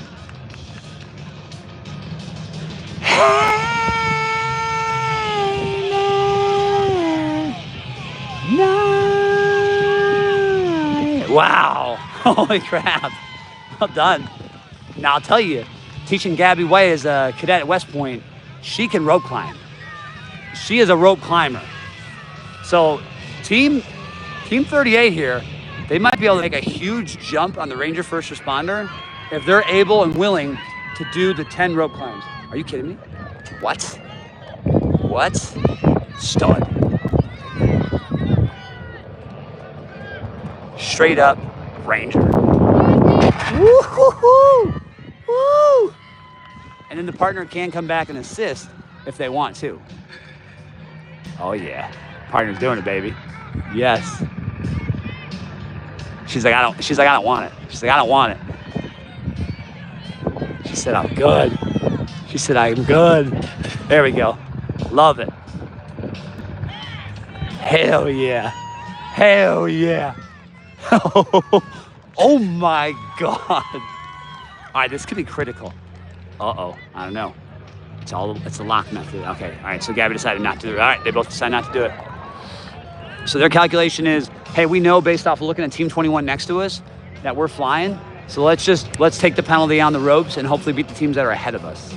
So that was the thought there. That's why I say, hey man, nice shot. Gabby's partner, straight up dog, stud, strong Ranger. 40-40 and 40 moved on to Darby to the, so not to the obstacle course, they just flew out to Camp Darby. Once they get to Camp Darby, they have a Brigade mystery event. We do not know what that Brigade mystery event is. Once they're done with the Brigade mystery event, then they get to rest. They get to go to sleep, eat food, hydrate, prepare for tonight's tactical night land navigation. Tactical night land navigation, they'll be split up into groups of 4, and they'll start at various rendezvous points throughout the training area just north of Camp Darby. So imagine there's points A through Zulu, as in 26 different points. They'll be spread throughout those points, and then they'll have to move on a star course formation. So you get to point A, they say, hey, Ranger, go to point D, Delta. You're at point Delta, they now tell you, hey, Ranger, go to point India. And it's a mandated star course. And then how they grade it is, whoever went the furthest distance and achieved the most points, they win the Best Ranger Competitions, the Radar Trophy for Best at Land Navigation. All right, so Tactical Combat Casualty Care. We completed all the functional fitness stuff. We now have to go through March. Massive hemorrhaging. So first, that's the tourniquet. Gabby's applying a tourniquet right now on the right. We have airways. Partner at 38 on the left looked at the airways, saw that there is an open chest wound, so they're going to apply a chest seal directly over that open wound. Meanwhile, once they're addressing that, making sure there's no exit wounds in the back, we're then going to do the right leg splint. We're going to put a splint on the right leg. Once that's all complete, we're going to put the casualty on top of the Skedco. Real world, we also want to have a hypothermia blanket that we want to wrap the casualty in to prevent hypothermia, prevent them from going in shock. Once they're on the Skedco, we're going to package them up. We're going to drag them back to the casualty collection point. Thanks for that correction. Can you give 21 some motivation for me? Hernandez's wife here, yeah. Vanessa, got you, girl.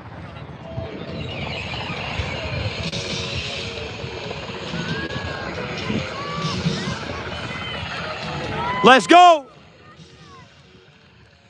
Vanessa says you got this. Come on. Dig. Let's go, 2-1. Oh, yeah.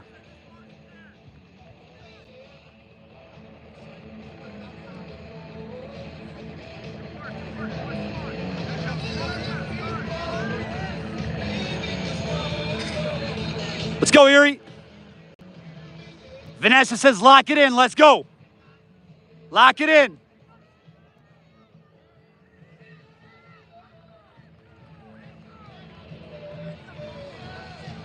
I heard the Brigade Mystery event was another ruck water can carry. Oh, that's funny. You're funny. That's messed up, though. If that's true, that's messed up.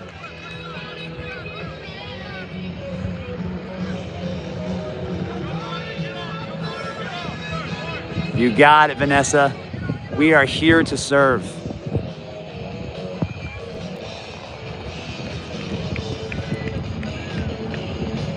Let's go. Let's go, Hernandez. All right, definitely not Terry. Because you're not Terry, I'll make sure to get you.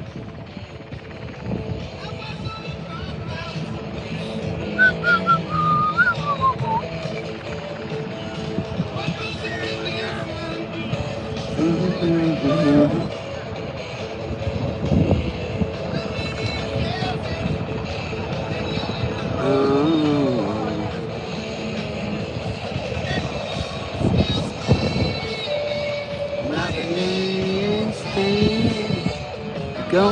off the rails on the crazy train.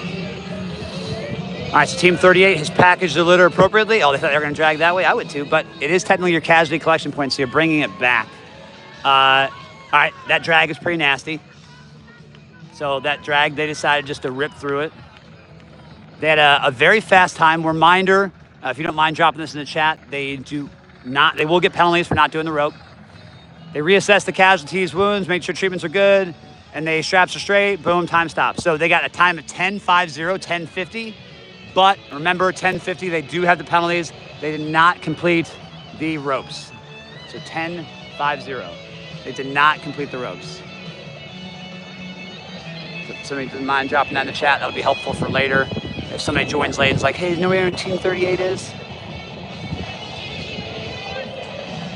I'm watching for Team 6 in the breach. They have not gotten there yet, but I will ensure I get over there for Rule 1 being in effect, and they don't say Schmicko for Rule 2 being in effect.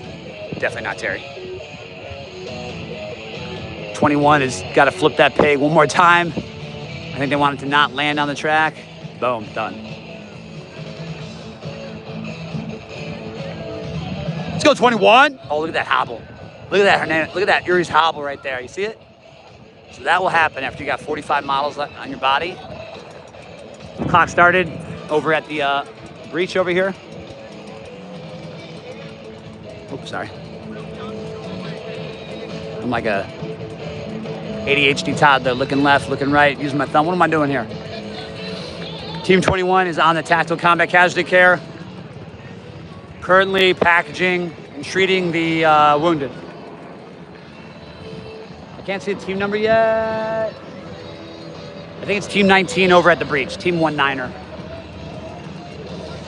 I got their time. We'll be able to see how Team 19 is doing once we get to the mechanical breach. Don't look at the light. Don't look at the light.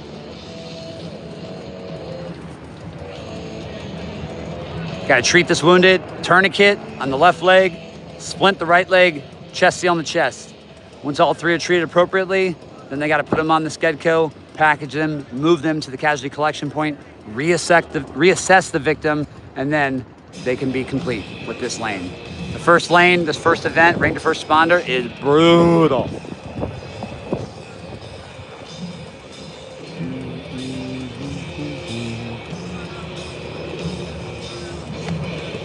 Pays to be a winner, pays to be out front. You get more rest time on the back end to get ready for this awful movement tonight, tactical night land navigation. Generally, the minimum a team will move is about 17 to 18 miles. Maximum is about 26 miles. Those teams that are moving 26 are trying to get the furthest distance to get more points.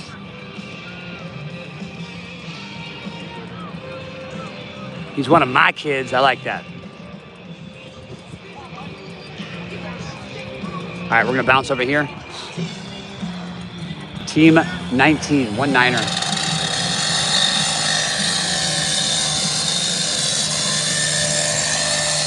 Team 19 on the breach.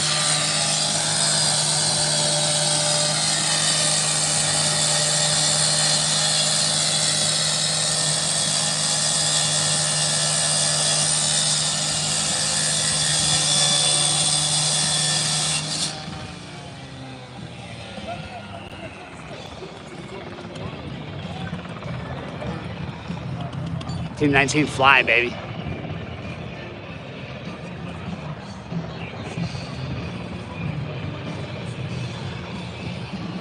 Team 19 at 2 minutes, 30 seconds. They're doing it technically absolutely right. Keep an eye out for Team 38 as they prepare to go to Atlas Stone. That might be fun to watch. Team 21 is still packaging their casualty on the litter.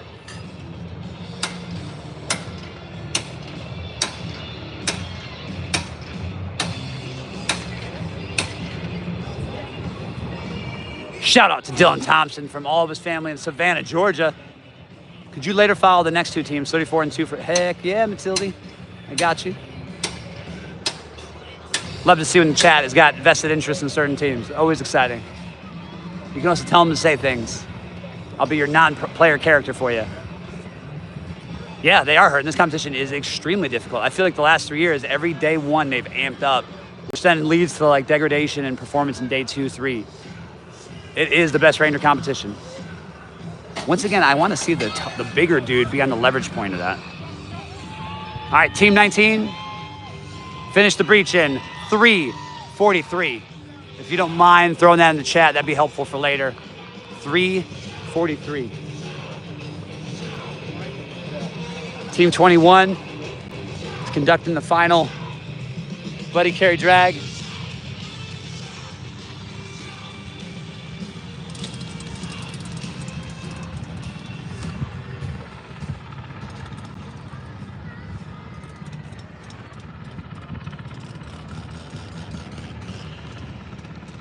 Team 21 did their final assessments. They got the check from the Ranger instructor. Final time for Team 21 on the Ranger First Responder, 16 minutes, 13 seconds. Penalties for not doing the rope. All right, got Team 38 here about to do them Atlas stones. And then we'll have a team to my left preparing to go breach. Oh, they are already breaching, shoot. What team is it? What team it is?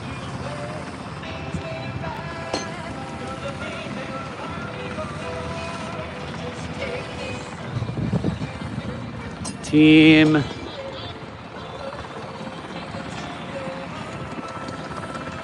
20. Team 20. All right, Team 20 is on the breach. I got their clock going. This is the Atlas Stones event. Atlas Stones event. It's just 2 minutes. Once they do their 2 minutes, they have to pick up as many Atlas Stone balls as they can. The heaviest ball will get them 20 points. The medium-sized ball will get them 4 points. The small-sized ball will get them 2 points. Please tell Team 40 that Tuggle says hi. I was Captain Rutledge's partner in 2021. You guys took, hold on, don't tell me, don't spoil it for me. 12th place? 12th or 9th? 12th or 9th place, right? I know they're not at the field right now, but if you get a chance, of course I will. I'll tell them, Jeremy. I'll be like, yo, Tuggle. I'll say, Tuggle said some good things about you, Rutledge.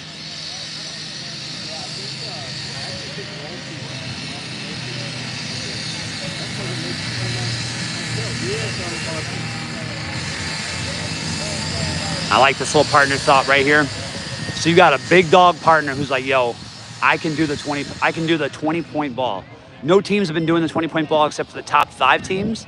And then the, I'd say, like maybe 1 or 2 other teams. So Gabby's doing the middle-sized ball for 4 points, but then big partner is doing the huge ball for additional 20 points. Dude, that guy's a dog. Oh, Ranger. Oh my goodness. He is a stud. So he stays on one side of the ball. She does her 4 points. Boom. I might get to a point where if I'm Gabby, I'm just doing the 2-pointer because I'll be faster, whereas he'll just continue to crush his 20-pound. Look at this. Oh my God, his back, straight back. Yep, you get the ball to the point where you're at a squat parallel, get the ball over. 60 points right now. So right now, they're already in top 5 for the Atlas Stones. Holy crapola. Yeah, they're probably 6th or 7th place because not many teams have been able to do the ball. The top teams were just going back and forth with the big ball. It was like, you do big ball, I do big ball. To the window, to the wall, throw the Atlas Stones and the Atlas balls. Here we go. Seth is monstrous. He's a behemoth. All right, he's in the full squat form. He's got to get this 20-pointer right here. Oh my God, Seth. Who is he? Who is this guy? Gabby got another 4-pointer. Seth's a madman. Seth's probably thinking he can get 1 more, maybe. Oh my God, Seth. What? What? That's probably it right there. That's probably time, right? It's 2 minutes, total 2 minutes. What? All right, Seth's like, forget this. I'm gonna do the 4-pointer. Oh God, watch your feet. Oh my God. So I'm just trying to master through 4 points here. Oh my God, your feet. Watch your feet. Watch your feet, people. Watch your feet. Watch your feet. Watch your feet. Watch your feet. Watch your feet. Oh my God, Gabby. Oh my God. Oh my God, Seth. You're gonna nail her. Is she all right? Good. She just went to. Oh shoot. Watch your foot. Watch your foot. Seth, animal. Good job, Gabby. Animal, Seth. My God.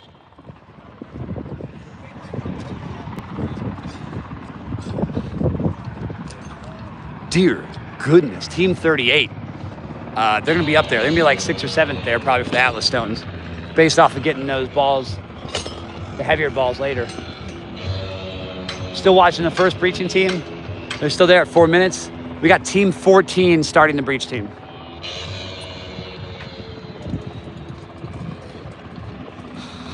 I believe this was 20, right? Team 20 here at the breach. So they are stuck at the mechanical breach portion. The hardest part about this breach is the mechanical breach. Mechanical breach is not a strength thing. It is purely technical, using your skills appropriately. If you use your skills correctly, you can properly get through this at an efficient time.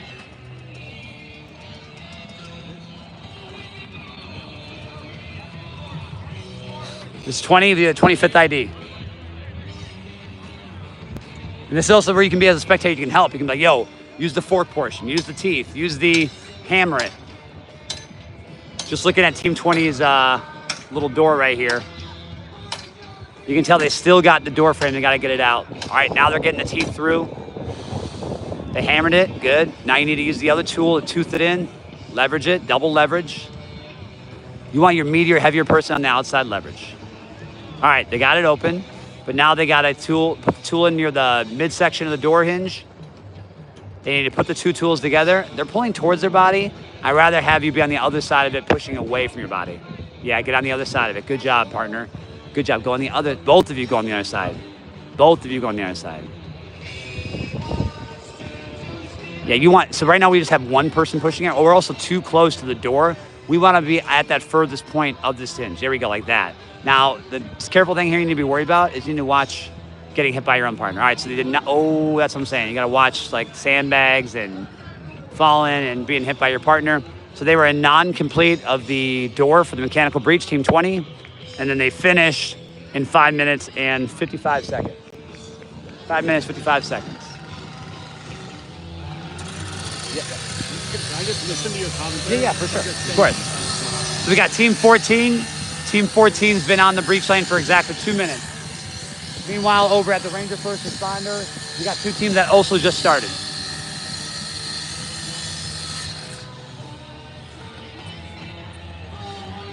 So we're gonna get Team 14 all the way through the mechanical breach portion right here.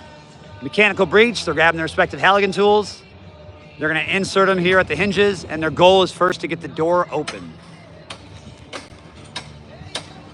And when I say door open, I literally just mean they want the door frame being outside, breaking the first hinge. Excellent job, good leverage.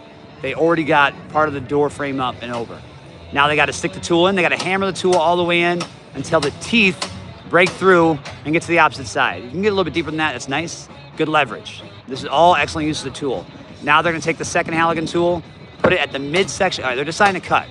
Cutting has not been working today. You don't usually have enough daylight, and you're not gonna get that same claim. That first cut actually did work though, so that was pretty sick. I stand corrected by Team 14. Now you're gonna need to leverage it one more time. Never that easy, especially in this event. Now they're gonna, he almost thought about axing his partner. He's not gonna do that. He's gonna put the two Halligan tools together. They wanna create a leverage system. They both wanna be near us on our side. Instead of pulling towards, you wanna push. Notice his partner's gonna connect it. Once he gets it connected, there we go, 14. 14 running through the finish line in 3 minutes and 30 seconds. 3 minutes and 30 seconds, well job, done job by Team 14. That's completed for their breach. We'll bounce back over here, see how the Ranger First Responder's going.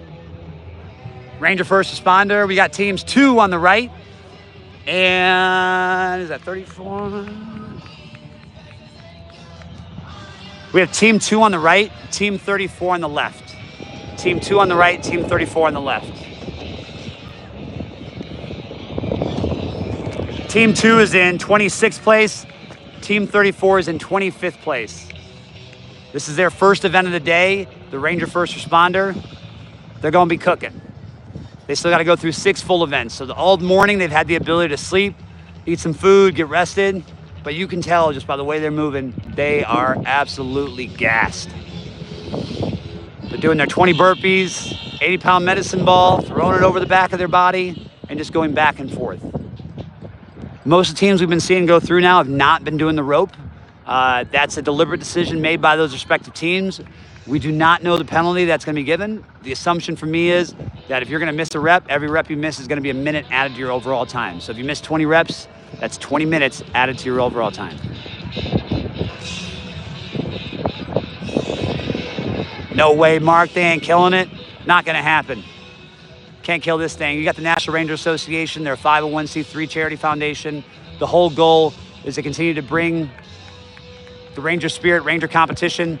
So all those former Rangers, families, spectators, lovers of the Ranger community out there every single year.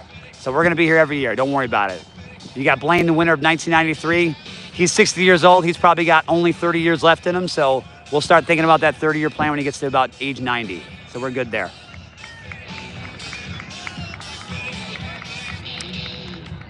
Team 34, okay. Matilde. Catamario. Let's go, 34. Matilde says, come on, dog, you got this.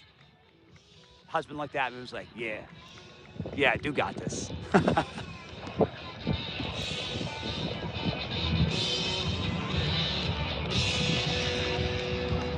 All right, we got the pig here.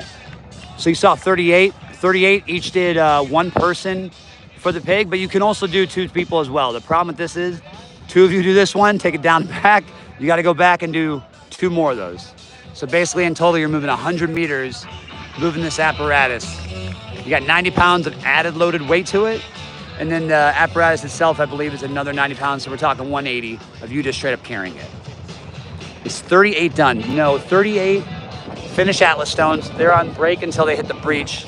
They're going to do the breach lane, work their way back here, and then go over to Gowdy Field. So we're going to be able to get 38 for a little bit for the breach. I'll keep an eye out for that as we go. Otherwise, we will stay near the action.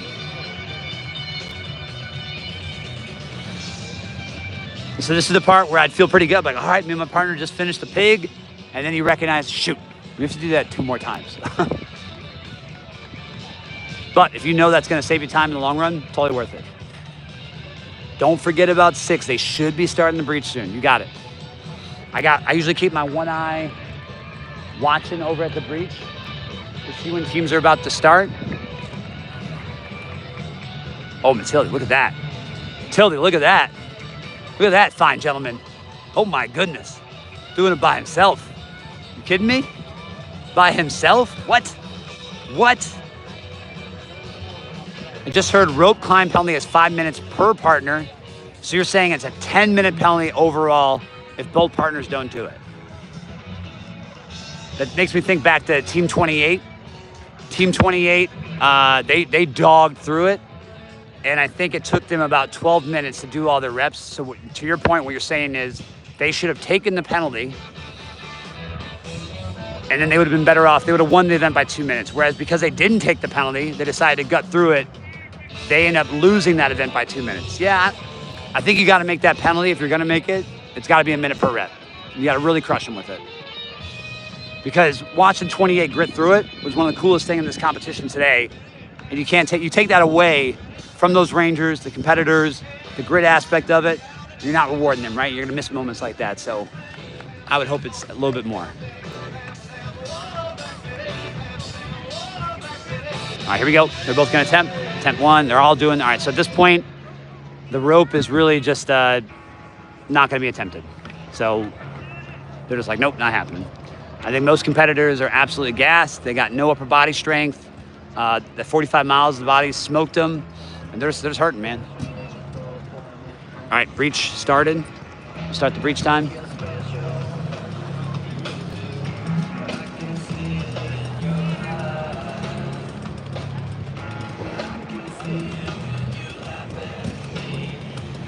The team that's doing the breach right now is just doing the thermo breach portion where they're just lighting up the rebar, melting it, enabling them to kick through.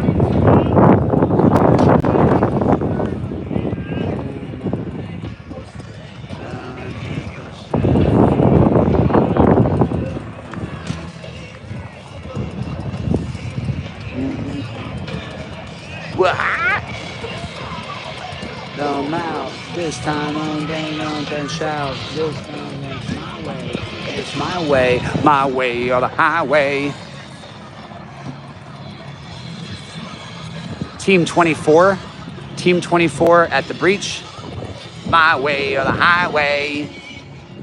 Team 24 conducting breach, getting ready to do the old buzzsaw. Team 6 will be making grilled cheese in the middle of the night. I don't even know what that means, man. You got me.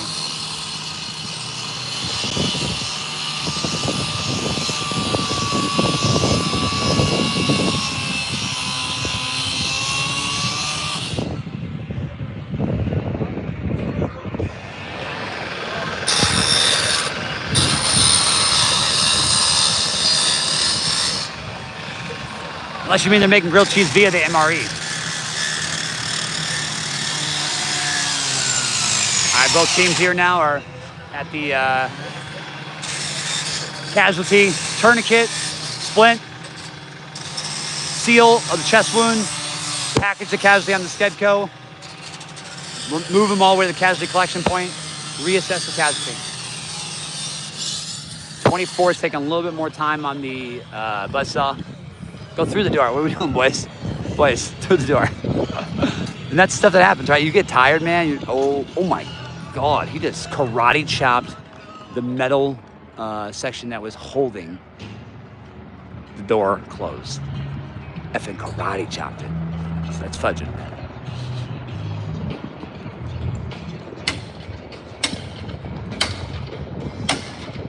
Team 24. Nine. All right, so they're going straight for the middle hinge to get the door open. Good first push. They got about 3/4 of the door outside of the door frame. Now they're just trying to tuck the Halligan tool in. Once they get it tucked in, they're not going to even hammer it. I think you would have hammered it just a little bit, which they're missing. They're missing the step before you try to leverage it. Stick the prongs in. Hammer it in. There we go. That's it. Now, when they leverage it and they pull it, that will enable it to open more. Good. They have a ton of daylight. You can literally see the daylight between the door frame and the door. Now the bottom tool, they're going to put it all the way through. They're going to connect our two Halligan tools together. They both want to be on this side of the Halligan tool when they actually prepare to start leveraging it and pushing it forward. Yep, so you want to connect your two tools. So they decided to just do one tool. It actually worked for them. Dogs. Very impressed to see that. The two tools will just give you more leverage. So they finished in 3:55. 3:55. 3:55 for Team 24 on the breach. No penalties. Clean.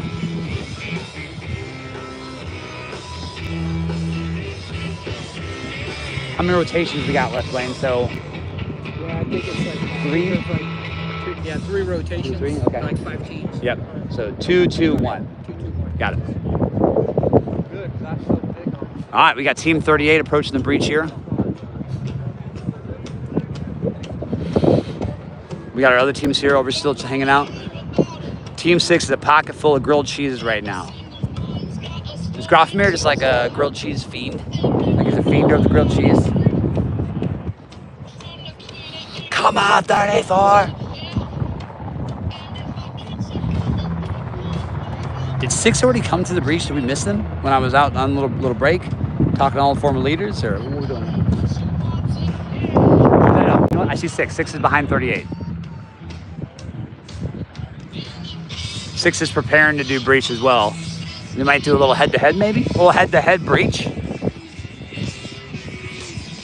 Where Team 30 at? Team 30 was like in 9th place, so they've been through everything already. They're probably already at Camp Darby.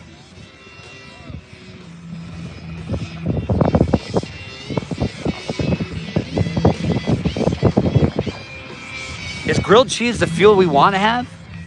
All right, 21 caught up all that ground, completed the assessment of their casualty. It's going to enable them. Whoa, Ranger down, Ranger down. Oh boy. Watch this, it's going to get him.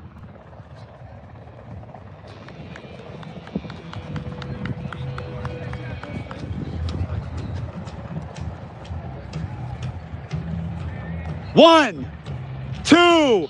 He's up. He's up.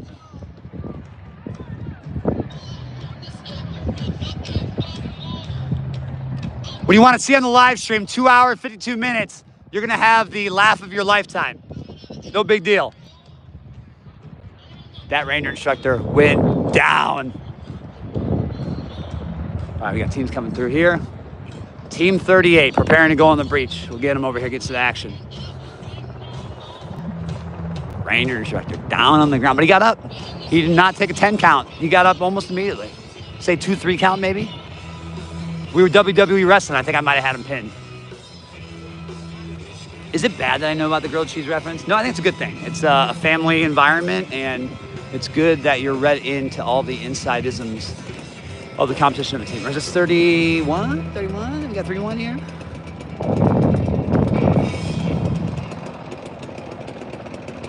We're at 25% battery. I think we're gonna make it. Might have to do one more recharge. All right, don't look at the light, people at home. If you look at that light through the YouTube camera, it might blind you. So just don't look at it, all right? Don't wanna go blind watching TV.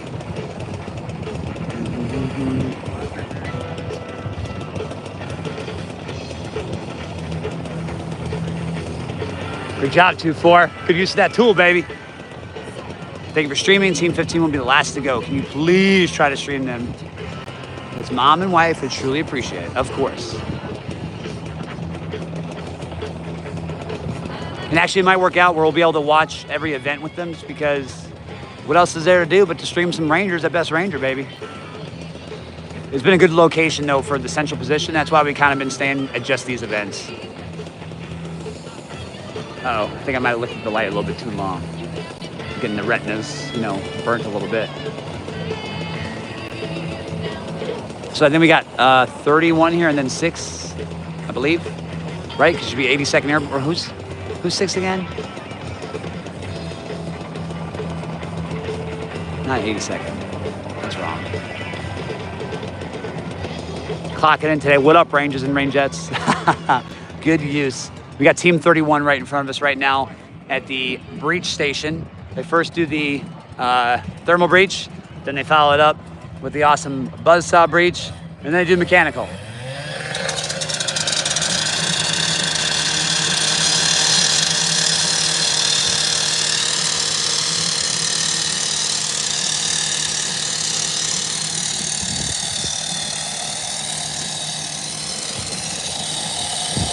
Look at that saw get through.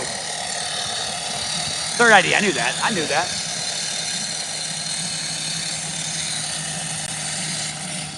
Woo! M-Slick class is watching this. I feel like it should be mandatory feed in every single Army cough across the United States Army. Like, not only is it good training, and you're getting great ideas for your respective squads, platoons, teams, companies, it's just entertaining, right? It's fun to see these Rangers doing their best.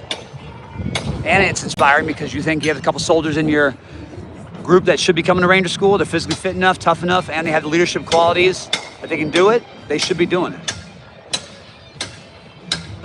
Team 10. They got to be coming up next. All right, 31's at mechanical breach portion. Nobody's on Ranger First Responder. 2 teams just got to the Atlas Stones. Second team just started the breach. So we're gonna have 2 times here going at the same time. Might be 6. For team 6, Terry, not Terry, should I talk to him during the breach or just kind of let them focus and then get them after probably that, right? Let them focus on the breach skills and then hit them with all that stuff about rule 1 in effect, and if they don't say stuff, rule 2 in effect, and then sandwiches after they finish, right? Yeah, that's a technique. All right, 31. Killing it. Excellent job. You see the light. Deal. They're focusing. They'll be locked in. Excellent light here. You can literally see the gap between the door and the door frame. So at this point, all you got to do now is go to that middle hinge, get your Halligan tool in, attach the second Halligan tool. I would like both of you on this side. Beautiful. And look, they got the bigger boy on the outside because he's got more leverage. Oh, it just came out. You need to do it one more time. Just real quick, reset. Real quick, reset it. That was it, boys. See, that's the exact schedule and routine you want to go in. No penalties. Team 31, if you don't mind dropping this in the chat. 4 minutes, 14 seconds. 4 minutes, 14 seconds. Great job, team 31. Excellent work there with the tools. I like the big boy being on the outside of that leverage point. You're getting more leverage when you put the big boy out there. Good use of connecting the two tools together too. And being on the near side, right? Use your weight and gravity to your advantage. Those tools are only gonna be as smart as you. Dude, 6 is locked in. Third ID, baby. Third ID. Dog face soldiers right here, baby. Rocking the marn. Ooh, leaning into it. Got that buzzsaw working.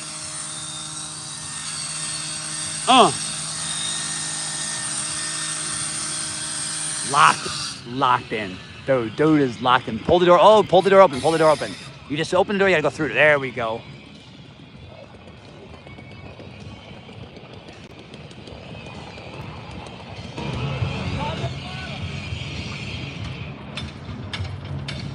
Let's get a little zoom in action going for Team 6.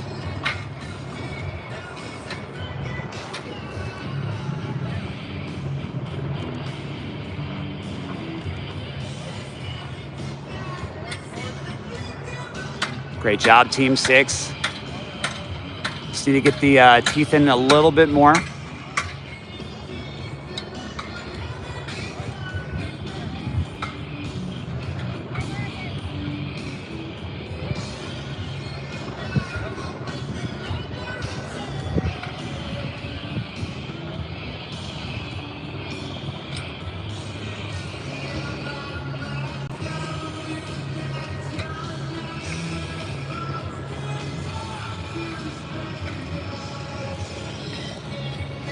Beautiful. I just want them on this side of the tool there. Come on, 6. Be smart rangers here. The tool is spinning as a result, so hey, reset the tool.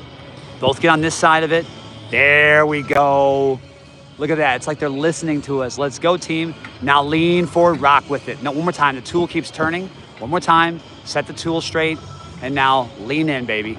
Come on, 6.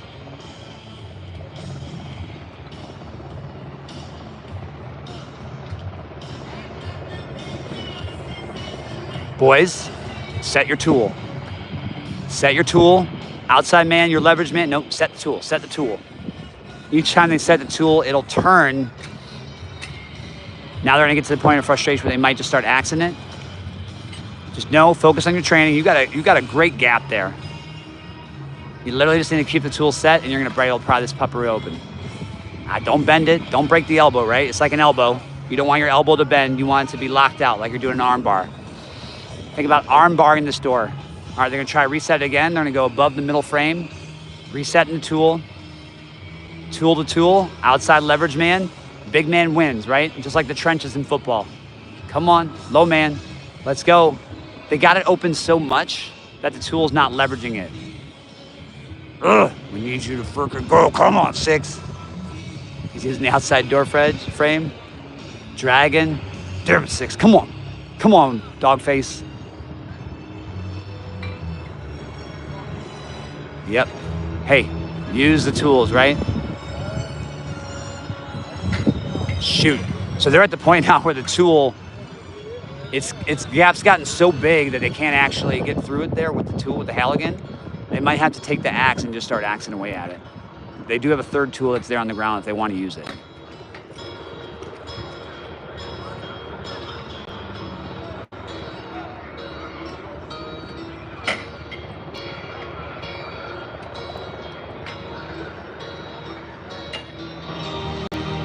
Knife hand the damn door.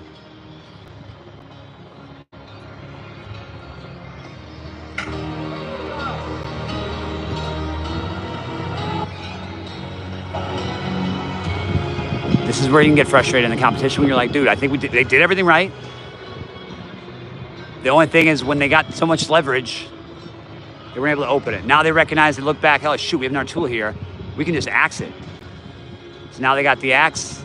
I mean, he's thinking about axing, he's thinking about using it as a lever. I think you just got to cut at this point. Just attempt to cut.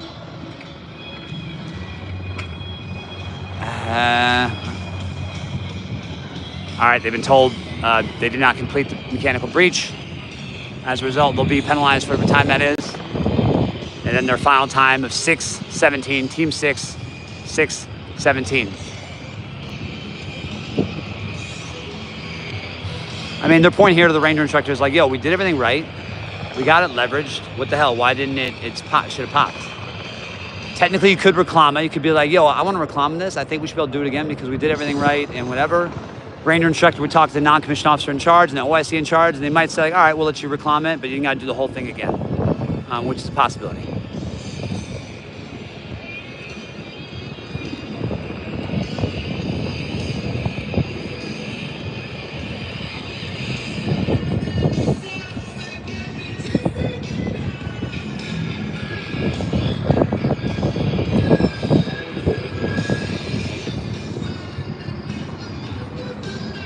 Team 6, Mitch and Jake say Rule 1 is in effect.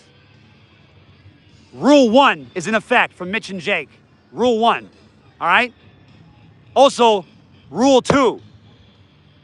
And grilled cheese sandwiches last night. Make sure you got them ready for tonight as well. Dig deep in the well, all right? Anything else you want to tell them?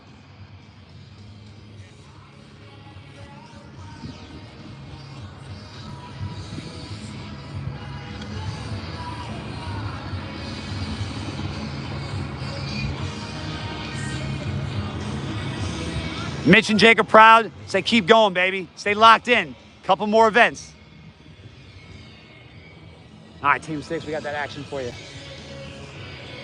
Over here at the Ranger First Responder, we got Team 35. And Team 10. You've been asking for it all day. You've been since 2 hours ago. Yo, where's Team 10 at? Oh my God, Team 10, what the heck? Dog face soldier, not a dog face soldier, not third ID. If it was, I would say dog face soldier. But number 10, stud. Look at that Ranger. Oh my goodness, he's running. No team has been running with it since like the first 3 teams. Okay, 10's got it in him. Let's go, Avery. Let's go, Avery. Avery heard it. Avery heard it.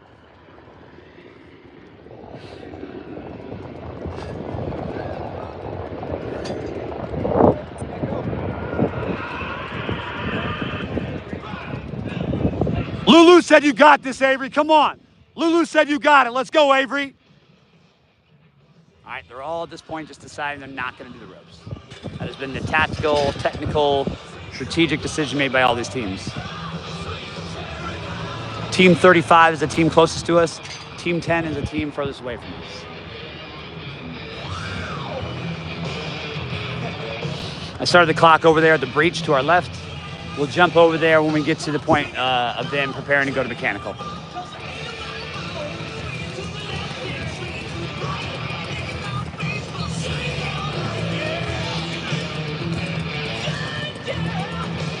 It's Team 10 flipping that pig. Pig sucks. Thank you to our sponsors, Rogue, for bringing all this equipment and information. It's great. Looking for Nasty Nick on Team 17. What place is Team 17 on, Hernandez? All right, let's jump over here. Team 38. We got Gabby grabbing the saw. Immediately grabbed the right point position and is using it right. There we go.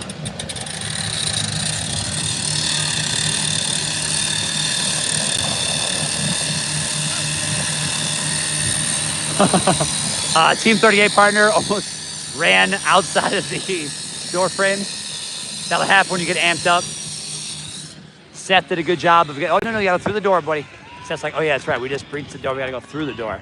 That'll happen when you're amped up and you're just thinking about the mechanical breach portion. The mechanical breach is where you save all of your time here, right? Good job, Seth.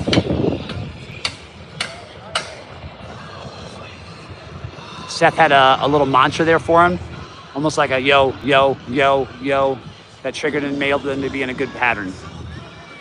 So now the door outside the door frame is at about 70%. You can see those hinges are trying to break. Beautiful. They got the tool and the foot out. It's telling her go, go, go. He just leveraged it. Big man Seth leveraged it. Now they twisted the tool, put the other side in, connected the two tools together. They got to leverage it. I would like big man to be on the outside in an ideal world. Holy Schmidt-Kofer. Team 38, 228. Oh my goodness. 38. Holy smoly. Whoa. 238 has got to be a top 3 time today. Just look in the comments earlier in the day when we were getting some good times. Please drop that in the comment just so we got it. 238 was freaking flying. Holy crap, 38. Notice there was no wasted effort. They had an excellent routine. They knew where all the tools had to go every time. There was no like, should we flip it? Should we switch it? It was just hammer down, get the door open. Team 38, dogs, studs. Seth, Ranger class, 1121. Dude, did Seth get some major pluses while he was at Ranger school? He had to have, right?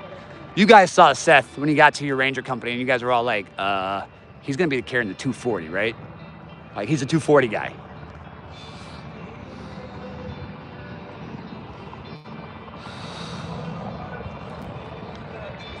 Dude, straight dog. That's awesome.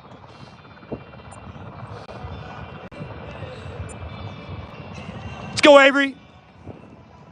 Treat that casually, Avery. You got this. Freddie Herx. Yep, absolutely. You carried that 240, I bet. Y'all were like, you're carrying it, buddy. Sorry, but not sorry. You're just naturally gifted and are beautiful and strong and tall. I'll tell you a little secret, though. But at Ranger School, 240 is kind of sick. You carry the 240 everywhere. Anytime you come to a stop, you get to go to the front or back, lay down.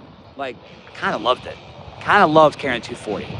You know, yeah, there's the fear of the negligent discharge. Don't be a knucklehead. Don't be riding dirty. You'll be fine. Contact, rack back, fight. Where is team number 35 currently? Yes, go Seth, you got this.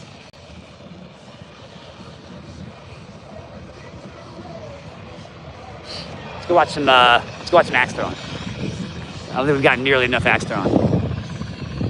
Here's the RTL. RTL, miserable. You're carrying a freaking radio around. Barely ever you actually using the damn radio. Brutal. That's just mean. That and like the medic. You're just like always carrying the Skedco getting stuck. You're like, really? I got this Skedco on my back? Like, dang it. Try and get the 240. Dude, I got the 240 every time in Ranger School. Your entire platoon loves you. They peer you great as long as you don't mess up or fall asleep. You get to lay down. Everyone's scared to touch it. You don't even carry your own ammo. 240 is freaking sick. Tell Skunk at Team 35, how big of a jump in the standings can a team usually make from the day stakes and the night land nav? That's a great question. All right, so let's talk technical aspect here, jumping in teams. So last year, first place team through 16th place team on day 1. Look at the very final standings. Only one team jumped. Team that was in 14th place jumped up to 10th place, and then all the 11, 12, 13, 14 went down 1 spot. So that's it. Ooh, there's some black. Okay, 6. Just need a little bit more to it. But one member of Team 6 got it into black. They mentioned it earlier, every miss is -2 points.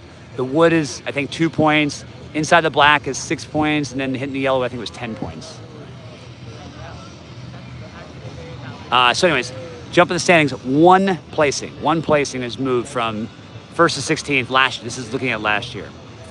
This year and almost every year, day 2, realistically, you're only going to see jumpings between groups of 4. So 1st through 4th place, 5th through 8th, 9th through 12th, and 13th through 16th. You're not going to really be able to jump from 16th place all the way up to 1st place, right? Like, just not realistic.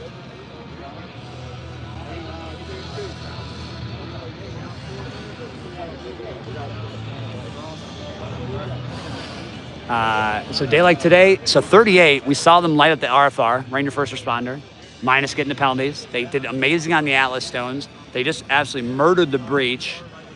This is going to be a good team to watch to see how they move in the standings, right? I think they're currently in like 26th place. Their best case scenario is they probably can jump up to 20th. And then realistically, Team 38 can probably only jump up to 16th if they burned it down tonight and they walked like 20 miles and got all their points. it's very difficult to advance in day 3 of the competition if you are 21st place or higher. If you're at 21st to 31st place, it is darn near impossible to gain any points in teams in front of you in order to also to get up to stay in the top 16 to advance to day 3. That's just a reality, right? There they are, holding areas. So these are some of your holding areas. You get nice tent, you get a little shade, prevent the heat casualties. We got team 6 on the right. We got team 31 chilling in the chairs. We got team 38 sitting on the ground. Need some more team 2. Need some more team 2 cowbell. 38's about to go for access.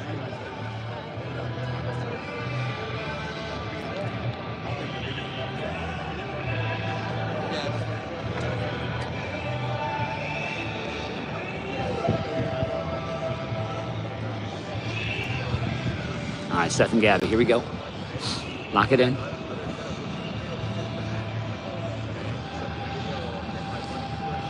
All right, 1 to 2 rotations is what you want. You are timed, but dude, if you can hit 3 of the axes each partner, you win. Yes, this event is probably only weighted a 1, but it's a good pick-me-up, right? You just crush the breach. Say you go into this and then you crush the axe throwing, golden. Like, you're on a high. This is the point of the competition when you and your partner, and you're both on those highs, this is where you want to be. It's that natural flow state that we always talk about as coaches or life coaches. You want to get to that natural flow state.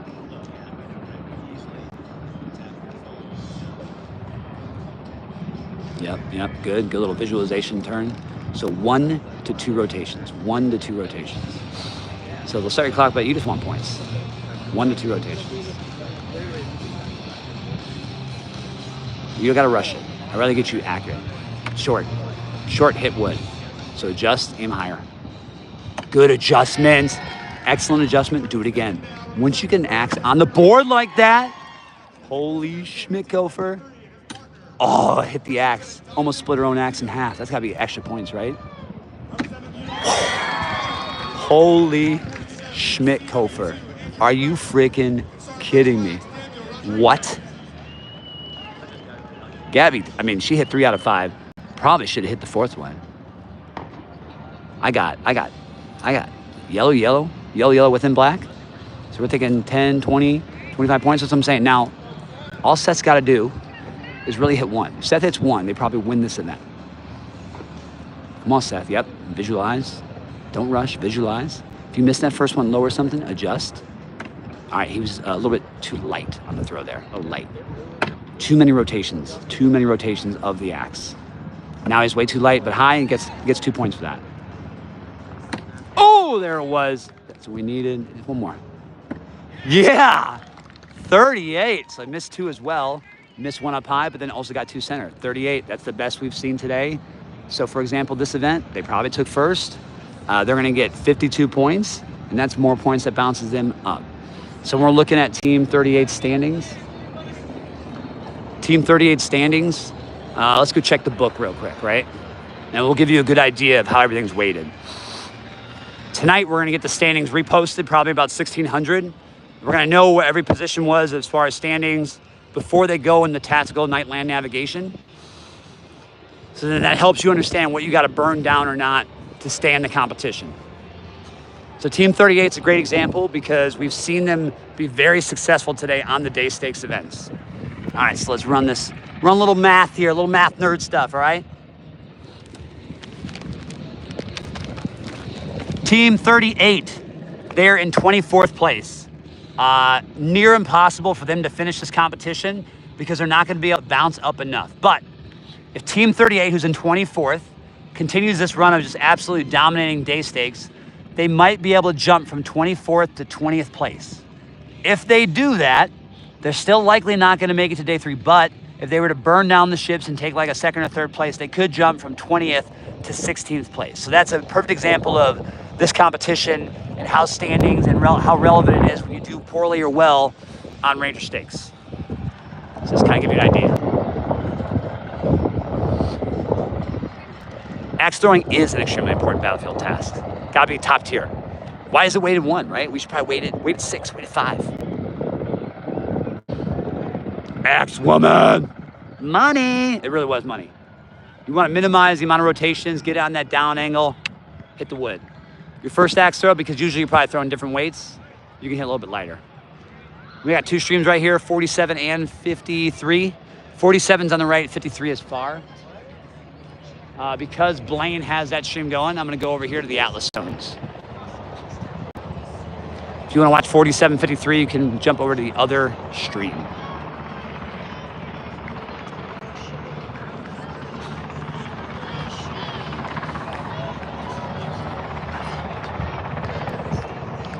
You can notice as we're approaching, this team right here is doing the 4-point methodology.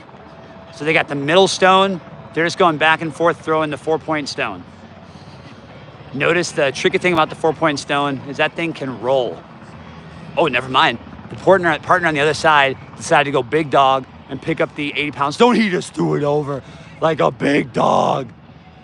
The event with the helo is just transportation. They purely just get on the helo and they take it back to Camp Darby. So partner B, the further partner away from us, just picked up the big stone, threw it over. Oh my God. Partner A's back's about to frickin' break, but he got, he's almost there. Yeah, he's got dropped. Holy Schmidt Kofer.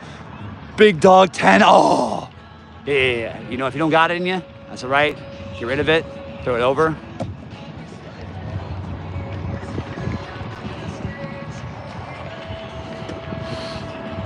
Technically, if they wanted to, they could switch sides of the door and then throw over the big stone.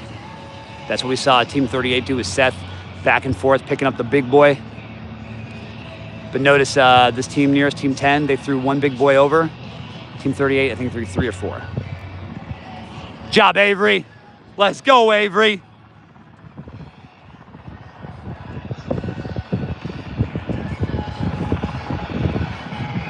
Oh my God. They're doing the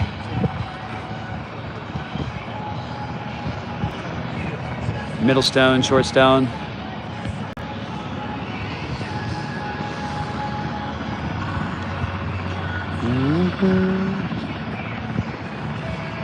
How much do these balls weigh? The top ball, I think, is 90 pounds.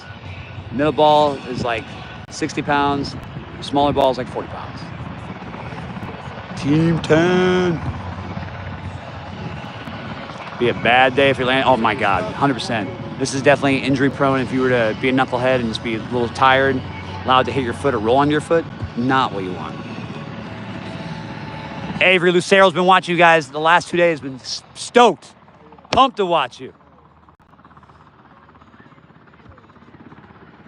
Avery, you got this, Lucero says.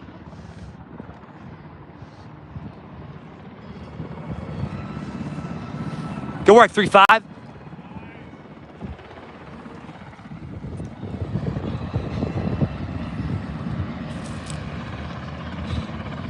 All right, let's go over the breach here. Where are the other teams right now? So the top 16 teams are probably all on the helicopters already, and they've flown back to Camp Darby. Once they get to Camp Darby, they're in the Brigade Mystery Event. At the Brigade Mystery Event, not sure what it is. Then they will rest until 6 p.m. tonight in preparation for tactical night land navigation. Rage Regiment really isn't playing around after getting beat at Best Squad Comp. Oh shoot, they got beat at Best Squad Comp? Who beat them at Best Squad Comp? Are you kidding me? Let's go, 47. All right, we got 25th ID here right now. Got. Team 21, representing the 25th Infantry Division. Will we be watching the tactical land nav? Sadly, you will not. When we're done here, we're gonna juice up some batteries and we'll do one video just to kind of explain to the tactical land navigation what it is. Or Blaine, I know his stream's up right now. He's got a lot more battery. He might just jump to his at the end and then knock that one out. I think Blaine's on right now. I'm watching him from across the field. He's doing the Ranger First Responder. If you go on the YouTube page, press the tab that says live, then you should be able to zoom out and see that there's 2 streams going. It'll say like, BRC competition is streaming live right now. Would you like to join? Ours has 173 viewers right now.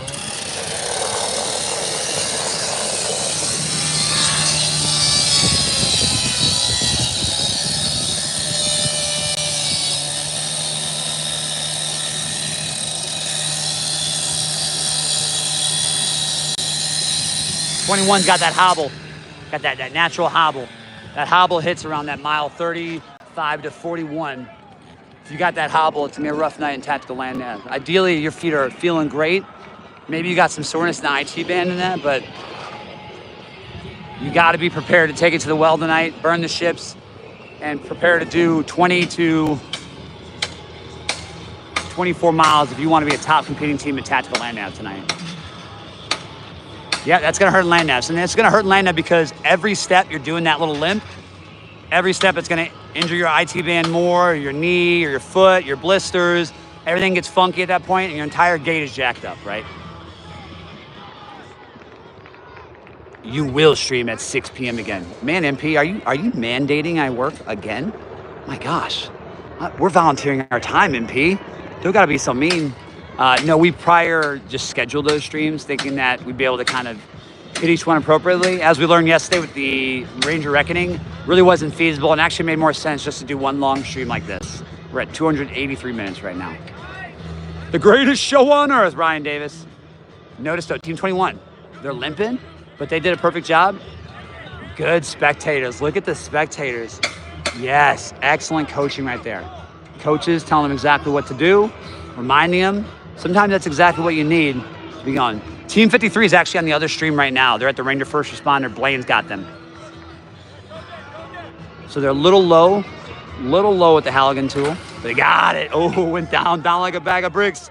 But I love it. Oh, he pushed his buddy. So one partner fell. I think he decided his other partner needed to fall too.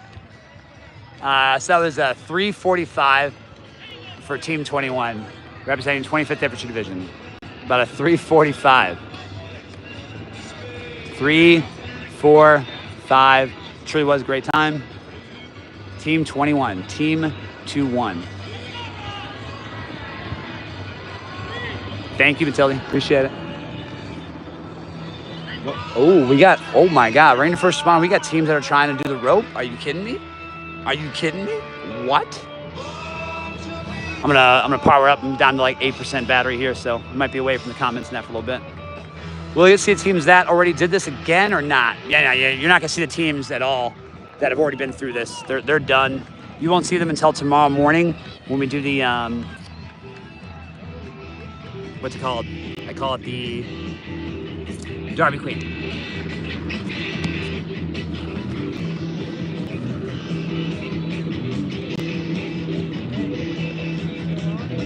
Yep.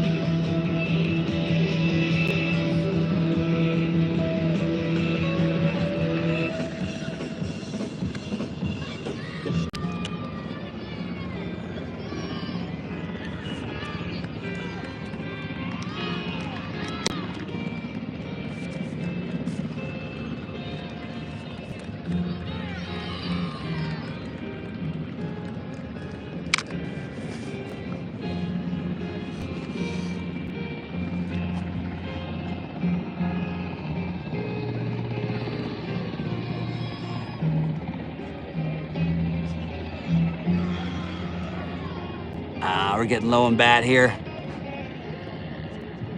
Stream might drop soon. It's all right.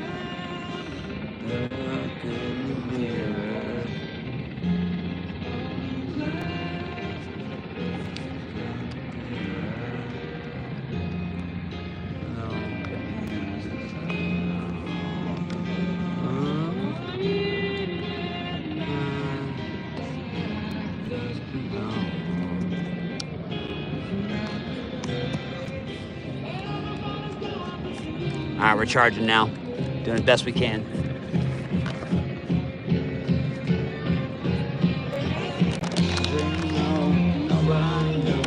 There it goes, and where it goes, I know. Team 53 is the further team away from us. Team 47 is a team that is closer to us. So 53 is further away, 47 is closer, and they are all trying to do the rope. This is awesome.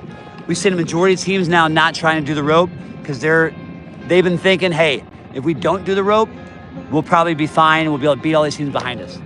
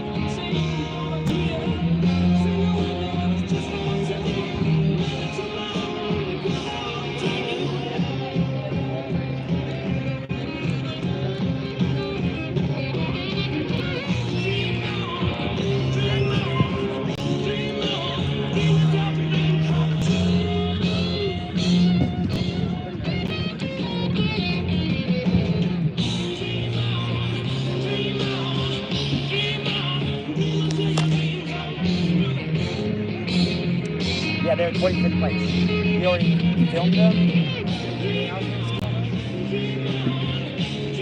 Yeah, they maybe they're 7th place.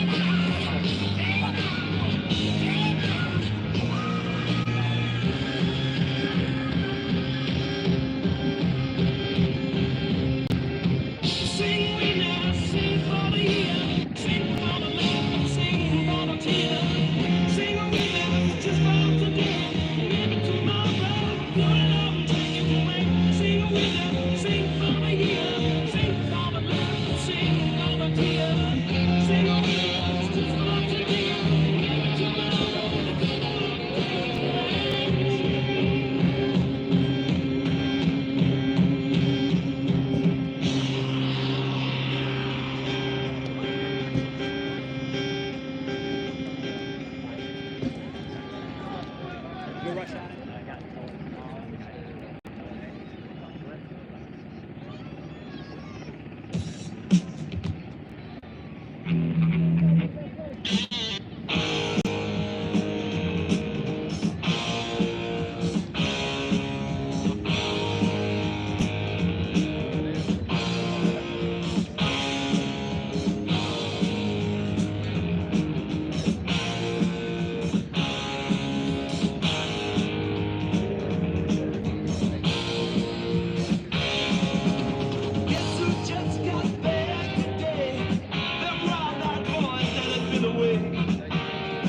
Change had much to say, but man, I still think them cats are crazy.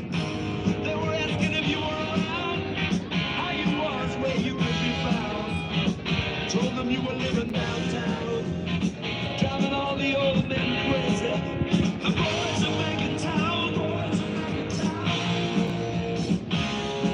I said the boys are back in town, boys are back in town. The boys are back in town.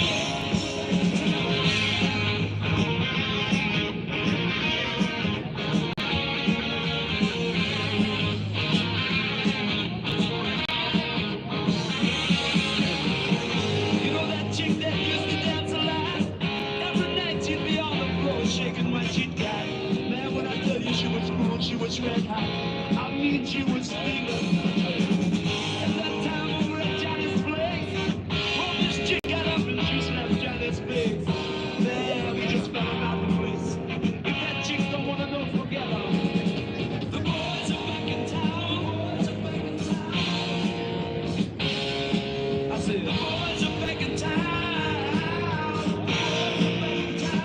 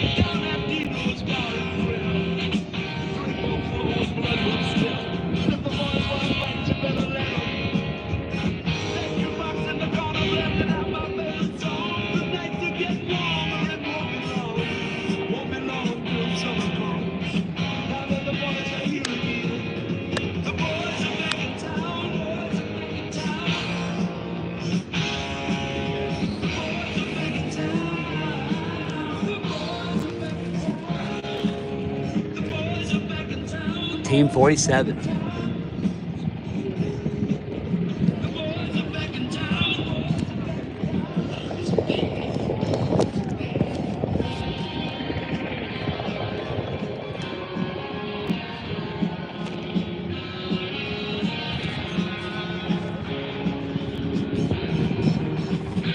I believe Blaine followed that entire thing for Team 53.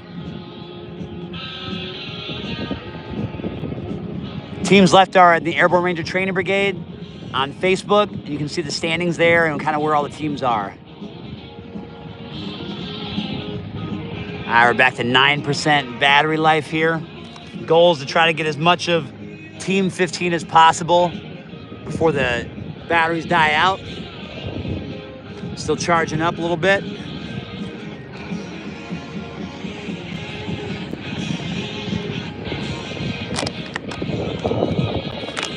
We'll go till we die out, you know what I'm saying? Team 1-5.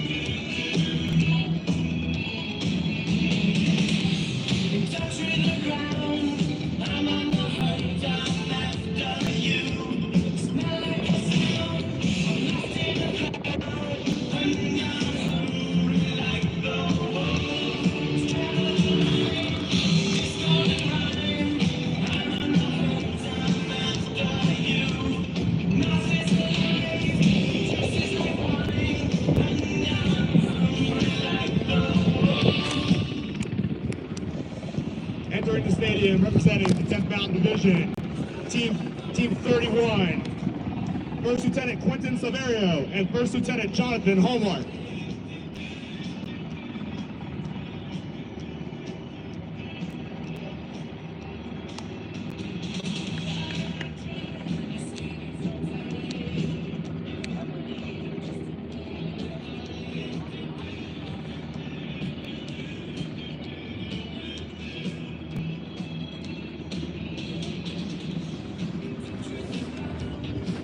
All right, we're getting ready for the 31st place team.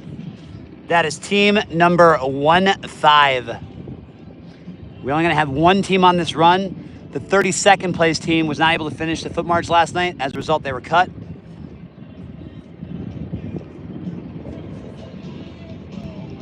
The DJ needs written. DJ's been killing it, I'll tell you. That's a ranger instructor's phone, just hooked up. All clean G-rated songs and just money. 43, 44, 5, all done. They've been done since like 9:45. They killed it today. They were out of here quick. Team 15 getting ready to grind, crushing it. They will give it their all. Hell yeah, they will.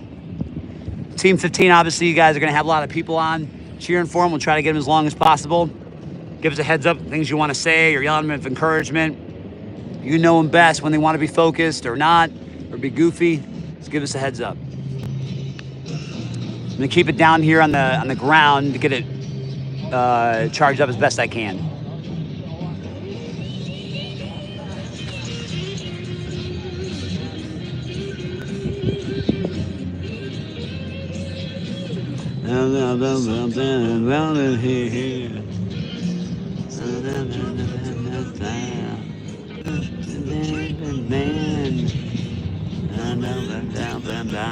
Oh, of course they chose the further lane. Are you kidding me?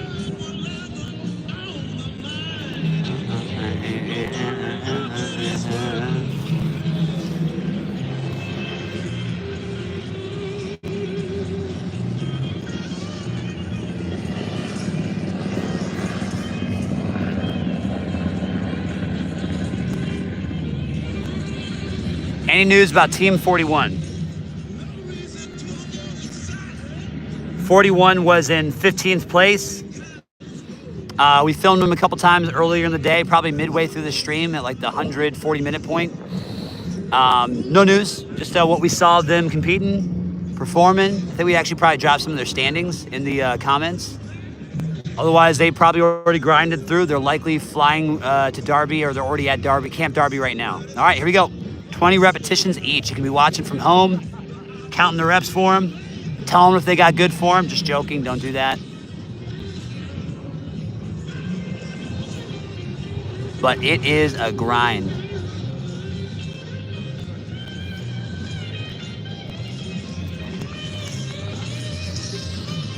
stay down here for a little bit, keeping that battery charging. We'll pick it up like when they get past the ropes. This is the 31st place team, Team 1-5. Your goal if you're in this position, let's try to get up to 27th place, right? Get up to 27th, and let's give it our all tonight at Tactical Land Navigation. Let's get up to 24th. Something like that, small steps, small little wins and victories that you can get. Because, hey, once you're in the bottom, there ain't nowhere but up. My very first time I competed in 2012, my partner and I, they actually allowed 34 teams to finish. And we took last place of 34th place. So in today's world, 2012 competition would not have allowed me to pass or finish the competition. So I get it. You got to grind. Actually, after the year I competed in 2012, they adjusted it that only the top, I think 24 would finish. And then from that, they went to 16. Still feeling the adrenaline, Andrea. Let's go. On top of that, I know what you're thinking as soon as you finish. I need to compete again. Go Dylan Thompson, Team North 35. We love you from Panama. Can you see 53? They left the ropes. Let me see. The other live stream has Team 2 right now on the breach. 53 is getting ready to do the Atlas Stones right now.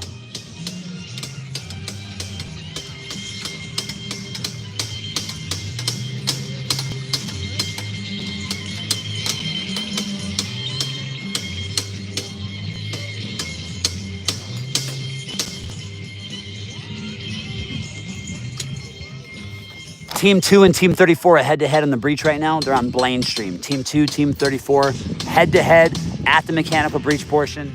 Kind of cool. Very rarely do you get to see them going head-to-head like that. And that's on the other stream.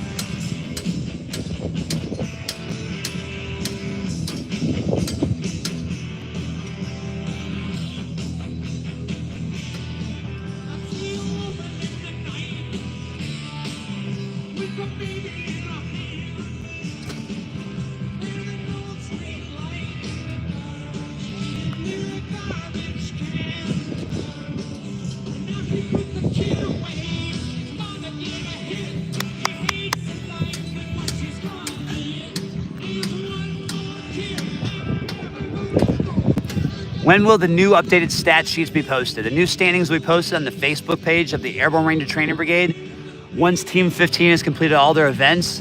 So likely going to be at 1530 to 1600 it'll be posted. Team 15 doesn't matter that they are last. This is where you learn to dig deep and it counts the most. You ain't kidding about that.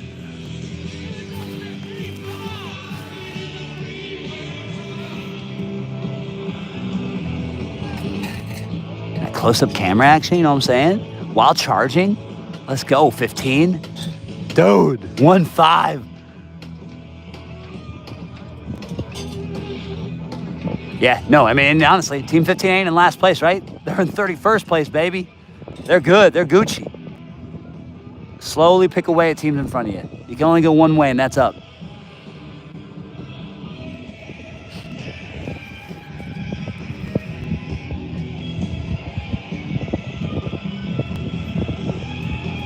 Dude, some dogs right now.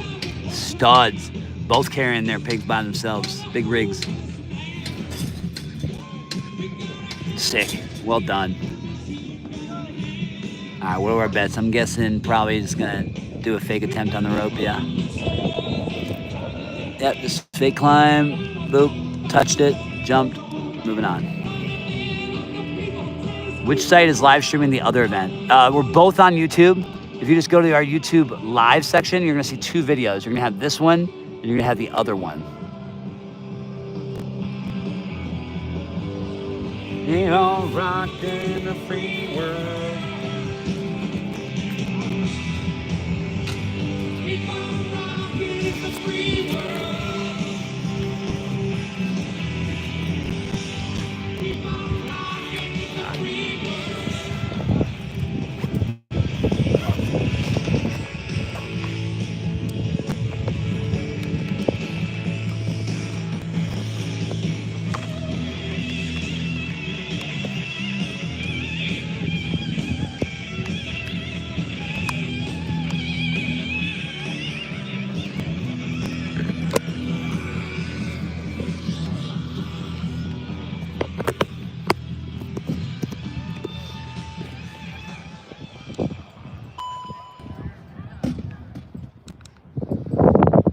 Sorry, had to change out gimbals there real quick.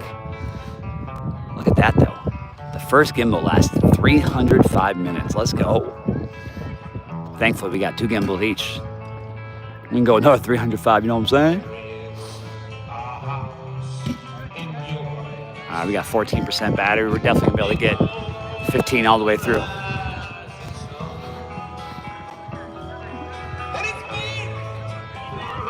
All right, so team 1-5, they got to the casualty.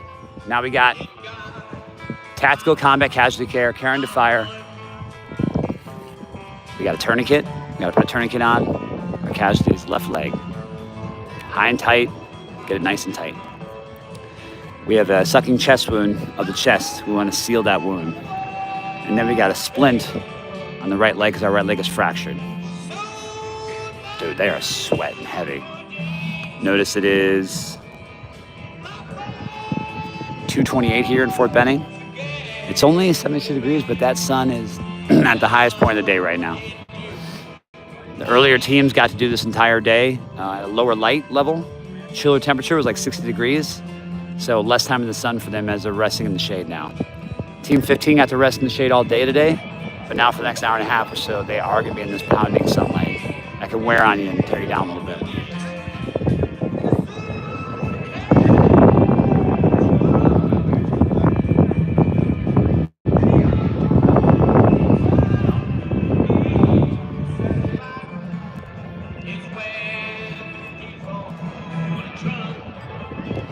Blaine is on the other stream doing the axe work.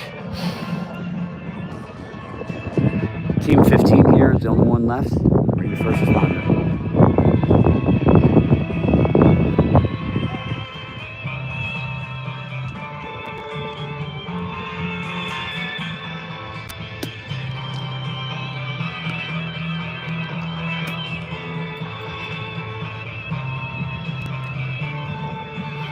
Team 1-5 is the unit. Help me out, family watching. My book is back in my backpack. I don't have my cheat sheet on me.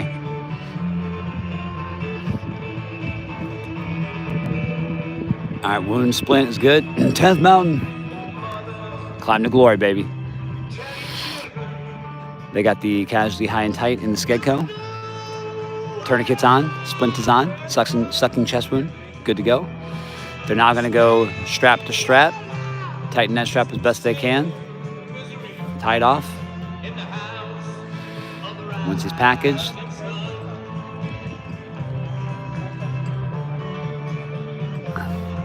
going through all the proper grommets. Once you've tightened it, tie it off on itself.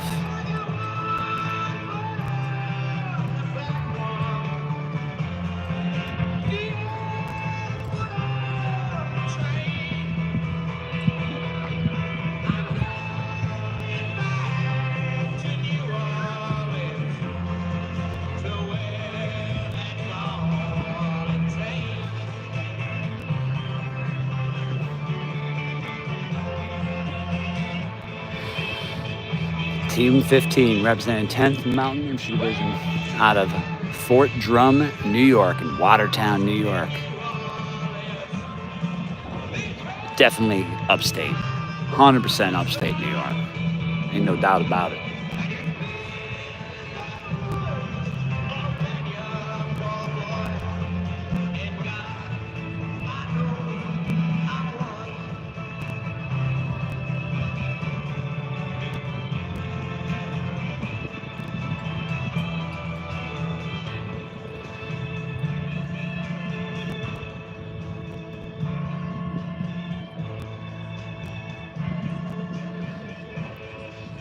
Alright, once they got him packaged, they go on and drag him. Got all of his equipment.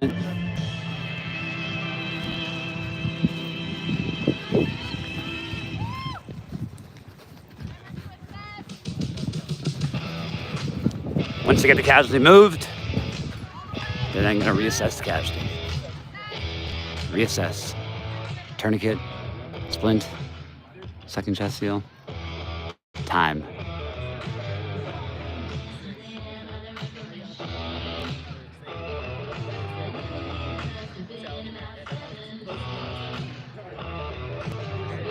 Time was 11:46. 11:46, and then the penalty is assessed for not doing the rope climb.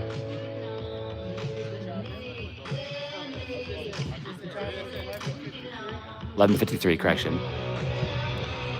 11:53. Oh, they did. Okay, so it was a 10-minute penalty for skipping the rope. So that is confirmed. Earlier in the comments I talked about, I heard that there was only a 10-minute penalty for skipping the rope, 5 per partner. Absolutely, it was correct. So if you skip the rope, 5-minute penalty for each partner is 10 minutes added to your time. Team 40 was the second place team. They skipped the rope, so they would have had 10 minutes added to their time. What was Team 10 time? Oof. Honestly, you'd have to just go back and watch the stream if we watched them. Either we put it in the comments, or maybe you'll just be able to tell based off the time and us recording it where they were. All right, so we're gonna go move over to Atlas Stone since we know that's the most likely next location. Let me just prep my gear. I look like an octopus here. Like, look at this. What are we doing here? What is this? Not dressed right dress? Not packaged appropriately? So let me pack my trash out, right? Good ranger. Carry your own trash. Let me get it.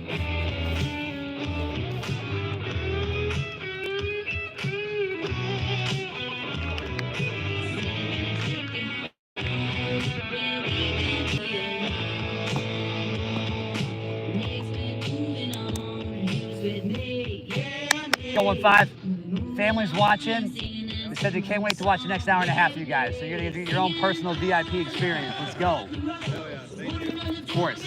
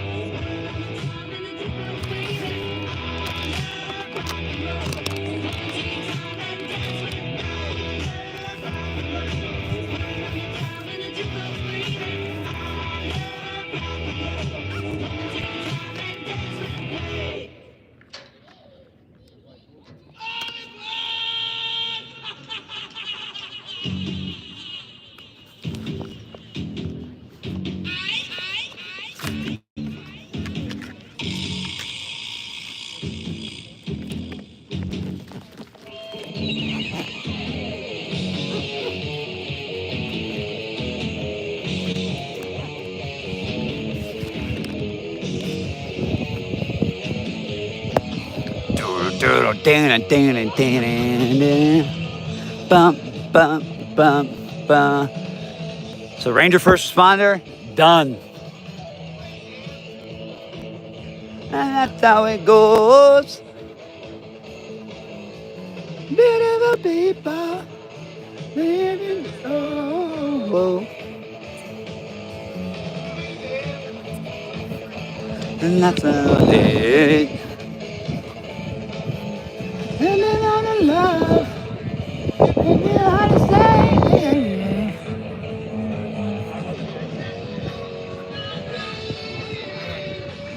.35 about to go on the breach. We're going up the rails on a crazy train. Team 10 also on the breach.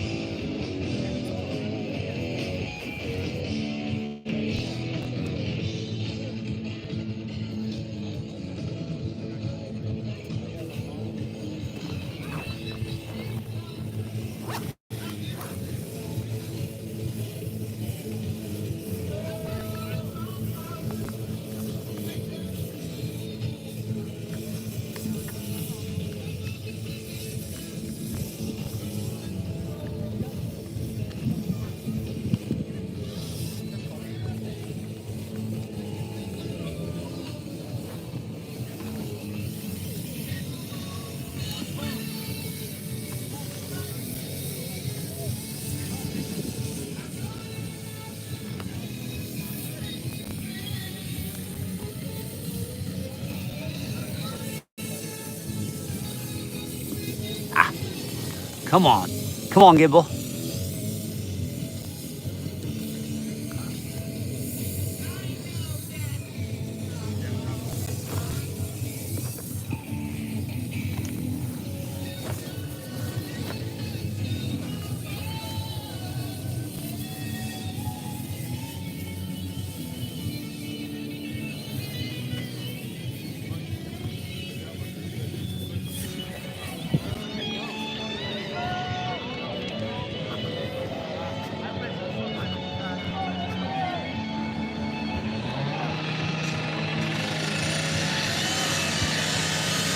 .15 on the Atlas stones.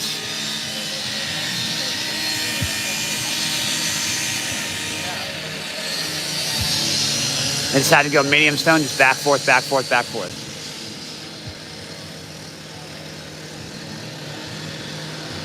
Team 15, Atlas stones, back and forth, back and forth.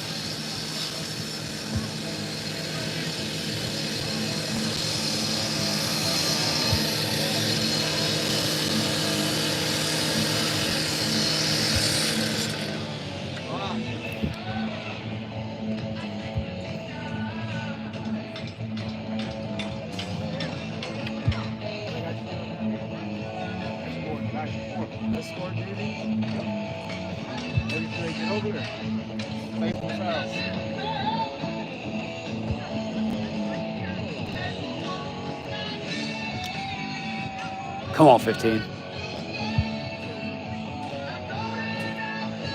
Let's go 1-5. All right, let's go back and forth in stones.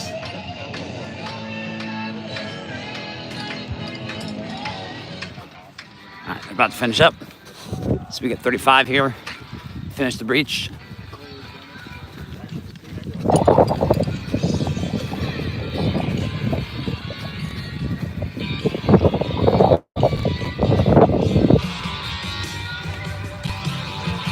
Is the team that's a little bit further away from us. 35 right in front of us.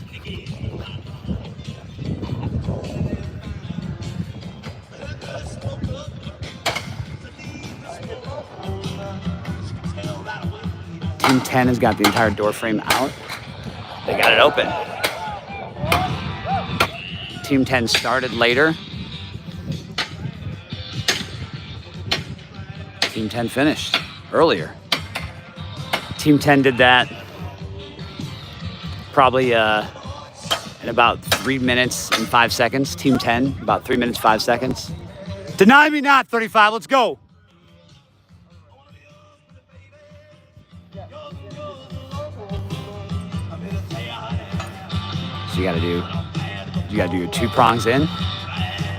Yep. Hammer the prongs in. You're just gonna hammer it in first. You had it right, just gotta seat it. Said if you did this during competitors week, the first time you've done it, you might have forgot the sequence. Yep, switch it, turn it. No. Oh, you can do that's fine. Hammer it in. Ideally, you want to do the fork section. You want to hammer that in and then use that to pry it open. Good. Combat weapons team instructor and captain there, helping them out. Gotta do it one more time. Come on, 35.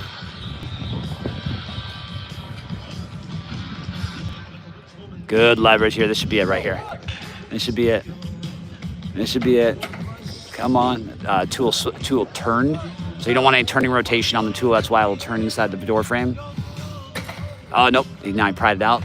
You want to use that leverage and keep it going. You could technically axe that, I guess, if you want it. Holy shit. Here you go. Oh, my God.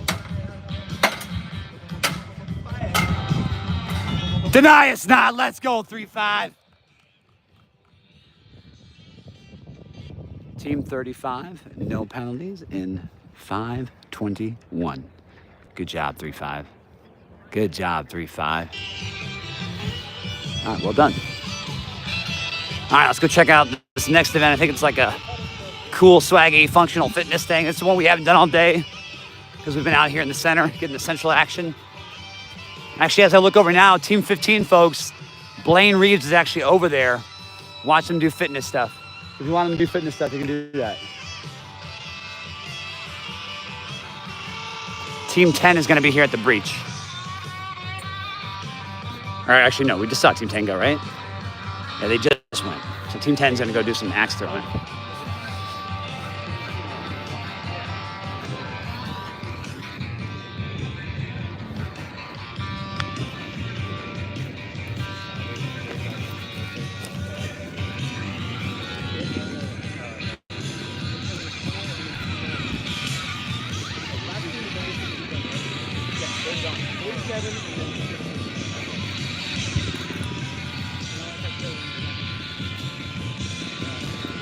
Team 47.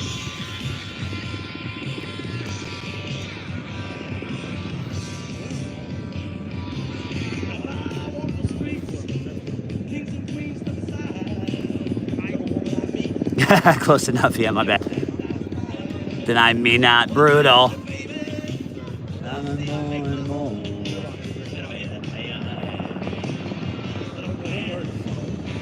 Yeah, Team 10 did very well that time. Avery and them are killing it. Team 15, if you want to see them on the functional fitness event, you can see that Blaine Reeves right now is over there. He's the other streamer. So you can jump over that stream. I believe Team 15 is about to start the functional fitness event. Blaine will be able to get that action for you. I'll stay here. We got some battery charging. We're going to watch Team 47 conduct the breach. Team Power 7.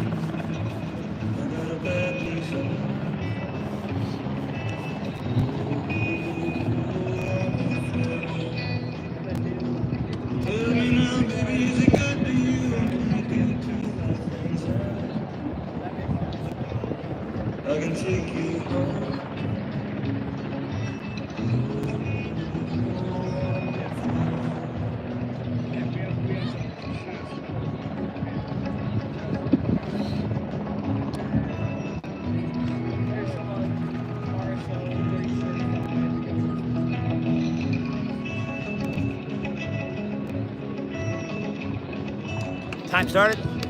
4-7.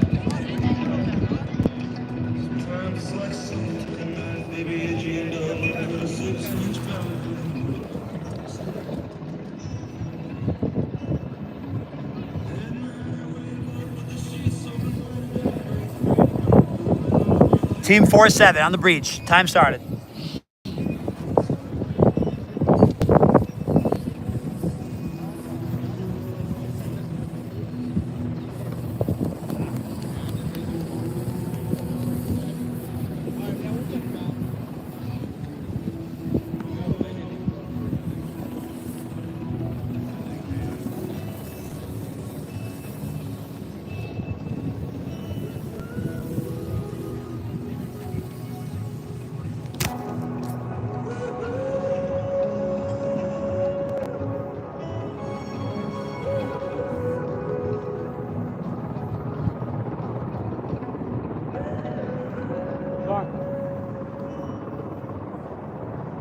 to not rehab that one. So just take that one.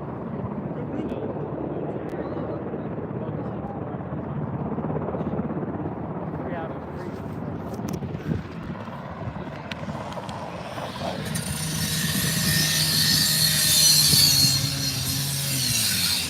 Oh. Grinding the door frame opposed to the actual hinge. That's that good sound. You can tell right away. Like, oh, that ain't no hinge.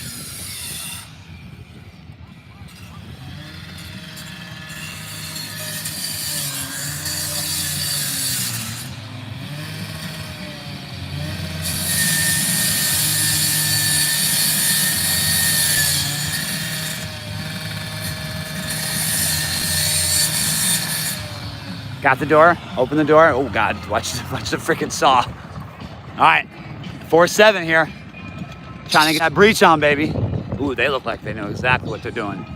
They went to the right tool, right location of the tool. It's good.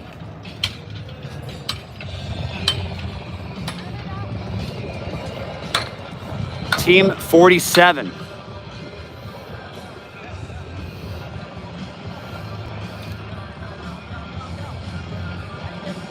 Beautiful.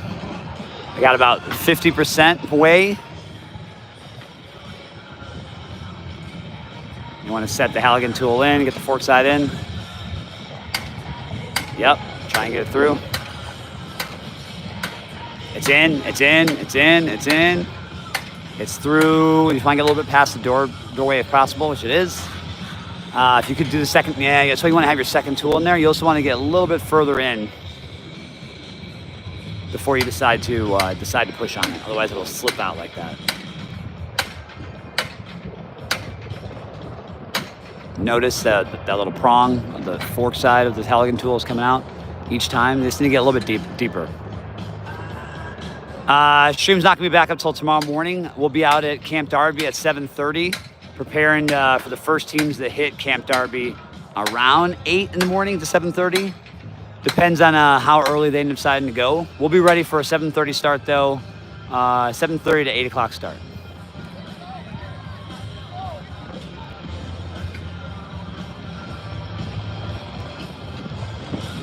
All right, good job. Now they got the tools at the bottom underneath the middle hinge. Notice they got the big boy on the outside. They're both gonna push and leverage it. 1, 2, 3, together. Boom, boom. We want one more big push. Oh yeah, big boy's got it. Yeah! Team 47, no penalties. Finished in 4:07. Team 47, no penalties, 4:07. Awesome time. That was freaking awesome. Wow. Hell yeah, brother. Camp Darby, 7:30 to 8 in the morning. Thank you. Adding it here for others to reference. Yeah, of course, Jamie. So I'll be at Camp Darby. 16 teams will conduct the Darby Queen. I will do all 16 of those teams at Camp Darby.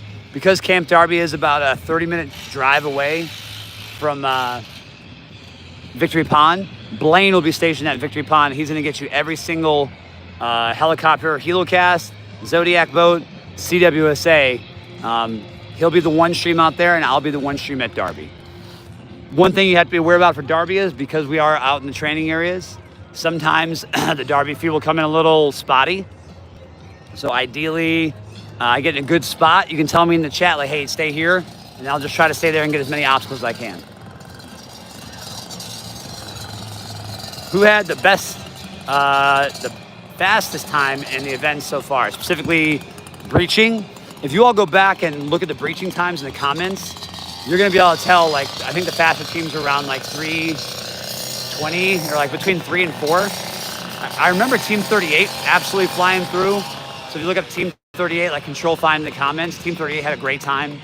Also Team 44, I didn't get their time, but they did not stop one time. Like they were clearly the fastest, everybody I saw at that lane. So Team 44 just continuing to build their stats and their distance between other teams.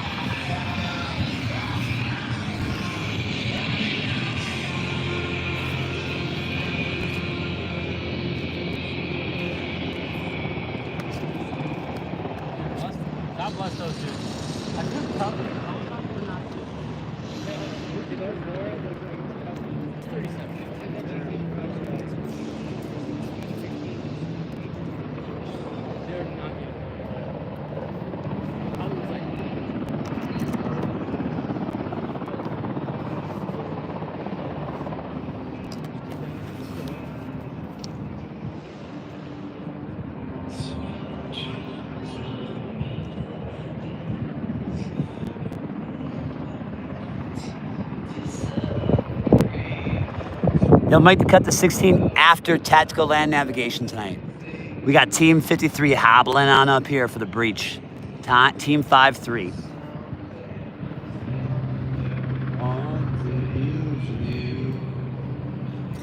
Some of them want to use some of them want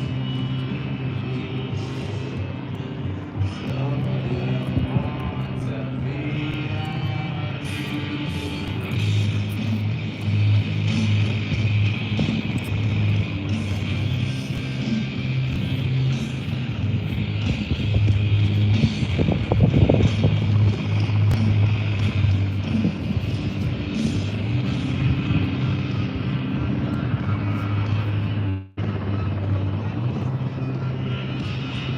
5-3. Lock it in extra, boys. Next event, right? Keep it up. Keep that fire. Good momentum that last event.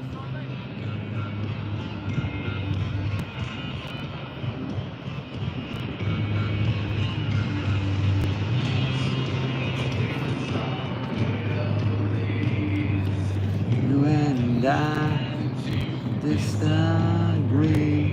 Travel the world and the 7 seas. Everybody looking for something.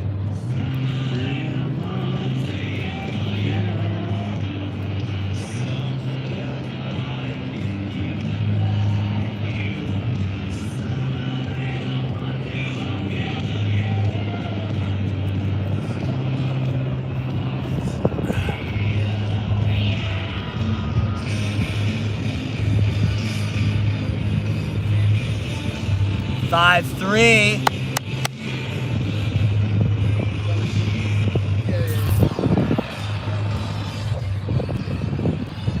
All right, let's get some, what do you think? Little 4-7 axe throwing? What do we think about that?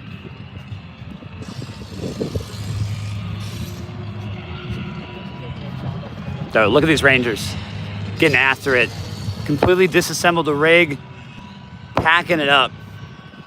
Tell you, something in the Army you don't understand is how quickly, when you say pack it up or we're going back, how everyone in the unit is the best at tearing down, putting it back in the truck, getting back to the company area, getting the heck out of there for the long weekend before they come back from motor pool Monday.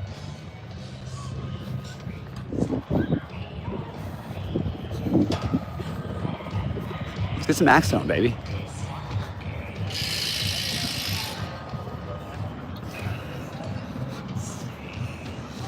Because that means it's time to go home. Yep, everyone's efficient as heck. It's funny how sometimes you're not so efficient mid-training exercise, but at the end, when we say it's time to pack it up, all of a sudden, everyone can magically do everything. It doesn't matter if you're on profile or you've been having a bad, oh, I can do everything. What can you even do? Move tables, pick up massive things, turn off generators, fuel up. Oh yeah, I can do that. Of course, let's go. We're going home, baby. All right. Thus far, best we've seen today is clearly Team 38 in the axe. They hit a total of 6 out of 10 between 2 partners. This is Team 47 on the axe throwing. That first throw is kind of a freebie for you to figure out rotation, weight, where it should be landing. Oh, so that was actually perfect. I think I just hit a weird piece of the wood. Oh, he got the handle. You might be careful here. It might knock, yeah, it's gonna knock it off. Yeah, you knew that was coming because it hit handle. So he got 1. Well, he had 2, but the first one fell out. That'll happen when you hit with the handle in. So Ranger Director's confirming that it hit the black. So I think if you get the black, you get 4 points.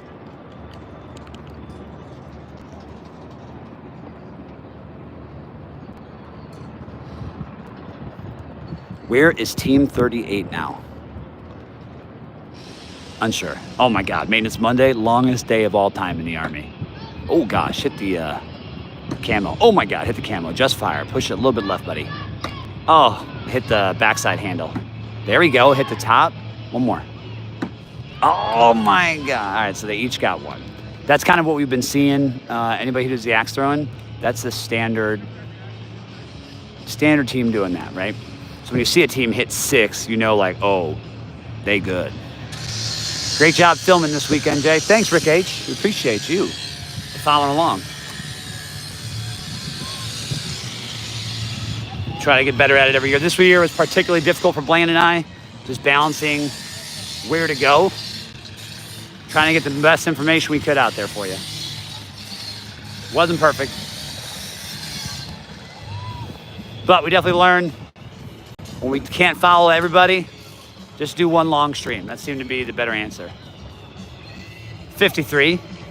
Blaine's got it on his stream too. Team 5-3 right here. 27's been done for a hot minute. Like Team 27's probably done, I'm talking, it feels like a day ago. Probably an hour and a half into the stream they were done.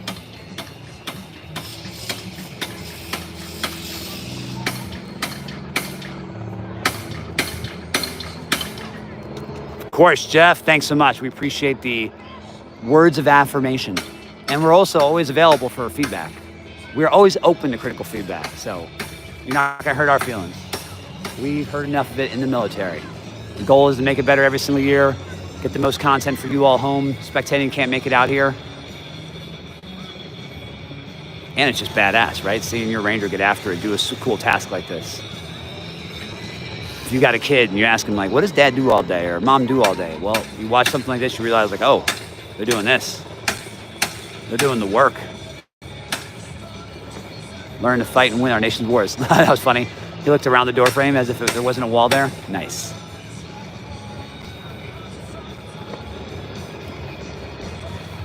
VCR, come on. Nice leverage here. You need the other tool. Yep. Or you just need to flip it, and then you can allow your tool to connect here.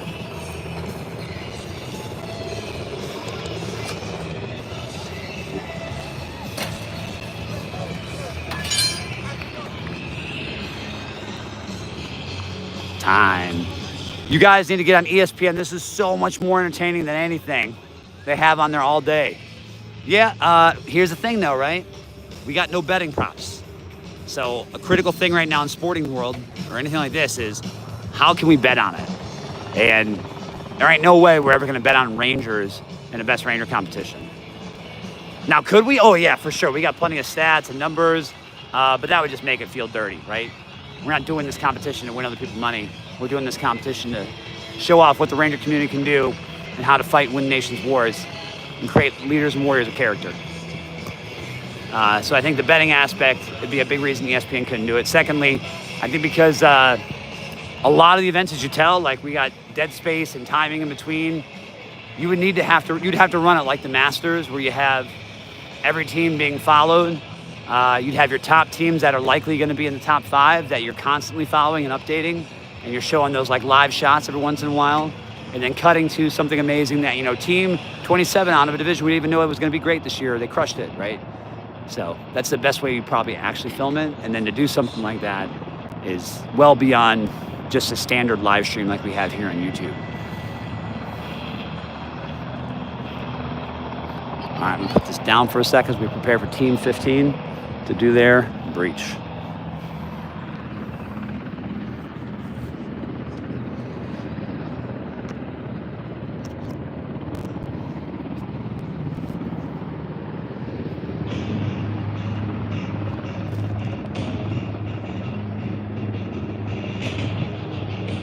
ESPN did actually do Best Ranger competition, I think in 2007 or something. They had like cool drone cameras and wires. I think this what they learned was it wasn't worth the squeeze for the fact that so much of it has to be post-production, showing you after the fact.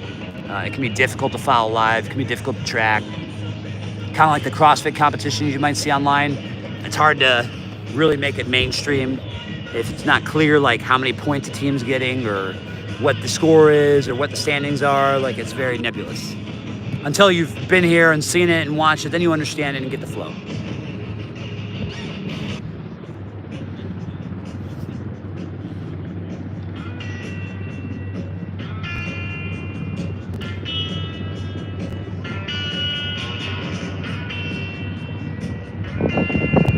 Been riding that 9% battery for a hot minute.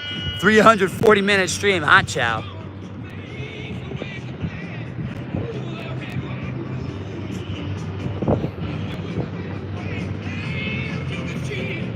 All right, we're preparing for Team 15. Getting ready for their breach.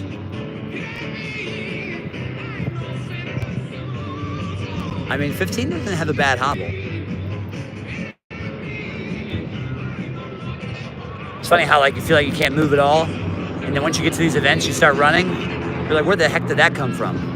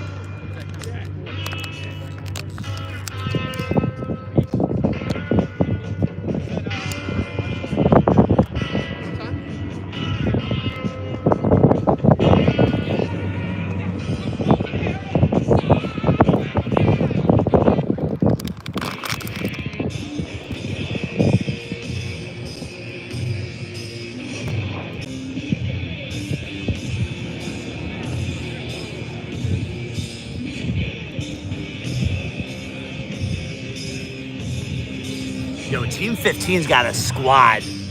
Yo, look at 15 squad on the left. Studs, all of them. Streaming their favorite team right there. That is dedication. If you also love Team 15, talk to Team 15's family because apparently they got their own side streams going. I love it. Getting all the action.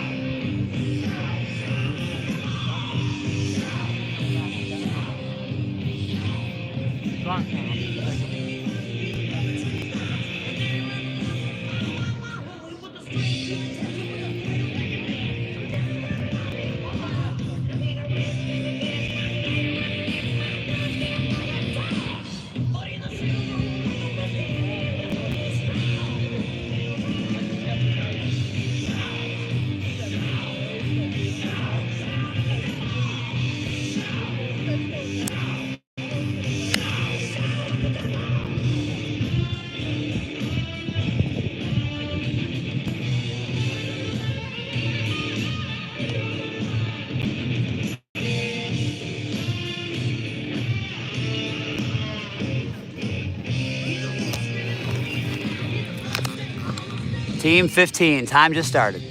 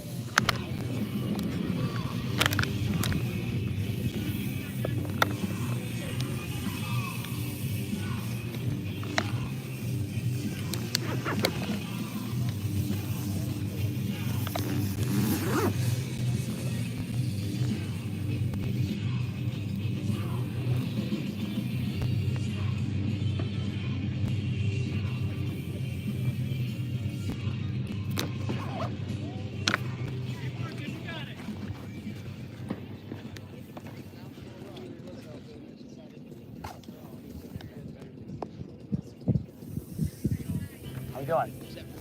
Last night was fun. Oh, yeah. It was wild. Loved it. Every second of it. That was great. I think the fans love it, too. Oh, they were going wild. Live stream was going wild. When Team 30 did the dog thing and just like went, and then it ended up being there, finished, and they were just like, what? It was crazy. Everyone thought for sure 44 had it.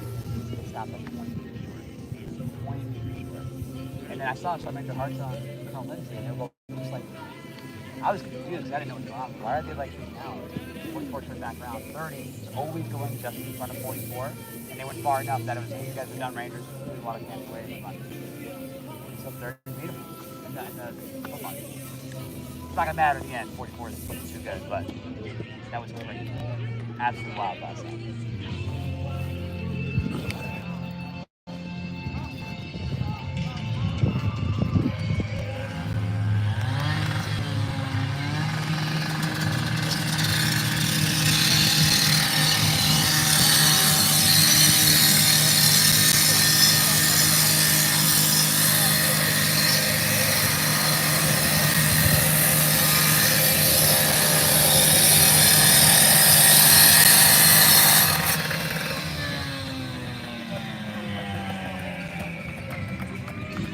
Good job, 15.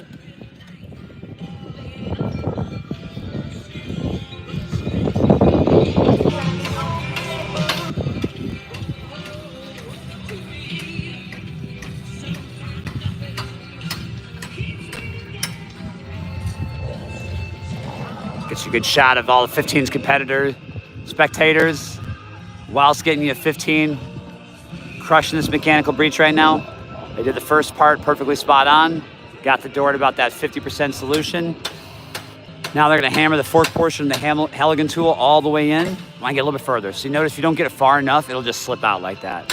So you wanna get the Halligan, go further than you think. Now that you got it out, this is gonna be able to help you flip it open, perfect. Now you can go down to the middle hinge. Oh, they're gonna axe. Oh, he thinks he got enough to axe. Not many teams have been just straight up axing because they've been using the tools together to leverage it open.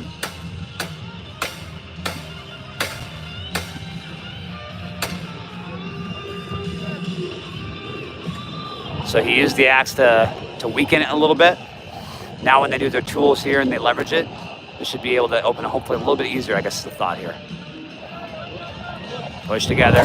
There we go, 15.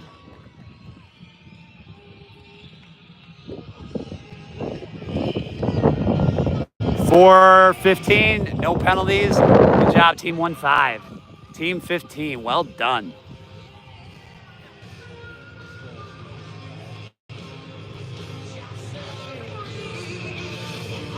Perfect. Roger that. Appreciate it. Well done, 15. Can you tell 15, First Lieutenant, that his wife and family are so proud? Okay, gotcha. Love it.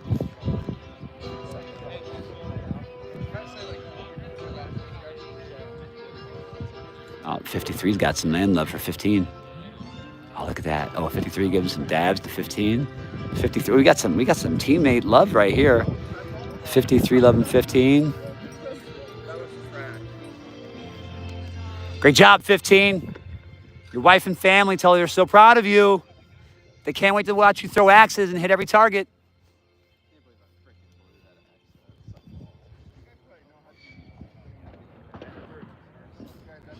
All right, so 51 was the last team to go on the breaches. We're just gonna walk with them a little bit.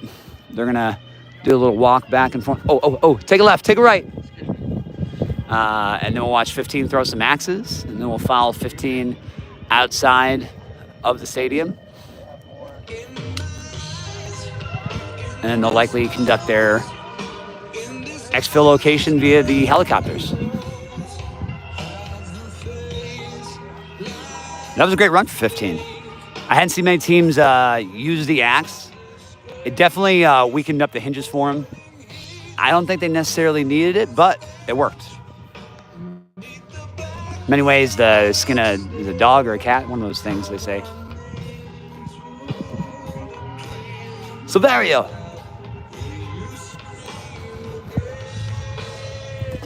Black on one. Don't come on the way the pain.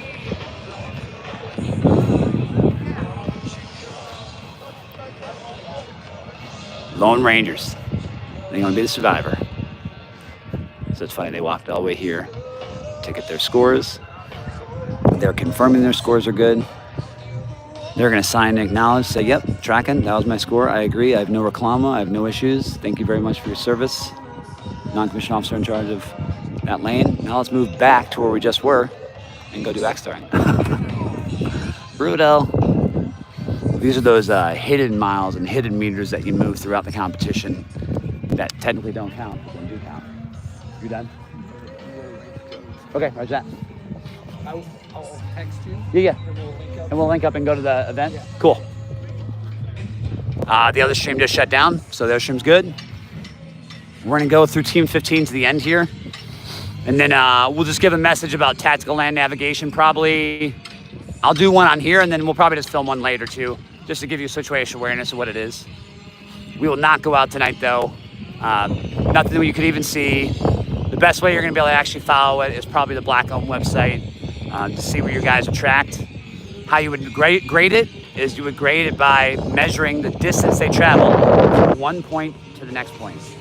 So if they're at point A and clearly they're going towards point D, then you know that their point D is their point. And you measure it as the bird flies, straight line A to D.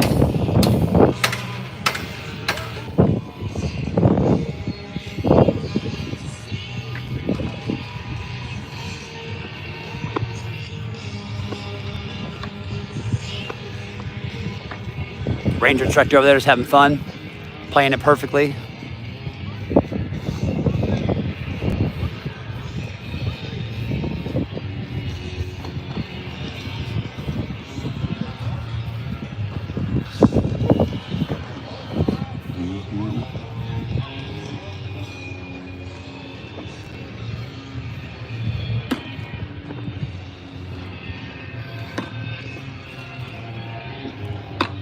Ooh. I'll tell you that right side of the wood's been having trouble.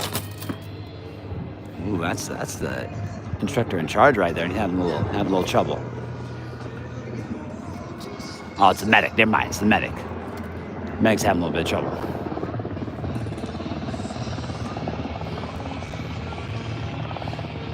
I want to weigh the pain like a sun. Don't you come? Too many rotations there. Backside. All right, if that's his technique, then he's got to do it every single time. No, too much like pizzazz with his wrist there. He's got to just one direct throw.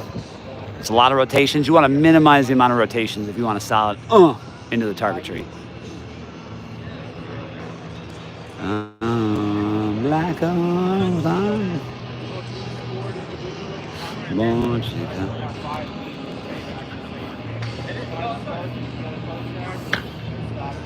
That was a lot of rotations. Nailed it.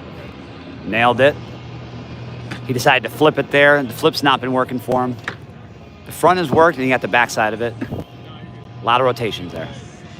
I would minimize the amount of rotations. Oh, medic's getting yelled at. I tell him, get it off down range. Let these rangers get after it. All right, Team 15 representing 10th Mountain Division. They are entering the axe throwing lane. They will each get to throw 5 axes. You get -2 points for missing. You get 2 points for hitting the brown.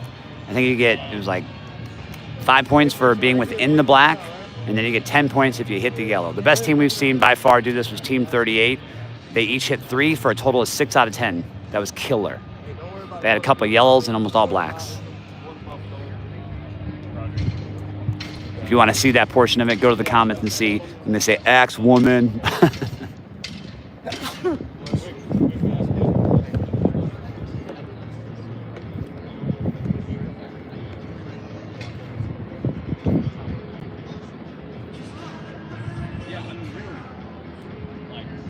Whoa, way off right. Reset. You don't gotta go fast. Don't go fast. Don't rush it. Don't rush it. You want accuracy here. You don't gotta go fast. Chill, chill, chill. There we go. Backside in the black. Don't rush it. No need to rush. They give you like a superficial time, like they're like, hey, you are on the clock. So technically, say you and a team tie with 2 hits or 2 points total, then whatever team went faster gets the win. Don't worry about the clock. I'd rather see what you saw 38 did earlier. 38 stood here, took every single throw as if it was life or death. Because what happened is they got 6 hits. Now you know, well, nobody's going to beat us. Because the majority of teams are probably only going to have 2 hits out of 10. It's like the machine gun range. This is actually a perfect analogy for the machine gun range. I'd rather have you focus 10 round bursts in those targets and hit 3 targets each. Ooh, I like this. Little flip, slow rotation. He's going for an arcing too, for it to come down on it. He's got 2. Oh, he's got a good technique. He's a lefty that works for him. 2, so they got 3 as a team. Every other team that got 3, you take those times, whichever time was faster, that team gets higher. But they hit 3. Team 1-5, axe throwing 3. Let's go.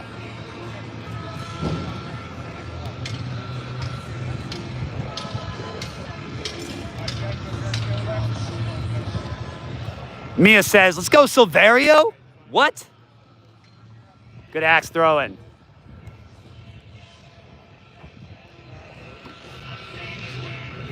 Oh, we're up at 14% battery. We're killing it right now. Are you following 15 to grenade assault? I'm just with 15 at this point, so we're just gonna walk with them and everything. I haven't seen anything outside of this space, so wherever they go, we go.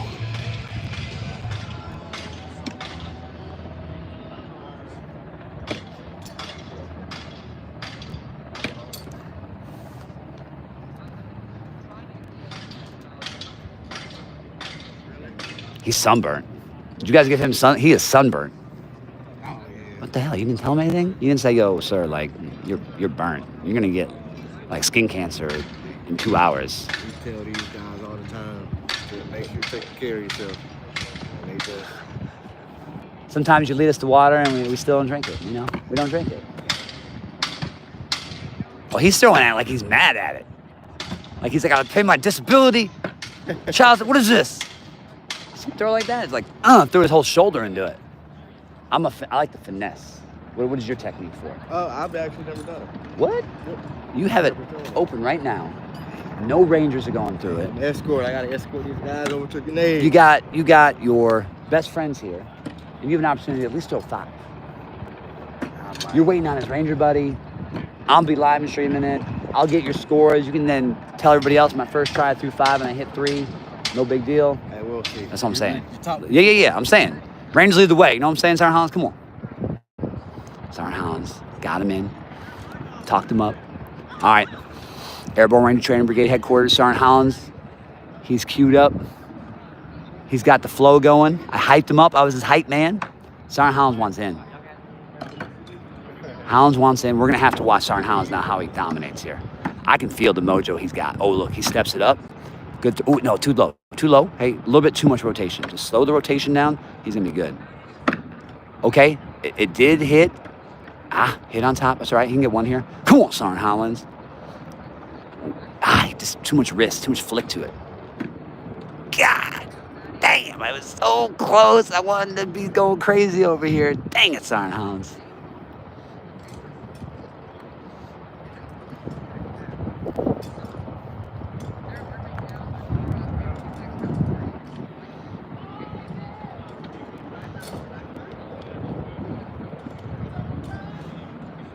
First try, Sergeant Hollins, not bad. For first try, you were all targets on. No, you're going to be good. You get a couple more reps in, you're going to be competing next year. We're going to be last year with you. Absolutely. Heck yeah, Sergeant Hollins.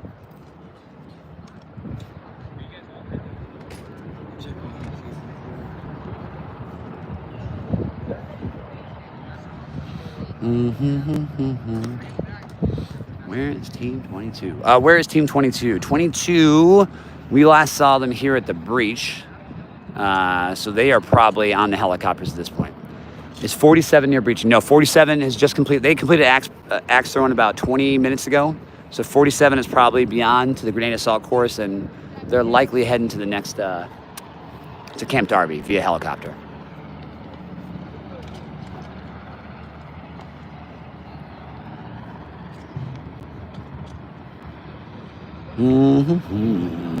Back on.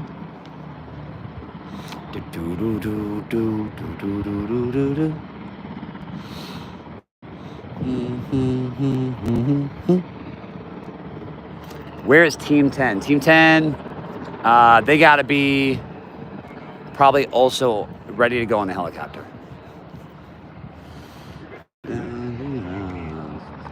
Look how quickly the field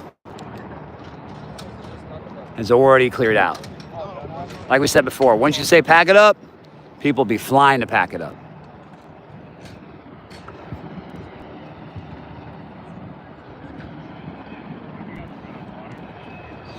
Where is team number 4? Ooh, you are testing me right now, Charles. Oh, Chuck. Chuck, I'm just gonna tell you, I don't know. Don't know where that is. Don't know where they are. I got nothing for you.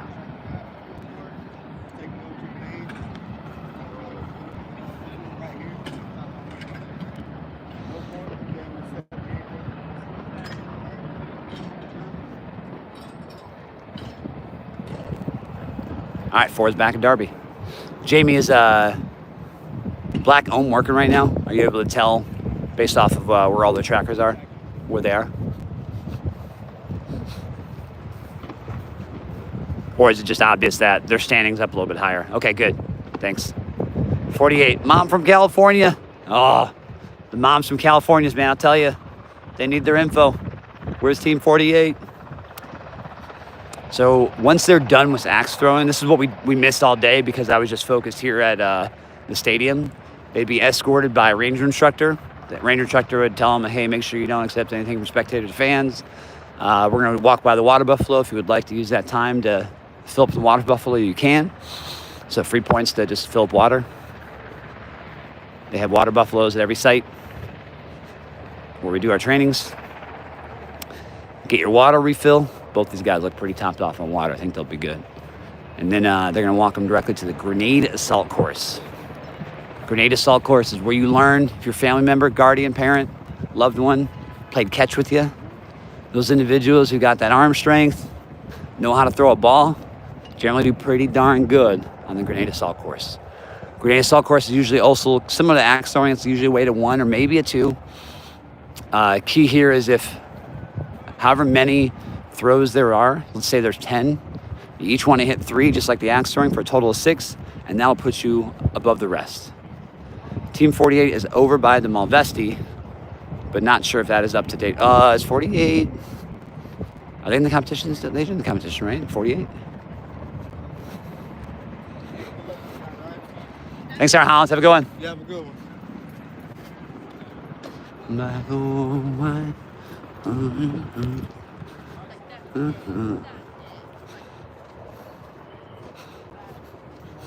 This is the old portable water buffalo. This is potable water. You got some good stuff. So you got the good faucets out back. But here's the thing. Here's the unknown secret. It's like when you're in TikToks, you need to get the water from over here. That's where the best water. The gravity takes it from the backside where the toe is. You want to avoid this part of the water because you get like the weird toe thingy and just, yeah, not the best in the buffalo. It's the backside. That's the best. Just your fact of the day. And you know, the more you know, you know.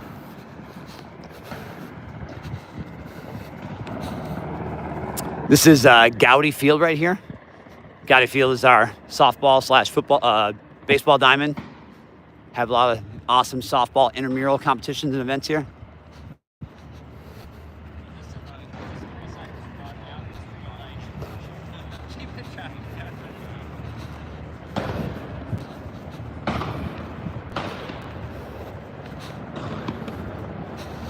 Team 15, getting grenade assault course. VIPs, Team 15.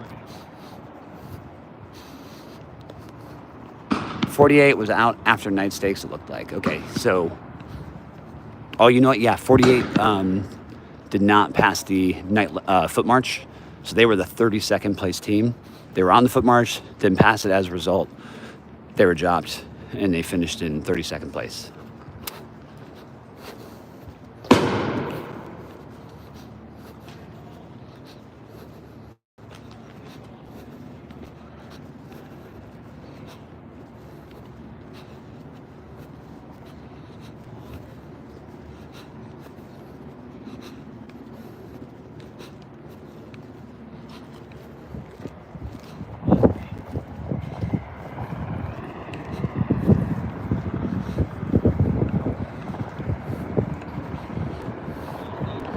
Oh, wow. This is really cool. Check it out. I feel like I'm at a minor league single A baseball game from back in the day. Nobody's here, it's just us. What do they do? What do they do at Darby? Oh, great question. You added Darby too. Man, Darby's probably out there in the YouTube world like, why am I being added to this chat? Camp Darby, they're gonna fly. It's where we have our Darby phase of Ranger School, the first phase. A lot of these recycles are from that phase. Get to Camp Darby. They're going to do a Brigade.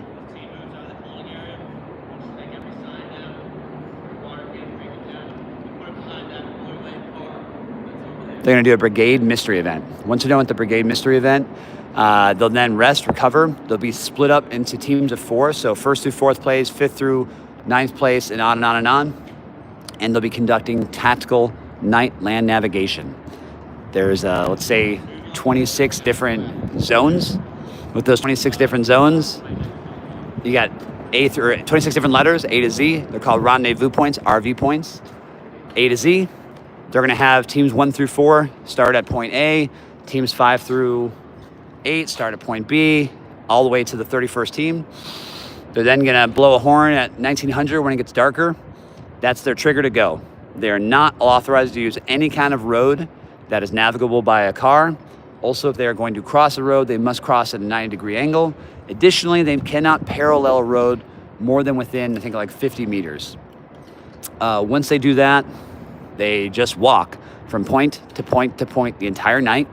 The goal is to achieve the most points whilst walking the furthest distance. What is the mystery event? I'll tell you, it's a mystery. Yesterday, the mystery event was a mystery until it wasn't, which was after the fact. We learned it was a simunition laser shot of a tank thing. Today's mystery event's another mystery. I have no clue. Somebody made the joke earlier that they think it's going to be another water can carry foot march thing. I'm like, that's messed up. That'd be really messed up. But I don't think that's going to be the mystery tonight. Good question, Lucero. But no idea. All right, so we got grenades. We got marked targetry. Oh shoot, we're by a net. You know what that means, right? I'm gonna have to back up because it's gonna keep focusing on the net. It's got a better angle. Little pro tip for you: if you're ever near a net or something weird, funky like that, it will lock in and focus on said net. This works out better, right? We'll get the point of view of the shooter. There we go. So we got targets: personnel 1, 2, 2, 1, window 3. Those are the amount of points you get. Each partner is going to get probably 3 to 4 grenades. If you throw it through a window and it gets through the window, you get 3 points. If you throw it and it hits within the proper range of the personnel, you get 2 points or 1 point. If you know, like, you're in 31st place, you're like, bro, let's just go for broke. Throw all of your grenades at windows 3. That's what we'd be doing. My partner and I, Brandon Matson, we were in 34th place 2012. We're like, dude, let's just go for it. And sometimes it pays off, right? Sometimes it also fails miserably and you continue to stay in 31st place. Well, there is an obstacle course at Camp Darby, known as Darby Queen, but not sure they're going to do it. So here we are on the baseball field, Gowdy field, in the dirt. We got stand that can fit thousands of individuals here, and it's filled with thousands of us getting motivated. They're prepping their grenades, making sure they're ready to rock. Oh, batteries at 20%. We good. Looked, peeled, threw. He got 1 point because he was within the range. Second one is a no-go, not within 1 point. So they have 1 point. They have marked dirt.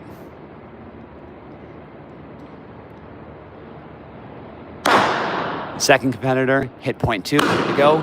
Third competitor is going through the window. So that tells me that they force them. They have to go in the order 1, 2, 3. And they have to actually properly hit. Partner on the right keeps missing short. Partner on the left was too low in the window. Gotta give him more. That baseball dirt truly stopped the grenade.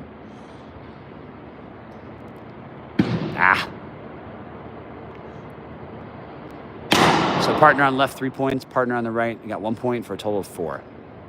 Almost got it through the window. All right, 4 points is their total. You ask, well, what happens if a bunch of other teams also have 4 points?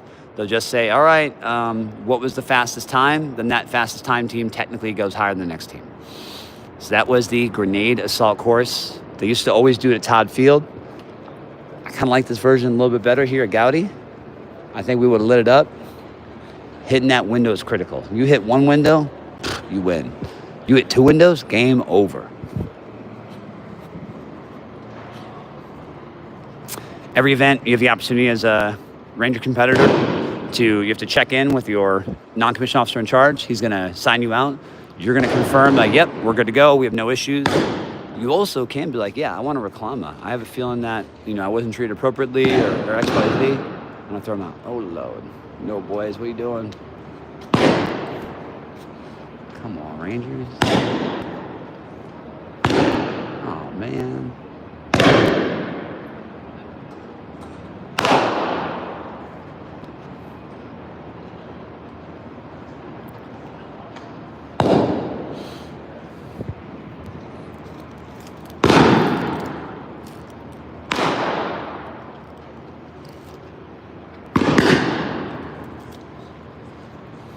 Obstacle course would be nice. You're killing me.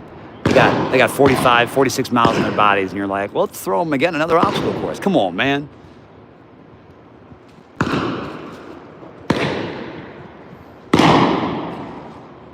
Yeah, Katie, you saw it was tough. The Ranger Reckoning was really difficult. I think if we were to do it all over again and we knew what we got into, Blaine and I just would have done one super long mega stream, which we kind of did on the back end of the day, and then just hit as many teams as we could have, rather than trying to piecemeal it and be at Burroughs Range and then do this. Like, I think that kind of negated the stream. Whereas like today, we've been going for 371 minutes, haven't stopped once. The stream's been very easy to find. People have been engaging, dropping comments, putting raw times and facts, and it's made it easy to follow along from home. So I think if this were to be a Ranger Reckoning again next year, we are definitely just going to do one long stream. Oh, I know. Yesterday was crazy. It was even crazy for the fans to watch because you kind of had to guesstimate where they were going first, and then from there you had to figure out your transportation plan to each event. And sometimes you get beat, and they'd be done with like the urban assault course within 3 minutes.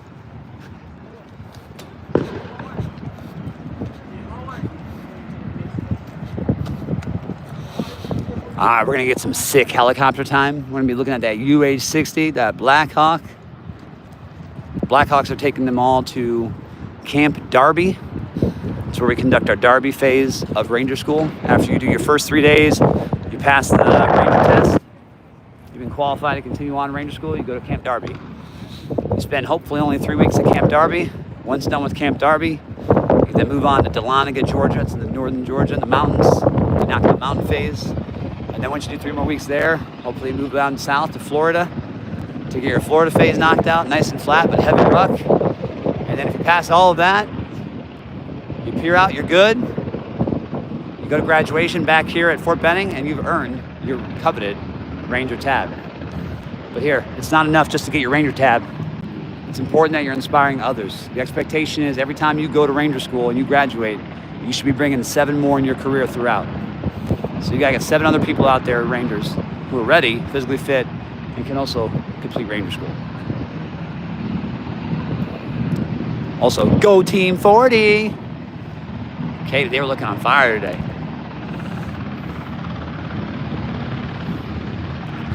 Team 22, how are they doing? Twos, double twos. We had a lot of them today. I think we got them on the Ranger First Responder, the Atlas Stone, the Breach. I did not see them on axe throwing. 22 looked like they were in good spirits though. A couple times they gave me the don't talk to me look, which is good. That means you're locked in. Well, I just realized Team 15, the guy here closer to us on the right, he's got an entire wrap, bandage wrap around his hand.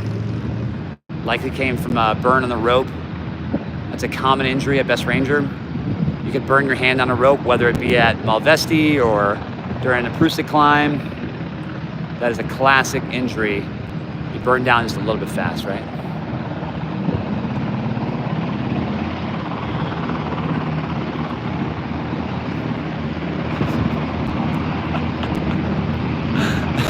Ranger instructor's like, what are you doing? Yeah, go ahead, hug. You're good.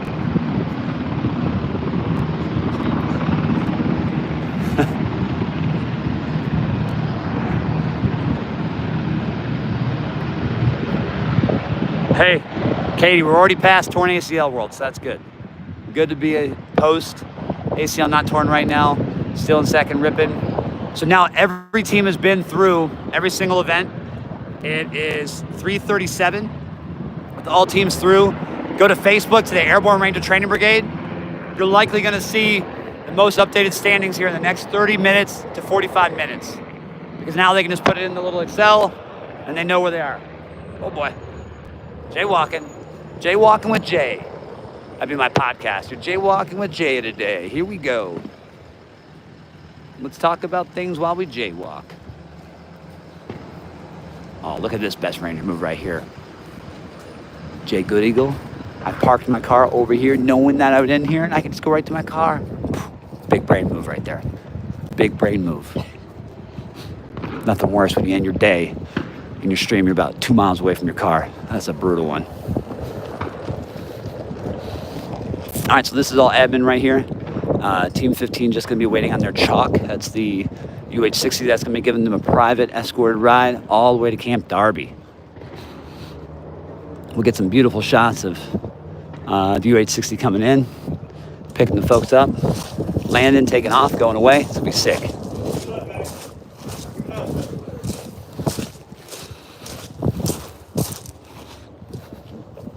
Team 15.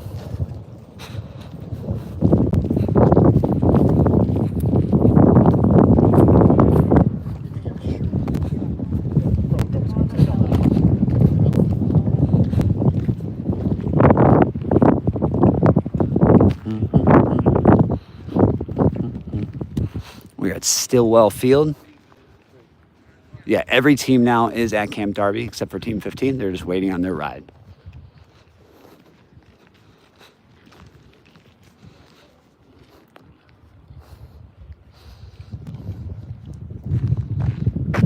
I won't say what they have.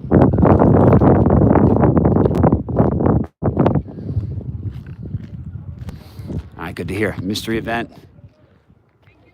isn't crazy physical, so they can get through this and they'll get some rest.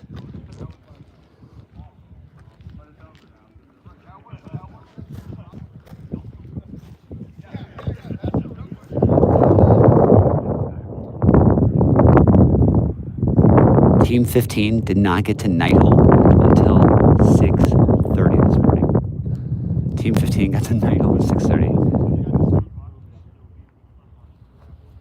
They said they didn't start this day stakes until 2 p.m. today. So they literally slept from when they got here at 7:45 until 1:30.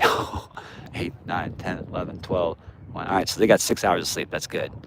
And they're going to be able to fly back to Darby right now, do a quick mystery event, and then they'll get another like 2 hours of rack before they move out. They'll do one inventory of their rucksacks, make sure they have all their equipment.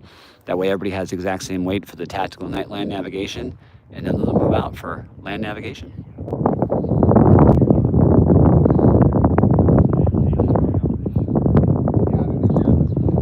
So this is the old WinSec building.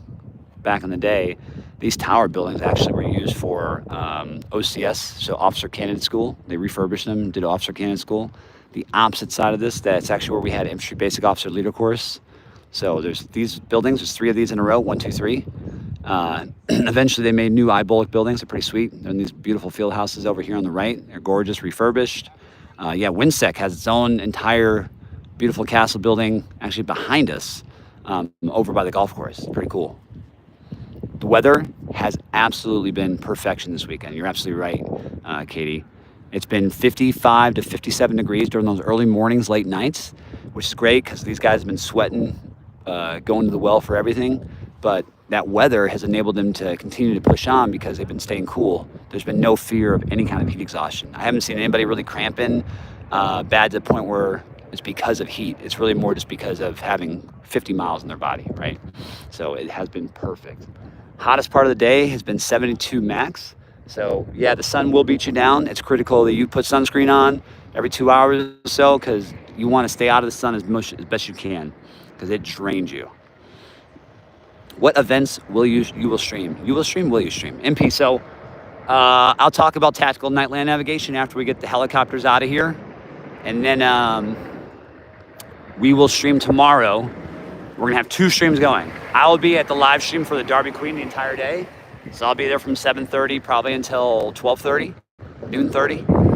And then Blaine, the other streamer, he's gonna be at Victory Pond. He's gonna get them helo casting in. He'll see them run away. He'll see them run in. He'll see them do a Zodiac boat. He'll see them do a combat water survival assessment. And then we'll link back up over by Victory Pond. We'll get inside of a gator, and then we'll run that gator, or be in the gator, taking us from the beginning of the buddy run all the way to the end. We'll get out at the last second. That way they can obviously have their moment of spotlight as they cross the finish line at Camp Rogers. I liked it better when each team went through the same events in order rather than picking their own route. So I think that's going to be a topic of discussion, right? So we're always trying to get better in the Army. Does not matter what the event is. We always do an after-action review. And a good after-action review, 3 parts, right? What was supposed to happen? What did happen? What can we do better next time? And I want improves. I want sustains, like nitty-gritty. Make sure you're open for feedback. Ego's not your amigo. You're going to have people during after-action reviews and like, oh, I don't like saying that. And like, you're being mean to me. No, like, hey, we are trying to make this event better. So that's what you'd say in your after-action review, is you didn't like the Ranger Reckoning, the Go Everywhere. I get it. You know, I expected probably 10 teams to complete all the events, but very quickly after a couple bottlenecks at like Prusik and Krilling, you realize like, oh, I don't think any team's gonna complete all the events. So it's easy sometimes, like as a classic officer move, I've done this before, I put it on a PowerPoint, it looks pretty, and let's just go execute. But actually on the ground, those full dress rehearsals are most important, because you get out all the kinks and you realize like, ugh, maybe we've bit off too much. But that's all right. It was a freaking awesome day. I'll tell you, these day ones have been getting harder and harder every single day. It's basically its own best Ranger competition itself.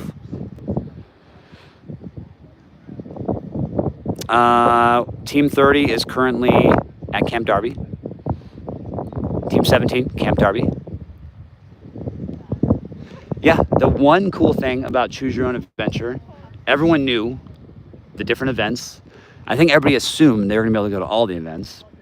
So that gave you and your partner a couple days during Competitors Week to determine like, hey, where do we think we should start? Where do we think we should then move? Do we move north and then work our way back down south? Or do like what the regiment team did? Regiment team took advantage of the morning.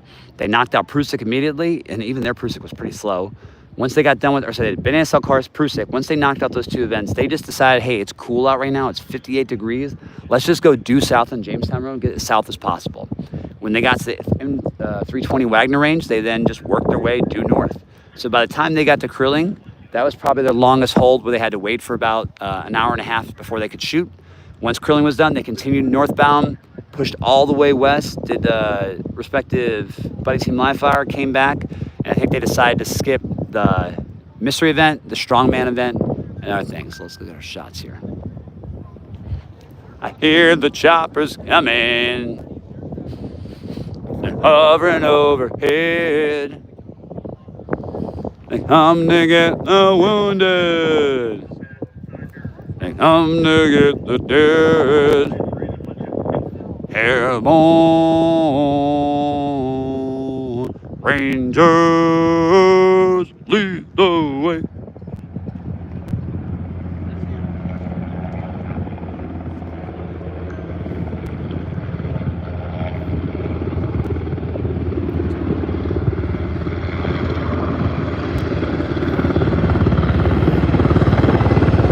UH-60 Black Hawk flying in. To get you excited. You're gonna have a rotor wash hit us in 3, 2, 1. Close them eyes. I'm using the iPhone as a blocker.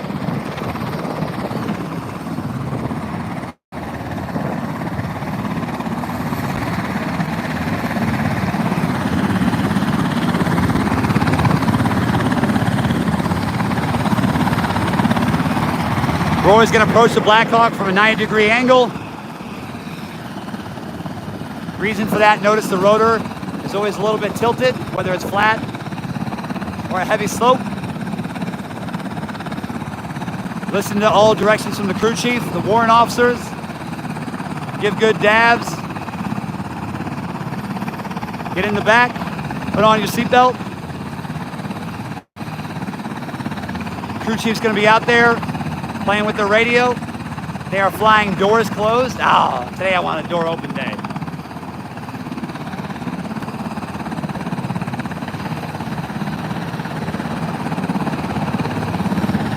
Crew chief confirms. front space is clear. Passengers are all loaded.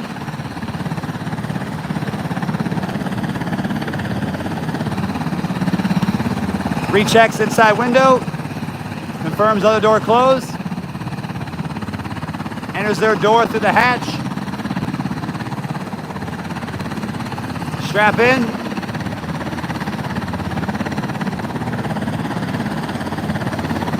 They give a positive thumbs up. They look down. Did their 5s and 25s, no brass, no ammo.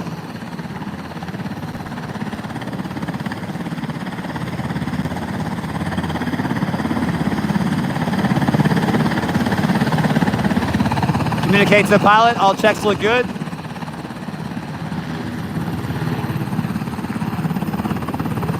Pick it back up.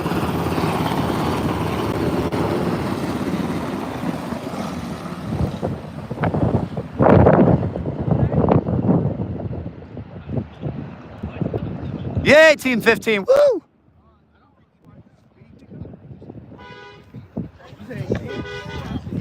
All right, so now they're headed northbound. Cool thing about military bases, you have different airways or tunnels routes for actual aircraft.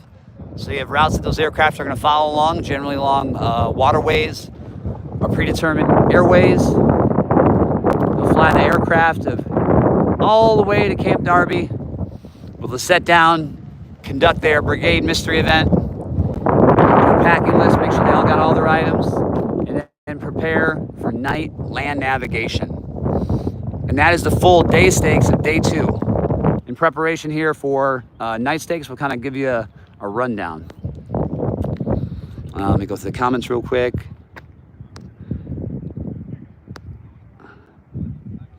Thank you, of course. All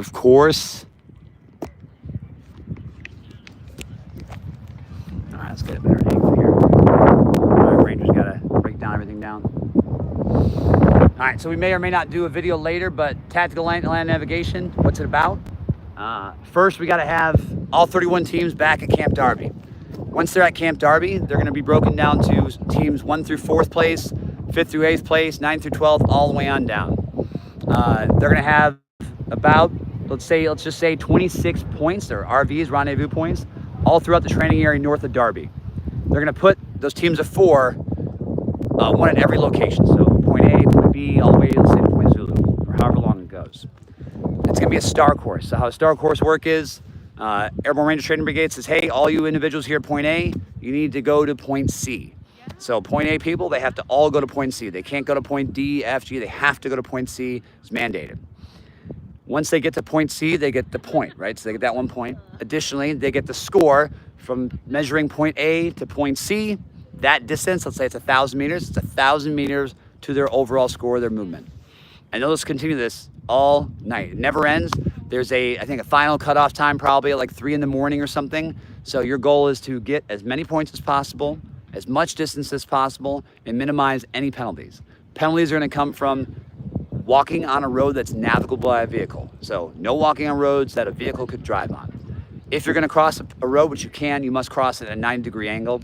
And you can parallel a road, so you can walk alongside a road, but you can't be within 50 meters. Every penalty, they're going to cut off like 500 meters from your overall time. So let's say you walk 3,000 meters, you get to your point, but you pretty much walk down a road and you cross inappropriately. They might cut you 1,000 meters where 3,000 meters you just walked, and now you only walk 2,000 meters. So like you lost that distance. End of the night, your goal is to walk the most distance, most points, least penalties. If you are a team that's in 20th place, if you want a chance to be in top 16, you probably got to take top 5, right? So you got to burn the well, get after. I think about my boy, Logan Danmiller, a couple, not Logan Danmiller, dang, who was it? One of my boys, he was in 21st place. They took first place. They freaking won the night land navigation. They jumped from like 21st place up to 15th place. And so that enabled them to actually go to day 3 and finish the competition. So if you know you're in that weird space, you just got to burn it down. If you're in the team that's in the 25th to 31, you likely don't really have a chance, but that's okay. You're going to find out on the range objective, you're going to get after it, and you're going to defeat the enemy, right? So that's going to be tonight's tactical night land navigation. Otherwise, from here, thanks so much. Tomorrow, we'll see all of you bright and early. We'll be at Camp Darby at 7:30. That'll be me. Our stream will be going live. Our goal is to hit all 16 teams on the obstacle course. It'll be a little bit tricky because the first 2 teams, they'll go. They'll start the 3rd and 4th place team once we get to about the halfway point. So I probably won't get the realistic time of the 3rd and 4th place teams. It really will just be that 1st and 2nd team of, we'll know like, hey, what their time hack was, what they got, because we'll be able to move along the obstacle course with them. So that's it. Oh, it's Dan Miller. That's who it was. What am I thinking about? Dan Miller jumped forward. That's right. That was also the 3rd infantry division team as well that year. Super exciting. Yeah, no stream tonight. No way we can no stream tonight just because they're going to be out in the middle of the woods. I got no night vision goggle kind of techniques with this iPhone, right? I don't know if it would really be that exciting. Maybe we could like live stream the Black Ohm, but that would probably be boring and us just droning on for hours. And I think we would just be tired, right? We were all a little tie-tie. But thanks so much for watching. Once again, tomorrow, we'll see you bright and early during the live stream. Watch this. I'm going to try not to get hit by a car. Oh my God. Oh my God. Oh my God. Oh my God. Oh my God. Oh, he almost hit me. Yeah, I think he picked up his speed, actually. Come on, dude. Come on, dude. It's 25. He was going 34. I got pulled over once here at Fort Benning. 16 and a 15. True story. True story. All right. Y'all have a good one. See you tomorrow morning, bright and early. Rangers lead the way.